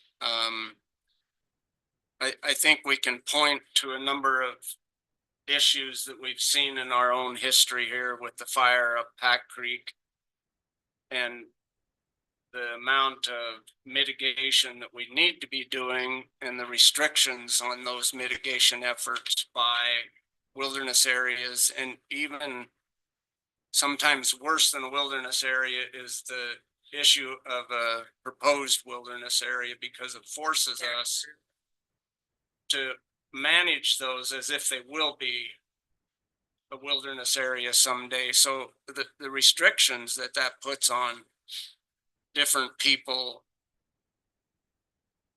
with access into those areas for some mitigation that would be used with equipment, I think is huge. And I think we've all seen the results of the fire in California, and whether we agree with it or not, there was certainly a lack of mitigation efforts there. And I certainly don't want to see another fire like we've had out of Pack Creek. And I think there's sufficient data out there to point to the fact that even our own fire is a result of what they call forest creep. And it's mostly the pinyon and the cedar trees, the junipers, that are creeping further and further up the slope of the mountain. And those are the fuels that when we do get a fire like that go crazy. And whether they're in a wilderness area or not in a wilderness area, the fact that they continue to creep up the mountain is an issue. And so without having mitigation efforts be able to be a result, to be able to do those mitigation efforts is an issue. And then I would also point just to the fact that we already have a study area over Mount Pill up there that's being handled and being managed quite well, and to put it into a wilderness area doesn't really make any sense when we're already doing a pretty good job of, I would say we're doing an excellent job up there of managing that area just for research alone. And so it just seems like a overreach to be putting a big portion of those LaSalles into wilderness areas or proposed wilderness areas, either one. And so Trish, go ahead. I see. No, you're fine. You're fine. I think I'm just gonna ask, possibly to postpone this. And my thought is what I would like to see is the actual, like, do some GIS work. Maybe we could have our GIS individual do that, where we have a map of those polygons and feasibly that he could overlay them with the veg types. And I know you can do that, so that way we have a really good idea or understanding of how big those proposals are, where they're at, because my understanding is most of them are actually above tree line. It's just an idea. And then that way we can have a really good understanding of what those threats, specifically wildfire, are to those areas. And then my other understanding is that basically, you know, there's regs authorizing the use of fire, you know, fuel buildup. You can manage fuel buildup within wilderness areas. Yeah, you can't go in with machinery, but so that's just my recommendation, that if we could just get a GIS map so we understand visually where those areas are, the proposals are, because I think when we wrote this letter before, we had all the maps. That's my memory, but that was a while ago.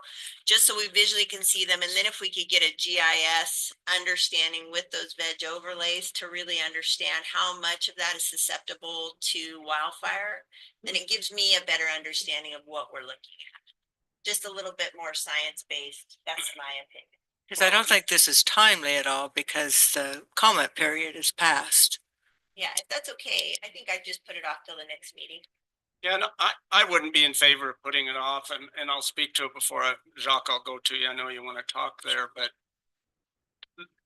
the LaSalle Mountains have been managed for years and years without any issues. And we've all been up there. I grew up on the backside of the LaSalles, and you talk about areas that are above the tree line or whatever, but they're also trying to move over into the Beaver Creek drainage and also the Rock Creek drainage. And so I would disagree with that. They're going after extensive areas to turn them into wilderness areas that many people use. And there has never been real problems on the LaSalle. There's not user group problems. There just hasn't been a huge need, and to cave in and move this direction, I think, was premature.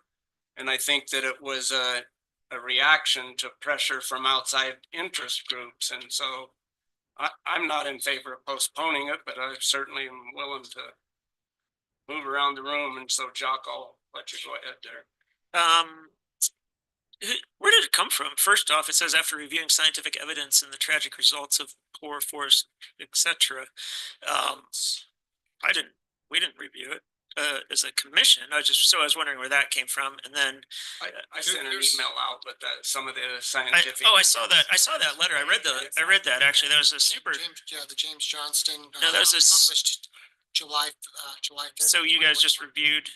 I guess you, Bill, reviewed that letter and wrote. I think there's efforts here from multiple of us.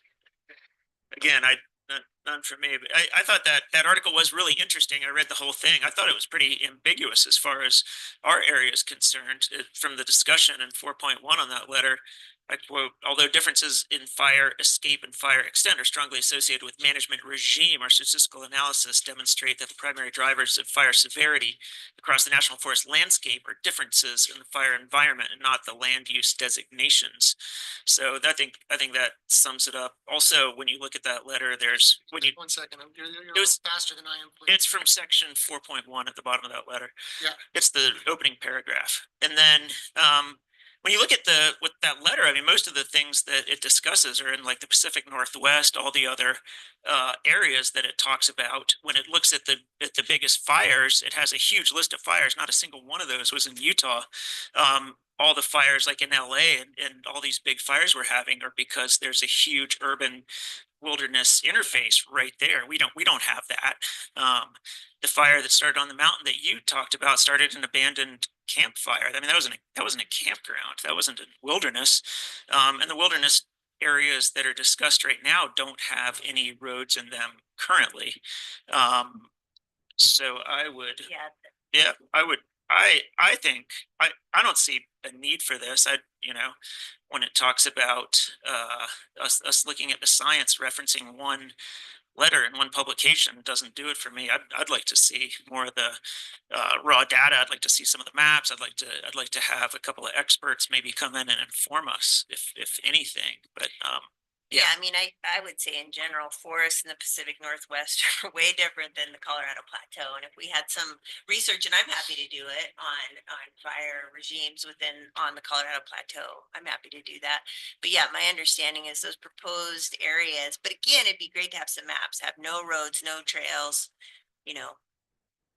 yeah, like you said, the conflicts don't exist. It's just some of those few little wild areas that we have left in the LaSalle. So I think just backing up and getting a little more data. I think the maps would be really helpful so we have an understanding. And I agree, like when you're saying we're going into Beaver Basin, that I'd like to just have a visual on that. Like I said, veg to understand exactly what we're looking at. Well, I think we all know the LaSalle's well enough to understand where this is going, and to think that you need a map to know what's going on up Beaver Basin, I think that's a stretch. I'm not in favor of waiting on this. We all have been all over those mountains up there, yourself including, and you know where Rock Creek is, and you know where Beaver Basin is, and you know what the intent here is to block people out. But there are no roads and no trails in any of those proposed areas, so it's not. There's no they're not roads in closing Beaver them. Basin. not in the We'll wilderness drive all area. the way up above the timberline in Beaver Basin. So there's roads all the way to the top there. Well, it's just it's And it's an there's trails, there's trails all over the LaSalle. reasonable ask to just so that we have more data and so Well, that everybody understands. Well, where was your data? I mean, what was the struggle? Why didn't you have more data when you passed this? And what I say was a knee-jerk reaction to give to support to something that really just spoke to the need of one group. It wasn't to the entire citizens that use that mountain range up there. And I appreciate the fact that you reached out and you had people start bringing in emails here. I could have filled this room with Daltons, Hollyoaks, Tufts. I could have filled it. I didn't want to make this a political issue, and I'm not going to make it a political issue, but we all know that the efforts that you went through to just listen to the group that was pushing this was not supported by the public. It was supported by a very small number of them. It was also supported by the fire service, or I'm sorry, by the Forest Service, as was presented in those plans. Agreed. It was supported by the Forest Service, and I sat wherever I was over there and argued with them when they brought it in here, because again, I didn't agree with what they were doing. Well, I'm supportive of the old language, so I'm not going to support the letter. And I think the fire issue is a bit of a Trojan horse on this one too. You don't want to make it a political issue, but using fire as the excuse is a little bit disingenuous. Brian, go ahead. Yeah, so I'm just looking over this. So correct me if I'm wrong. So there was a letter written supporting a specific plan. Is that correct? Right. Supporting the forest. Alternative. Yeah, the Right, one of the alternatives. I believe that's right. Then a letter from the Grand County trail mix was received. Is that correct? Right there, talking about the ROS polygons on October 23rd. And then following that, we wrote a letter supporting wilderness. So basically we supported one thing and then we changed our position already once on this. Is that correct? I can't remember honestly. Okay, Yeah, but that's how I'm kind of like, I'm following it because it's hard for me coming in new to kind of follow all of this. So that's how I followed this, the trail right there, right? Is we made one decision, then we received a letter from the trail mix, and then we changed our letter to include the wildernesses. So that's, I just wanted to just to clarify that. Second, and so you were quoting off of the Johnston et al. Right there. Is that correct? Published in 2021? Yeah, the link that Bill sent today. Yeah. And so I read through that, and there are a couple of things in there that I thought were pretty important and answer some of Trish's questions right there. So, although roadless areas experienced fewer fire ignitions and are generally cooler, moisture, and higher elevation landscapes, less conductive to fire, wildfire extent was far greater in these areas than in eroded areas. Right, so yes, it's less of a chance that happens, but that the fires that are up there, they will burn hotter and faster. As far as I know, I don't think. Right, have we had ignitions in the wilderness areas? I mean, the big fires we've had have always ignited in peopled areas. Yeah, the majority of fires. On maps right here, it looked like there was a spot, and I'm just checking real quick. On here, it does look like they list the LaSalle Mountains right here as part of their study group. This is one paper. I'll just tell you, in the academic world, literally you would do a meta-analysis and you would look at, I mean, literally sometimes thousands. When I did my work, I don't even know how many papers I read. I guess a point to that is, why didn't that happen the first time? Thanks, Bill. That's exactly what I was asking. If you want to push that line, I'm fine with it, but it wasn't. From what I see, right, is you guys changed your stance last time based on one letter from one of our advisory boards. I don't actually remember that as being the case. We write today regarding the U.S. Forest Service public review and comment period for the draft revised anti-LaSalle National Forest Plan, because this planned revision process inherently, this is the letter that I was looking at. This is what I got when I found out from the commission agendas right there. So like I said, it was hard to kind of pull through. That's why I was asking originally about that timeline right there, because here we are talking about, you know, not listening to this paper right here. Yet to me, it seemed like we listened to this one advisory board right here and changed the commission stance. That's all that I have on it. So. Yeah, I don't recall it as being that way. But... the one thing I do like in the letter, sorry, I'll go after you, Mary. Sorry about that. I just want to talk about wilderness in general, that we only have 2.5% of the entire lower 45th 8 states that are wilderness. I mean, it's a very small portion, and it's been said over and over again. Studies have said that setting aside land that is undisturbed is probably going to be the best thing we can do to fight climate change, to prevent. You know, it's this need to develop, to produce, to drive, to consume that is hurting us on so many levels. I mean, when you look at it, it is destroying our it's destroying everything, and it's making us unhappy. It really is, because we can never have enough. If we come from that place of scarcity, that there isn't enough, there's never going to be enough.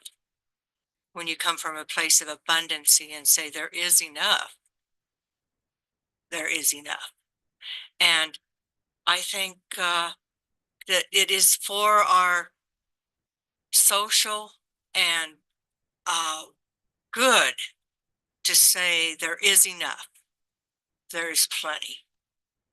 And we have to stop hoarding. We have to stop consuming and put parts of our budget, part of our land, part of our water, just set it aside and say we're going to hold that sacred.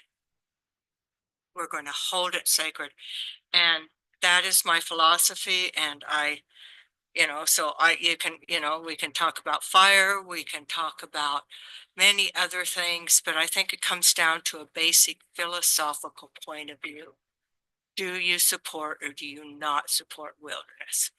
And I know it's a big hot topic, but myself, I think, Ed Abbey said it, that wilderness is not a luxury, but a necessity of the human heart. And without it, we lose something. And if we set this part aside for wilderness, and then later we change our mind, that's a possibility.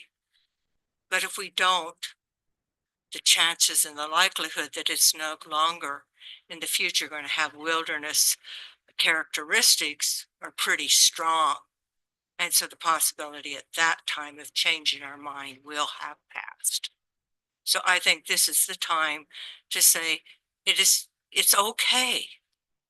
It's okay to say we want a portion of our magnificent LaSalle Mountains to be preserved as it is for future generations and for the health and well-being of our planet and soul. It has nothing to do with fire. It just has to do with a belief that there is enough, belief in abundance. I'm gonna go to Trish and then Mike's been waiting patiently. Mike, you're welcome to speak up, Mike. I thought Trish was first there. It's okay. You go ahead, Mike. Okay. A couple of us were in the room last time. This actually came up. I didn't support it then, and neither did the roughly 20 people talking that day. Some we actually called law enforcement in to sit with us because they were very passionate about this topic. But it's simple. Listen to the constituents that actually use the mountain. The people that came in and spoke before didn't like this. Again, we get another chance. Cool. I don't like it again.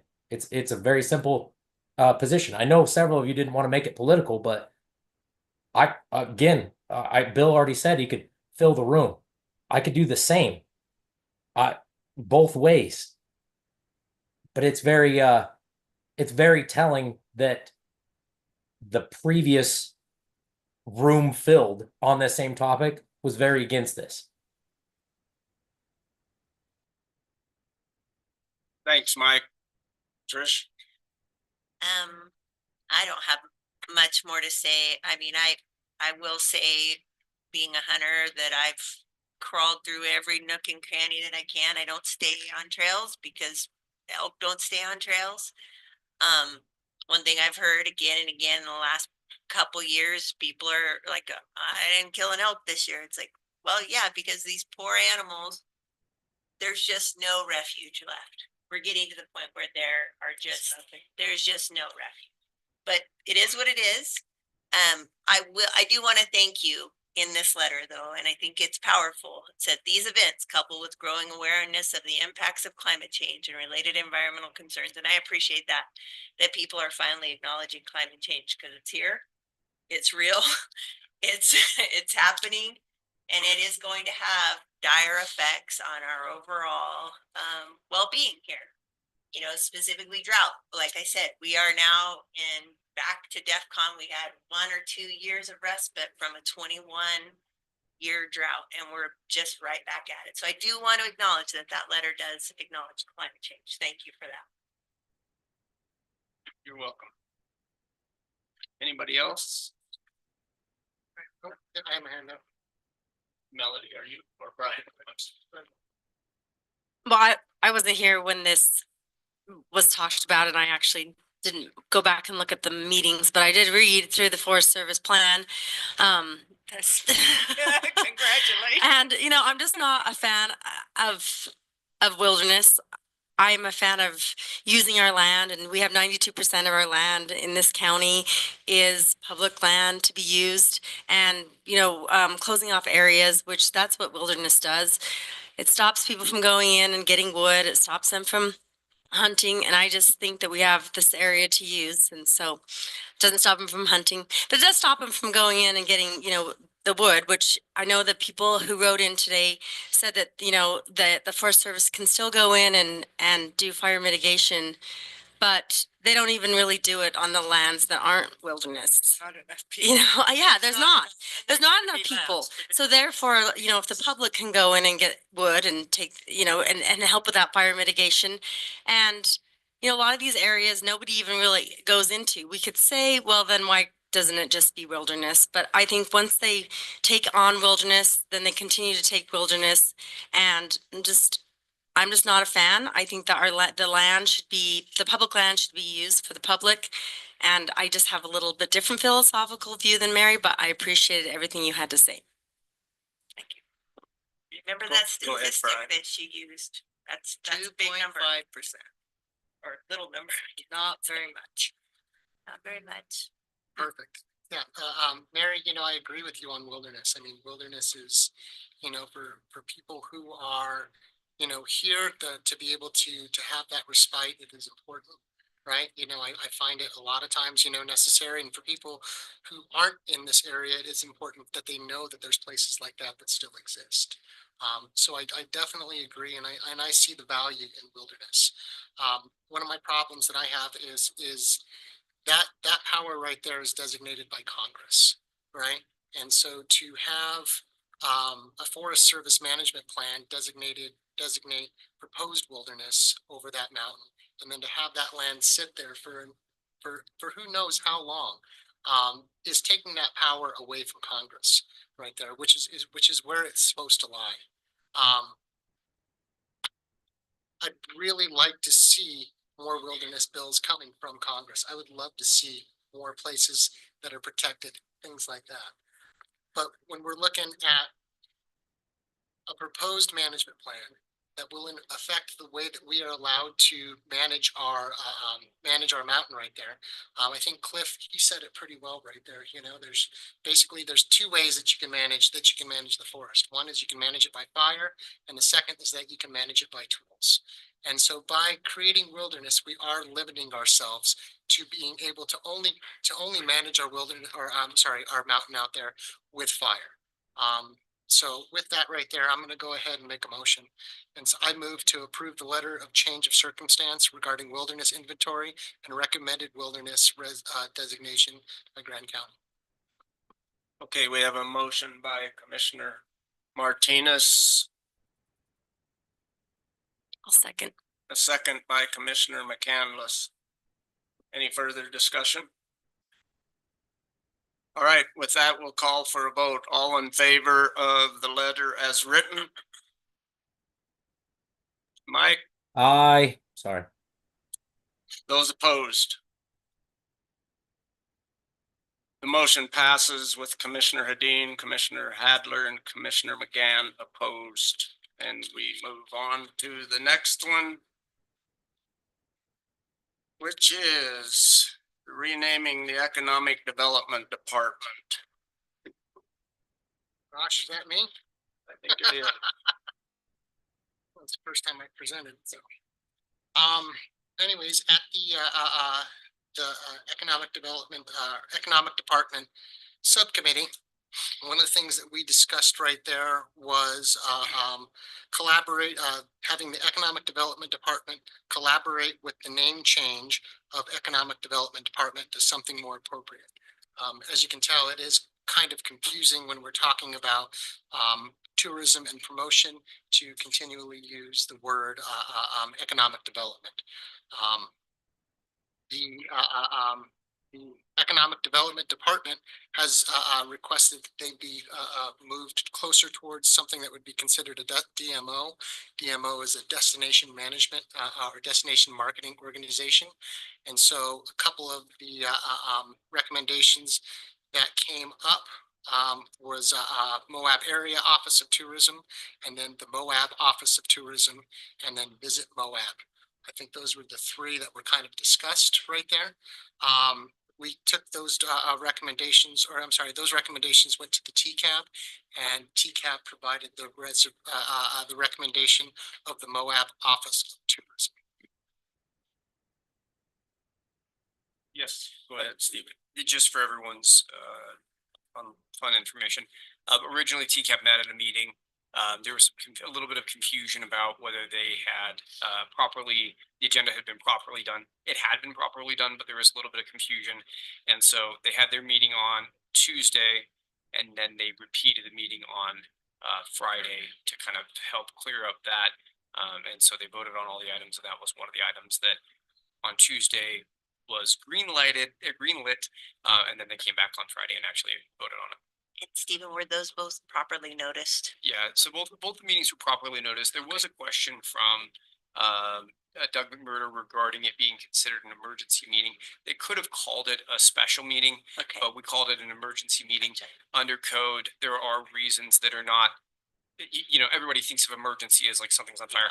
In the in-state code, there's also a carve out for urgent natured items, which was some of the items. There's been a concern or expression that with having the approval have to go back through TCAP and then come to the commission, they wanted to make sure they got some of those items moving. And so just a little bit of interest on that one. The local media was there and they had the question, but we got it cleared up. I explained in that meeting as well, the same thing I've just said now. Mary, go ahead. No, I brought changing the name up quite a few meetings ago, and I do think the only thing that wasn't on there, and I thought for a long time is the department is ran by Grand County. Right, that's. So I would like to call it Grand County Office of Tourism because, I just like that idea just because it seems like so often people don't relate to Moab as being Grand County. But that's just a minor thing and I am not going to and we don't have a motion or anything at this point. So, but yeah, I do think it'd be kind of nice to have a few things called Grand County instead of Moab. Yeah, there is other places in Grand County other than Moab. Anyways, it's just a No, thought. and that was brought up as well. Okay. And- Yeah, it was. Yeah. Okay. The problem with that is there is a Grand County, Colorado, and there's a Grand County, Arizona. Right. So we don't, Wyoming, we, too. and Grand County. There Wyoming. are a lot of. So what we don't want to see is I don't think that department wants to see people going Grand County. And next thing you know, now they're looking at Yeah, other I places get it. when their job is to Alright. bring people Then inside never here. mind. Yeah. No, I Never like it. mind. It's just, yeah. I'll find something else to go to bat So for that. is this an action item? Yes, it is an action item. Okay. Well, I think it'll be action item and then, we'll have to write the resolution and we're also gonna have to change job descriptions because they say economic development on all of them. So those are things that will happen, but we can believe we can make a vote and then create the resolution and change jobs and bring them back. And then the acronym, because we all love acronyms, would be MOT. Mott.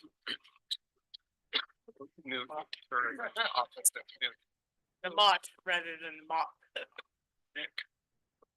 So I'll make the motion. I move to change the name of the Economic Development Department over to the Moab Office of Tourism. So I'll second. Motion by Commissioner Martinez, seconded by Commissioner McCandless. Do we have any further discussion or thoughts? Seeing none, I'll call for a vote. All in favor of Moab Office of Tourism? Aye. That passes unanimously. Thank you, Mike, for chiming in there. And we will move on to number 12, moving economic opportunity. Oh, I just lost it. Moving economic opportunity development duties under the administrator's office. There we go. All right. I think that's both me and Gabe that have been working on that one. As it stood prior, so from the first meeting, there was going to be a transfer from Fund 16 over to Fund 23. One of the problems with that is that economic development was still underneath the salaries were still underneath we're still underneath the TRT expenses right there, the Travel Council Administration. Gabe had provided an idea of a TBD method, which would have refunded the money or would have put the money back from the general fund into the Travel Council based on a time split, as we had kind of done to clear up, I think it was finding number 4 from the audit. Looking at that method, though, there was a couple of problems. One is that we cannot fund economic development through TRT funds, and then the second problem was if we were going to be leaving that as is, we would have been funding a balance out of the negative. The solution that we came up with in the subcommittee was that, or the recommendation would be to move the functions of economic development over into the administration's office, with the change of the bylaws to the EOAB. Mark Tyner's office is required to be at those meetings as is. So the duties that would fall under his office is he would then be responsible to administer that grant. That would require us not to amend the budget to add the ED department portion to that, and would clear and put us back into compliance. Anybody have any Did I get that thoughts? about right, Gabe? Did I clear that? Okay. Yeah. Anything you want to add to it, Gabe? Are you comfortable with it? I appreciate I think we worked really well together in finding a solution that everyone was really happy with, and yeah, I think this works out really well. And yeah, I mean, I guess I will take the opportunity to say that there was very little remaining economic development activity, and I'm grateful that administration is willing to take on that bit that's left, so that the now Moab Office of Tourism staff can fully focus on tourism promotion activity. It's great. Jacques, go ahead. But staff will still, I guess, how did it shake out that was it Ben Alter would still be working on the small economic development that we have left, but report directly to admin? No, admin would take care of that. Ben Alter would then focus 100% on travel and promotion. So no one from that office. So basically admin does 100% of the economic development. Correct. How does admin feel about that? How does that affect the Economic Opportunity Board? Right. That's what's driving this, actually. That economic opportunity board statute from the state.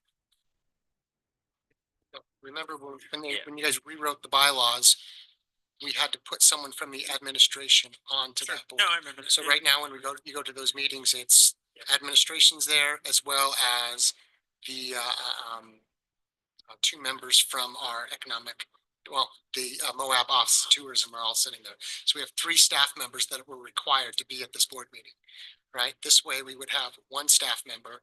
We would not be in any violation of using TRT money. It would clear things up for Gabe to where he wouldn't have to deal with this time split and try to split things out. And it would also create, so we wouldn't have to amend the budget to add in a budget add in a budget line for the economic development portion. Because right now there is no funding in our budget for economic development. Great. Sounds great. Oversight. No, you're right. Yeah. No, I got all that. Okay. Just wondering. No, Especially with Alicia leaving too. Yeah, That's no. We talked with Mark, and he's been gracious about doing that and taking care of that.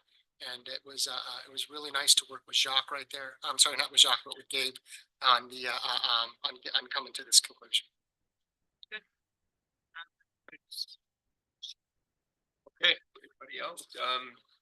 Is there any other items or responsibilities that are tied to economic development in that office?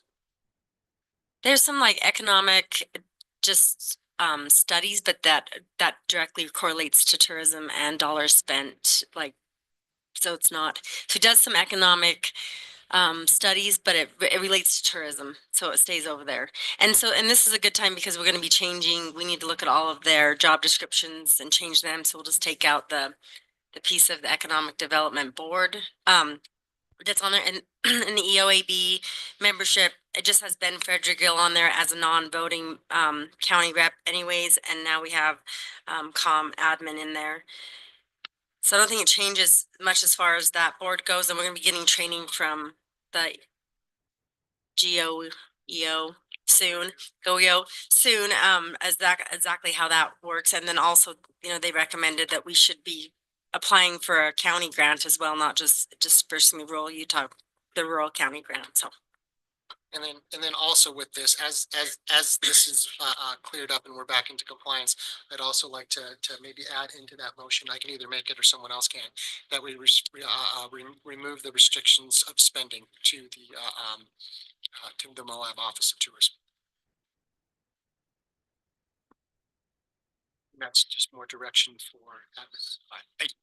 I don't know that this item would have full, this is the item separating out economic development. I don't know that this item fully informs the public that there would be an action on that particular item. Because normally you have to have an item that's on the agenda that gives the public the opportunity, sufficient notice that you're going to make a change. And I don't know that I believe, not that I want that not to happen, but I don't know if that action, this particular action item fully informs the public that that change would have been requested. Yeah, this item right here, from our first commission meeting though, this was the reason that we did put that hold on those economic, on the ED department. Right. So I'm just wondering that if by accepting this transfer of funds right here over as is, that would also just free those funds up right here, so where we don't have to look at that. Let me look at your action item real quick. Yeah.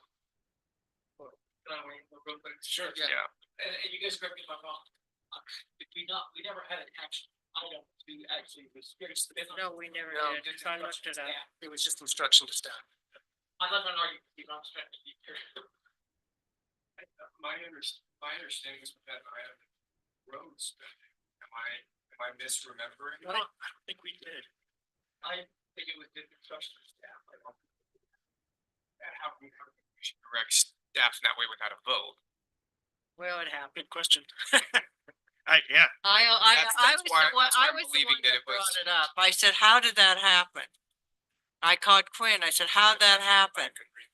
And I still don't think it happened appropriately. I don't remember but a it vote on happened. it. I'm almost sure there wasn't one. There wasn't a vote. It wasn't.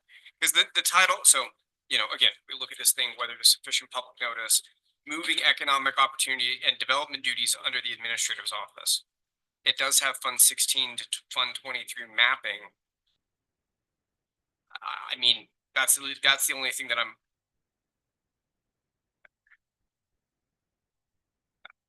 It's listed on the agenda. Doesn't that make it okay to do an action? It makes it. Yeah, the action on moving it, we can do, but I think the action that he's talking about is whether or not we voted actually on We the never did. funds.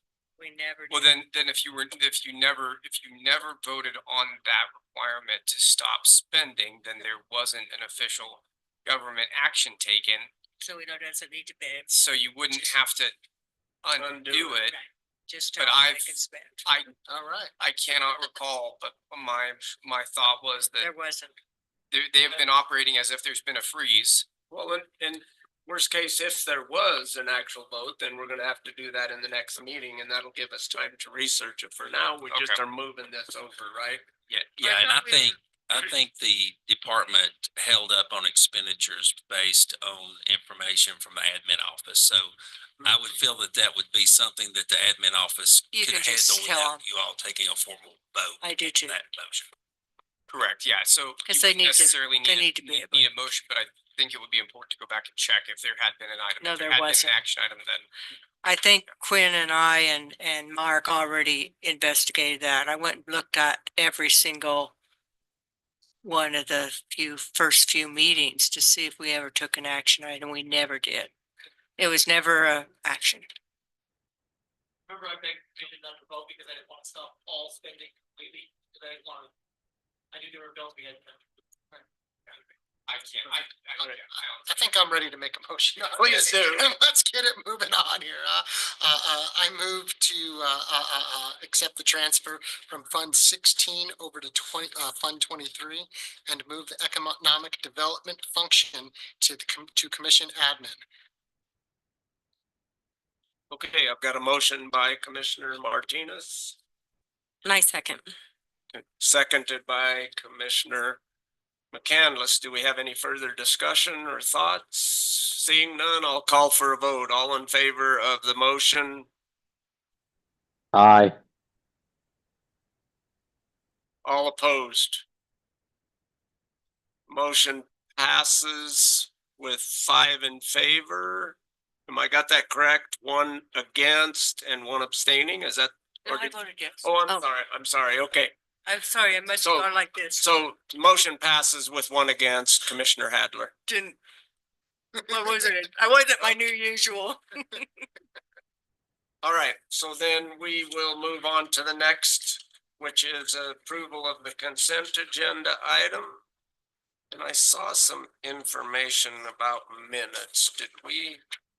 We got December's minutes. It was really late, so it might be more appropriate.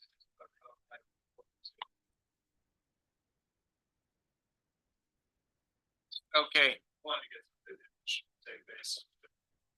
So we will approve the consent agenda minus the minutes, and so that will take me then to the total bills for the county being $962,038.80, with the total payroll of $587,564.53. totaling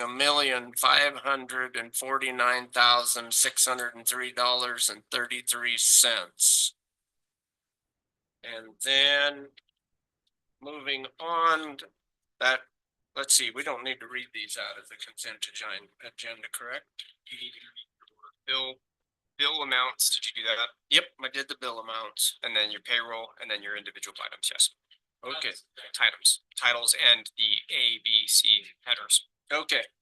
So that was B, ratification of payment and bills. C is volunteer appointment to the Solid Waste Special Service District Board. D is volunteer appointment to the Housing Authority of Southeastern Utah, commonly known as HASU. E, 2025 ethics pledges and disclosure statements. F, assignment and consent request Palladium. G, local consent single event permit for Grenadier Oktoberfest. H, local consent for on-premise retail alcohol license for Ravens Rim.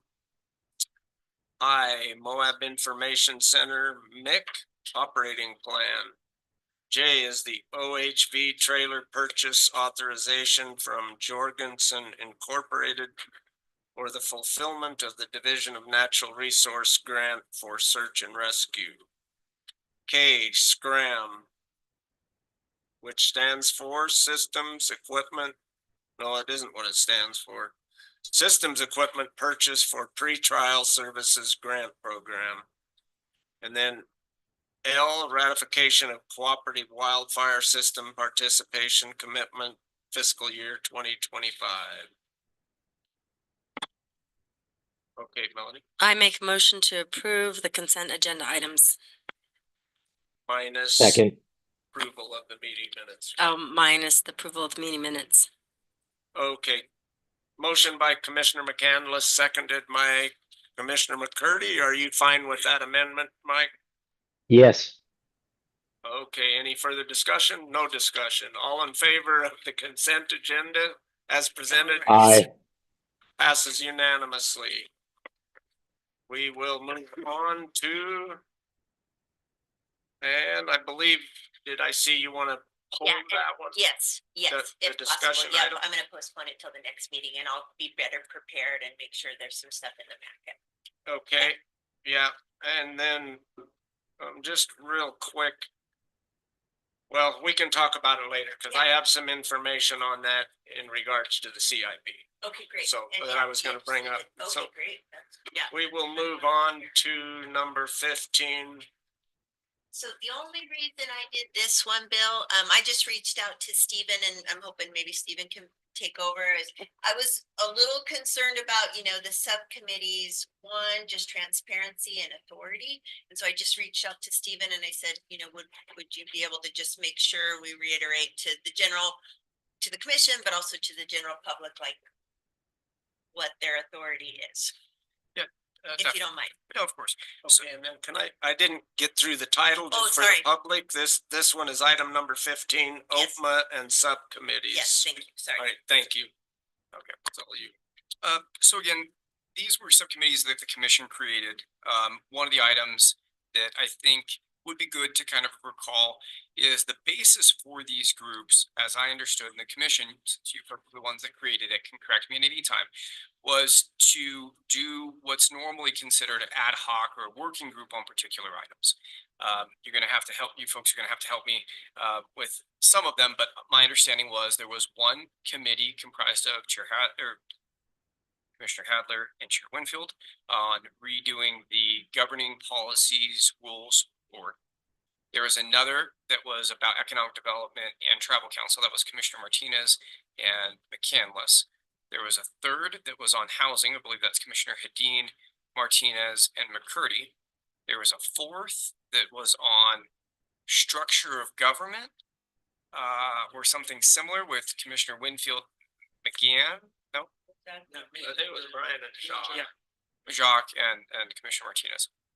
I think those were the four. I don't know if there's another one. There's legislature, that's me, Jacques and Bill. And Sure. there's also flooding, that's Trish, I, and Spanish Yeah. Valley. Yeah. And Bike Bill. path. There's a lot. There's a lot. There's a lot. And so the idea was that, in my understanding, again, you folks created the board, you can correct me. My understanding was they do not have power to make any change in government. Instead, they have the ability to go do the behind the scenes is the wrong word.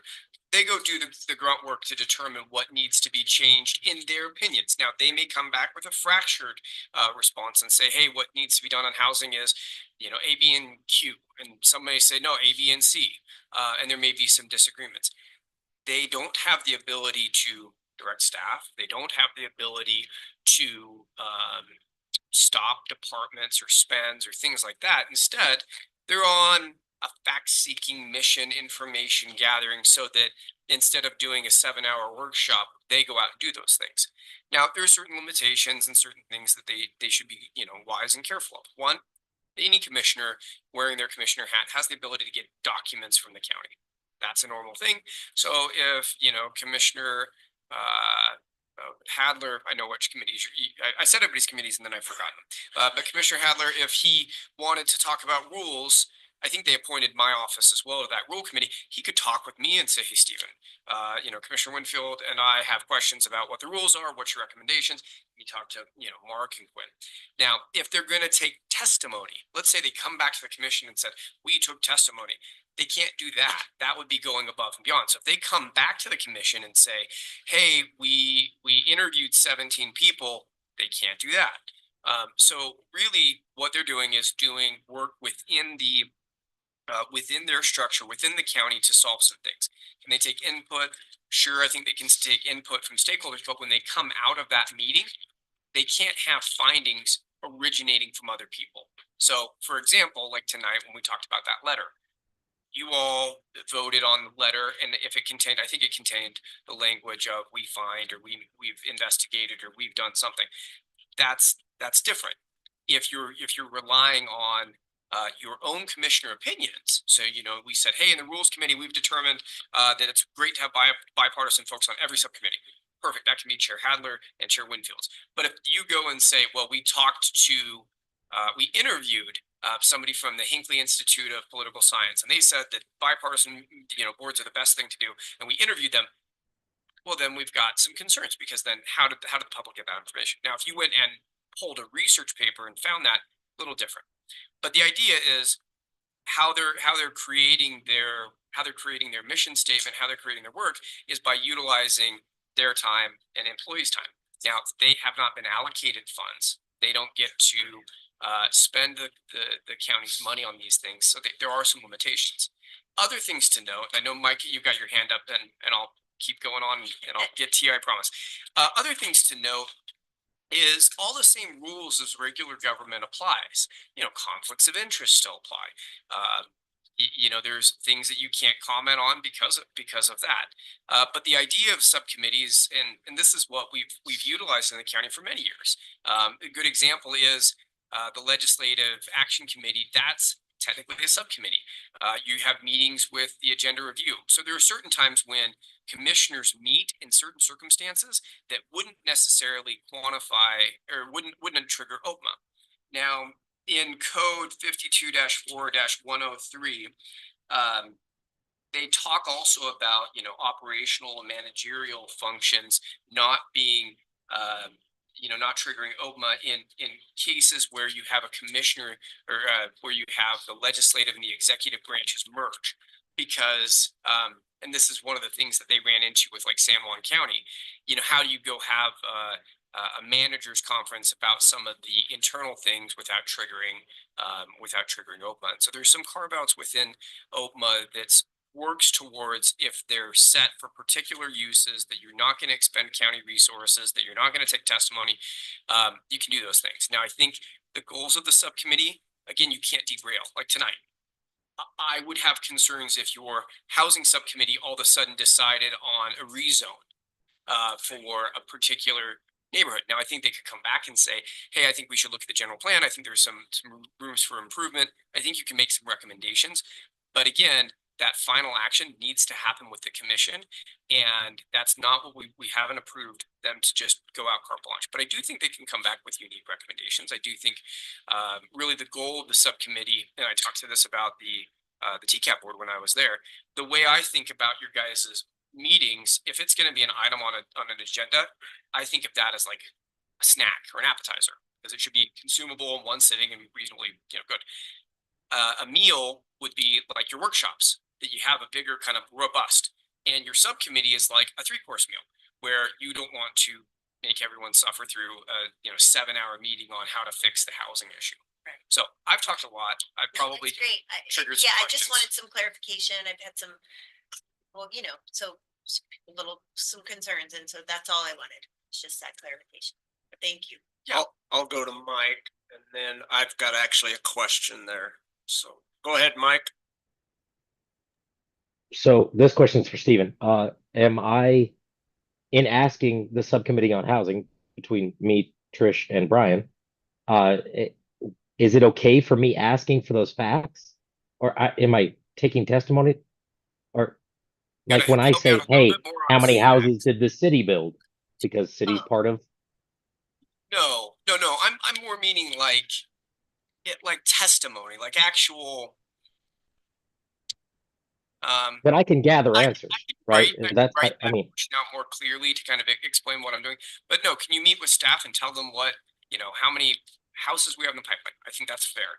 But the thing that we probably wouldn't say is that the, let's say the director says we need to do X, Y, and Z to fix the housing problem in Moab. That doesn't give anybody else the opportunity to challenge or to question the interpretation from that individual. So really your subcommittees, you're creating your own children, not somebody else's brainchild. So if you rolled out of it, maybe you could have, you know, you could have some input from other people, but if you rolled out of it and said, yeah, Quinn thinks we should do X, Y, and Z, well, that's not really fair to the public at large, because then they don't have an opportunity to question, you know, Quinn's portion of things. So that's why it's, hey, this is our recommendation coming from a subcommittee. Yeah, and there is a, you know, interesting overlay with, you know, conflicts, and I note this. I think conflicts present a curious question as well, being in, you know, with housing things. I think there's an ability for the commission as a whole to make changes on zoning, even though all of you live in the county, of course.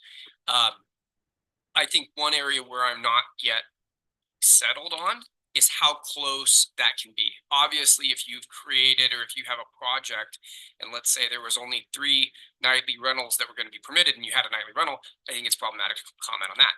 But could you approve or shut down nightly rentals generally? Well, that's a different question. Those are some of the other questions. And I think if those come up, I'd encourage commissioners to reach out and we can discuss those in more detail.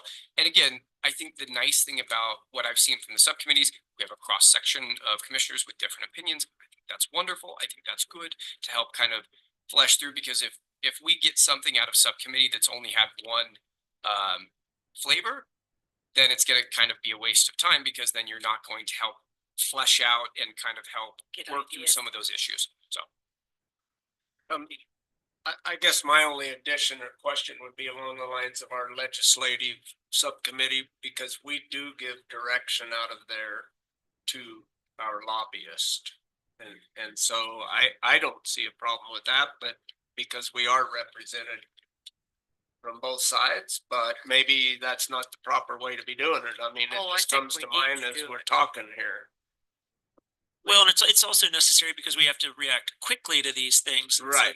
that's why we did it. I'm not suggesting we stop, but I'm just questioning to make sure that it's appropriate. And one thing I would definitely like to hear that in the commission reports, what was discussed in those legislative subcommittees. True. Yeah, I feel like the subcommittees, at least all the ones I've been attending have been, I mean, Stephen Vows gave a like step by step.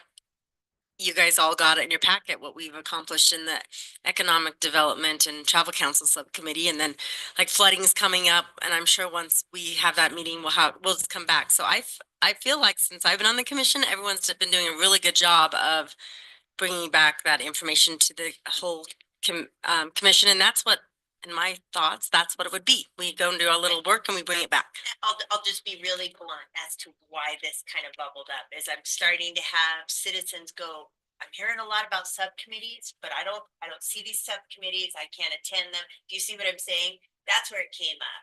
So they wanted to know what the authority, right? Is this not subject to open and public meetings? So that's why I just wanted to delineate this. So now to me, a citizen can listen to this and go, oh, okay. They're not subject to OPMA. I'm going to hear the reports from them. Maybe I'm going to see action items from them within the commission. That's where it came from, just being as blunt as possible. And I think that that's fair. You know? And that's good. Yeah, I mean, because even the paper has written about the subcommittees, you know. And so I think the general citizenry wants to understand the role of them and their authority. And one other thought is, some of the ideas in there are being not being negative, but half baked in the sense that this is kind of a sandbox where you're starting to learn, potential options. And I think it'd be really hard on some of those things to give updates every time you guys have a conversation, because it might shift so much. In workshops, at least, it's a little bit more along in that process of baking. And I think you guys have kind of talked about it. But some of the things that the commission is trying to tackle with the subcommittees are, I would hope they can fix them, but some of them, I don't know that you can fix. I mean, being honest, like housing, if that was the easiest thing to fix, I think we'd do it yesterday. Yeah. So just noting that, and it's a little funky, I would encourage, citizens, if they're listening, you know who's on the subcommittees. Yep. You can email them, pester them with your questions, or inform them of your thoughts. I think that's really important and critical for them to be a part of that process. But I do understand the confusion.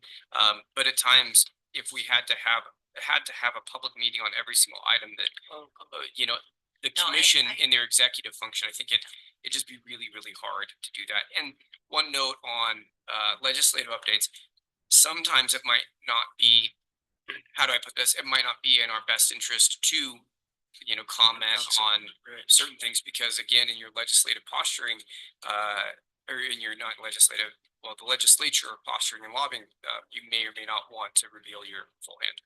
That being said, Stephen, do we have our subcommittees on the commission's website? Like we have the boards that we're on, but I don't know if we have the subcommittee. I would. So anyway, I think that's a good idea to have that on there, because sometimes if I can't remember exactly all the membership, then it's. I mean, I know we have the spreadsheet, but I don't know if it's a good idea. Public has that spreadsheet. Any further discussion? Then before we go into closed session, I just want to thank the commission. We have one more discussion. There's one more? Yes. Okay. Yeah. But I still want to thank Commissioner Hadeen for a new stage here of being blunt. I'm joking. We appreciate you, Trish. We do. That was funny though. I mean, Yeah, go ahead. All right, go Sorry. ahead. So then we are on to the social media policy. I thought we were getting into closed session. Yeah. And I just, I was looking for, I saw this referred to in commission meetings last year. And so I asked Alicia to pull it up for me and I looked at it and it wasn't exactly what I was hoping it was going to be. I was hoping it was going to be like something that we could use for like PR or getting information out to the community. But in reading it, I was like, this is something that we probably need to just cover because we do have social media out there. Our travel council, my office of tourism has one, planning and zoning has one. So we have departments with social media, and I think this is just a protection policy. I know at the time that it was written, maybe that wasn't the intent, but that's what it's been created with the red lines, is an intent to just basically, if department wants to open a social media account, they come and get approval. There's specific people that have it. It just lays out basically the legal way. And if someone's having bad behavior on the social media site, how do we address it? The OPMA and the grandma concerns. So I don't know what you all thought about it, and that's why I thought I'd bring it to discussion. I don't know if we want to do a workshop on it. If people have comments, if they don't think it's necessary, that's all. I just thought, as I read it, I thought, well, I think it's a beneficial thing. It's pretty much done, and I don't see any. I think at one point we did have intention of having kind of somebody to do PR. We've never. Yeah, I think it's still that's gonna be work. Just tell you, Mel, like, I know the city has a PR person, and I've definitely heard from quite a few citizens, like, well, I don't want you to, we want to know more, but we don't want another position. So it's like, okay, well, that's okay. Go ahead. Thank you, Bill. I thought we passed in the budget or something, didn't we enhance Alicia's role to be a social media, to just help with social media, just put out announcements? It was something small. I thought we increased her salary by a little bit. And then we had the policy, and Stephen, last I thought the policy was still in your office for review at some point, but It was originally when Mallory brought it forward, it went out to myself and then we had the meeting and then it went back to Matt Sinaceros and I. And then I looked at it, I'm good with this version of it. But I don't think it was ever put together in a resolution and finalized, but we could bring it forward and finalize it. The couple items of nuances to this is we always have a headache, not always have a headache. It's always tricky when you have social media monitoring because whatever's put on the county's website, we can't delete comments, we can't hide comments. And so then the question is whether we allow comments. And one thing that people might not like is in the social media policy, I put a disclaimer that, well, we don't know, we can't promise that everything that's on this post chain is true. Which may cause somebody some concern because if you put something out that like commission meetings on Tuesday of next week, then somebody could be like, no, it's on Wednesday. Well, then you either have to have somebody that monitors that and says, no, it's on Tuesday, or that they could write really horrible things that I hate government, blah, blah, blah. So then your question is, do you turn off comments? Do you have somebody monitor them? And some other headaches. Mike's got his hand up again. Mike, go ahead. Sorry, I didn't catch you there. It's okay. I think Stephen's clarification would be an easy one for all of us to look over. Just no comments on that. But not to go against your PR terminology there, Trish, but in my envisioning of it would be a PIO, just an information officer, and I thought we had it approved through Alicia's position, but I don't know what happened after that. Yeah, anybody else? More questions. Then the other question is whether you want people to be able to share this information, share posts, and replicate the posts. I mean, there's some questions that It's a big deal. it is a big deal. And the thing that's important is once we set the ground rules, regardless of the position or rhetoric that somebody uses on it, that's what we're stuck with. So if we don't like that people are sharing it, we just kind of have to bite our tongue and deal with it. So whatever you guys want to see, I'm more than happy to see this social media policy come back. I remember the reason why we originally passed this was because they had made a lot more rules in the legislature about what data and information we could collect. And so one of the things with that one of the things with that was that you couldn't collect information such as birth dates. And that turned out to be a tricky thing because we've had people put out volunteer forms on their Instagram or social media. And so we had to stop doing that. And so that was originally kind of reducing some of the additional headache on that. Jacques, is that modification to Alicia's position still on the books? I thought it was, but I don't know. Yes, it is, and she's actually been doing quite a bit with it. Okay. Within the limits of what she's been able to suss out between the policy and the kind of the gray area there. Yeah. So she's been helping all the other departments that have social media kind of aggregate them, and she's been pushing some posts out and helping other departments share those posts. So yeah, she's been doing it. Right. She hasn't probably gone to the full capacity of what we could with a direct policy, but Yeah. she has been working on that. I for definitely sure. wasn't questioning her. I was just No, I wondering- know. I'm just explaining. Yeah. Yeah, so we have made some steps in that direction, but it's not. Right. It was Quite what wasn't we the, all I think the envisioned. original intent when we Yeah. did that position was to be more of a PO, as Mike said. Go ahead, Brian, Stephen. Yeah, I just appreciate Commissioner McCandless taking the charge on this. You know, it's one of those things to where this is already out there happening. And I think that it'd be much better if we were in front of this rather than being behind on something like this. Having something like this come out and then we're sitting here backpedaling and going, oh, we don't have a policy. We don't have any steps. We should have thought of it. So, I mean, the foresight on this, I think, is nice. A couple other questions, and I think either Mark or Quinn could answer this. Or from what Alicia's doing now, do we have a county page or county information where the messaging's going out, and kind of where where Alicia's doing her work from? Is it just piggybacking off the other accounts, or is it on her own account? We don't have an account. Yeah, it's just piggybacking off of the other, we don't have a commission or an actual county account. I don't think we should. Well, and the reason why is at a certain point, it might be a good idea to consider having a dedicated position for that. And if that's what, if somebody in the comm admin office putting out information like that, that could be really, really helpful on a lot of the issues, be it an emergency circumstance or be it updates. I don't see the negative to that. And I think it would be something out of all of the places and departments that have an account, I could see comm admin having an account, and that could be very, very valuable. So then this isn't an action item? or No, we need do we want to bring it to an action? future meeting? Yeah, are people interested in bringing it into an action item? I think we should have Steve do a little more further research, and maybe for us to kind of say, what do we see? Excuse me, I'm not using the mic.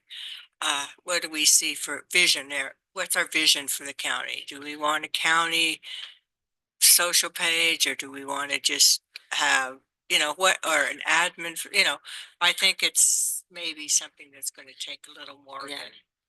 Well, I think as it currently stands, this is just protecting the county from we already have social media. And then if we decide to have a comm admin account, I mean, that can happen later. And then this would still apply because this is just like, how do we control bad behavior? This draft this resolution has to be there has to be a link to that on all of social media that says, if you do this on our account, then we're going to, remove your comment. Just things like that. That's basically, as I look through it, it says that you can't do personal business on your county one. I mean, just simple things that. But good things. But good things that just should be in writing and be put in place. And then the second piece after that would be the commission admin having one, and that's something we can talk about at a different time because I know we don't even have Alicia at the she's leaving us, so so at this point in time, giving that to a new person as a job, I don't readily recommend. Unless we put it in the job description. I mean, I see this as nothing more than good protection for us right now. So for me, moving it to a further, discussion and action item I think would be acceptable. Yeah, I would agree with that. Give a thumbs up for it. Yeah, so they put that on the future the next meeting coming up. If there's no other comments, then I will go into closed session. Take a motion. Appreciate you, Andrew. Thank you for hanging in there. I'll make a motion to go into closed session for possible litigation and Purchase exchange. purchase exchange of real property. Second. Okay, motion made, seconded, all in favor? Aye. All right, thank you, Mike. I think Andrew. All right, you need to. Want to do it. Speakers.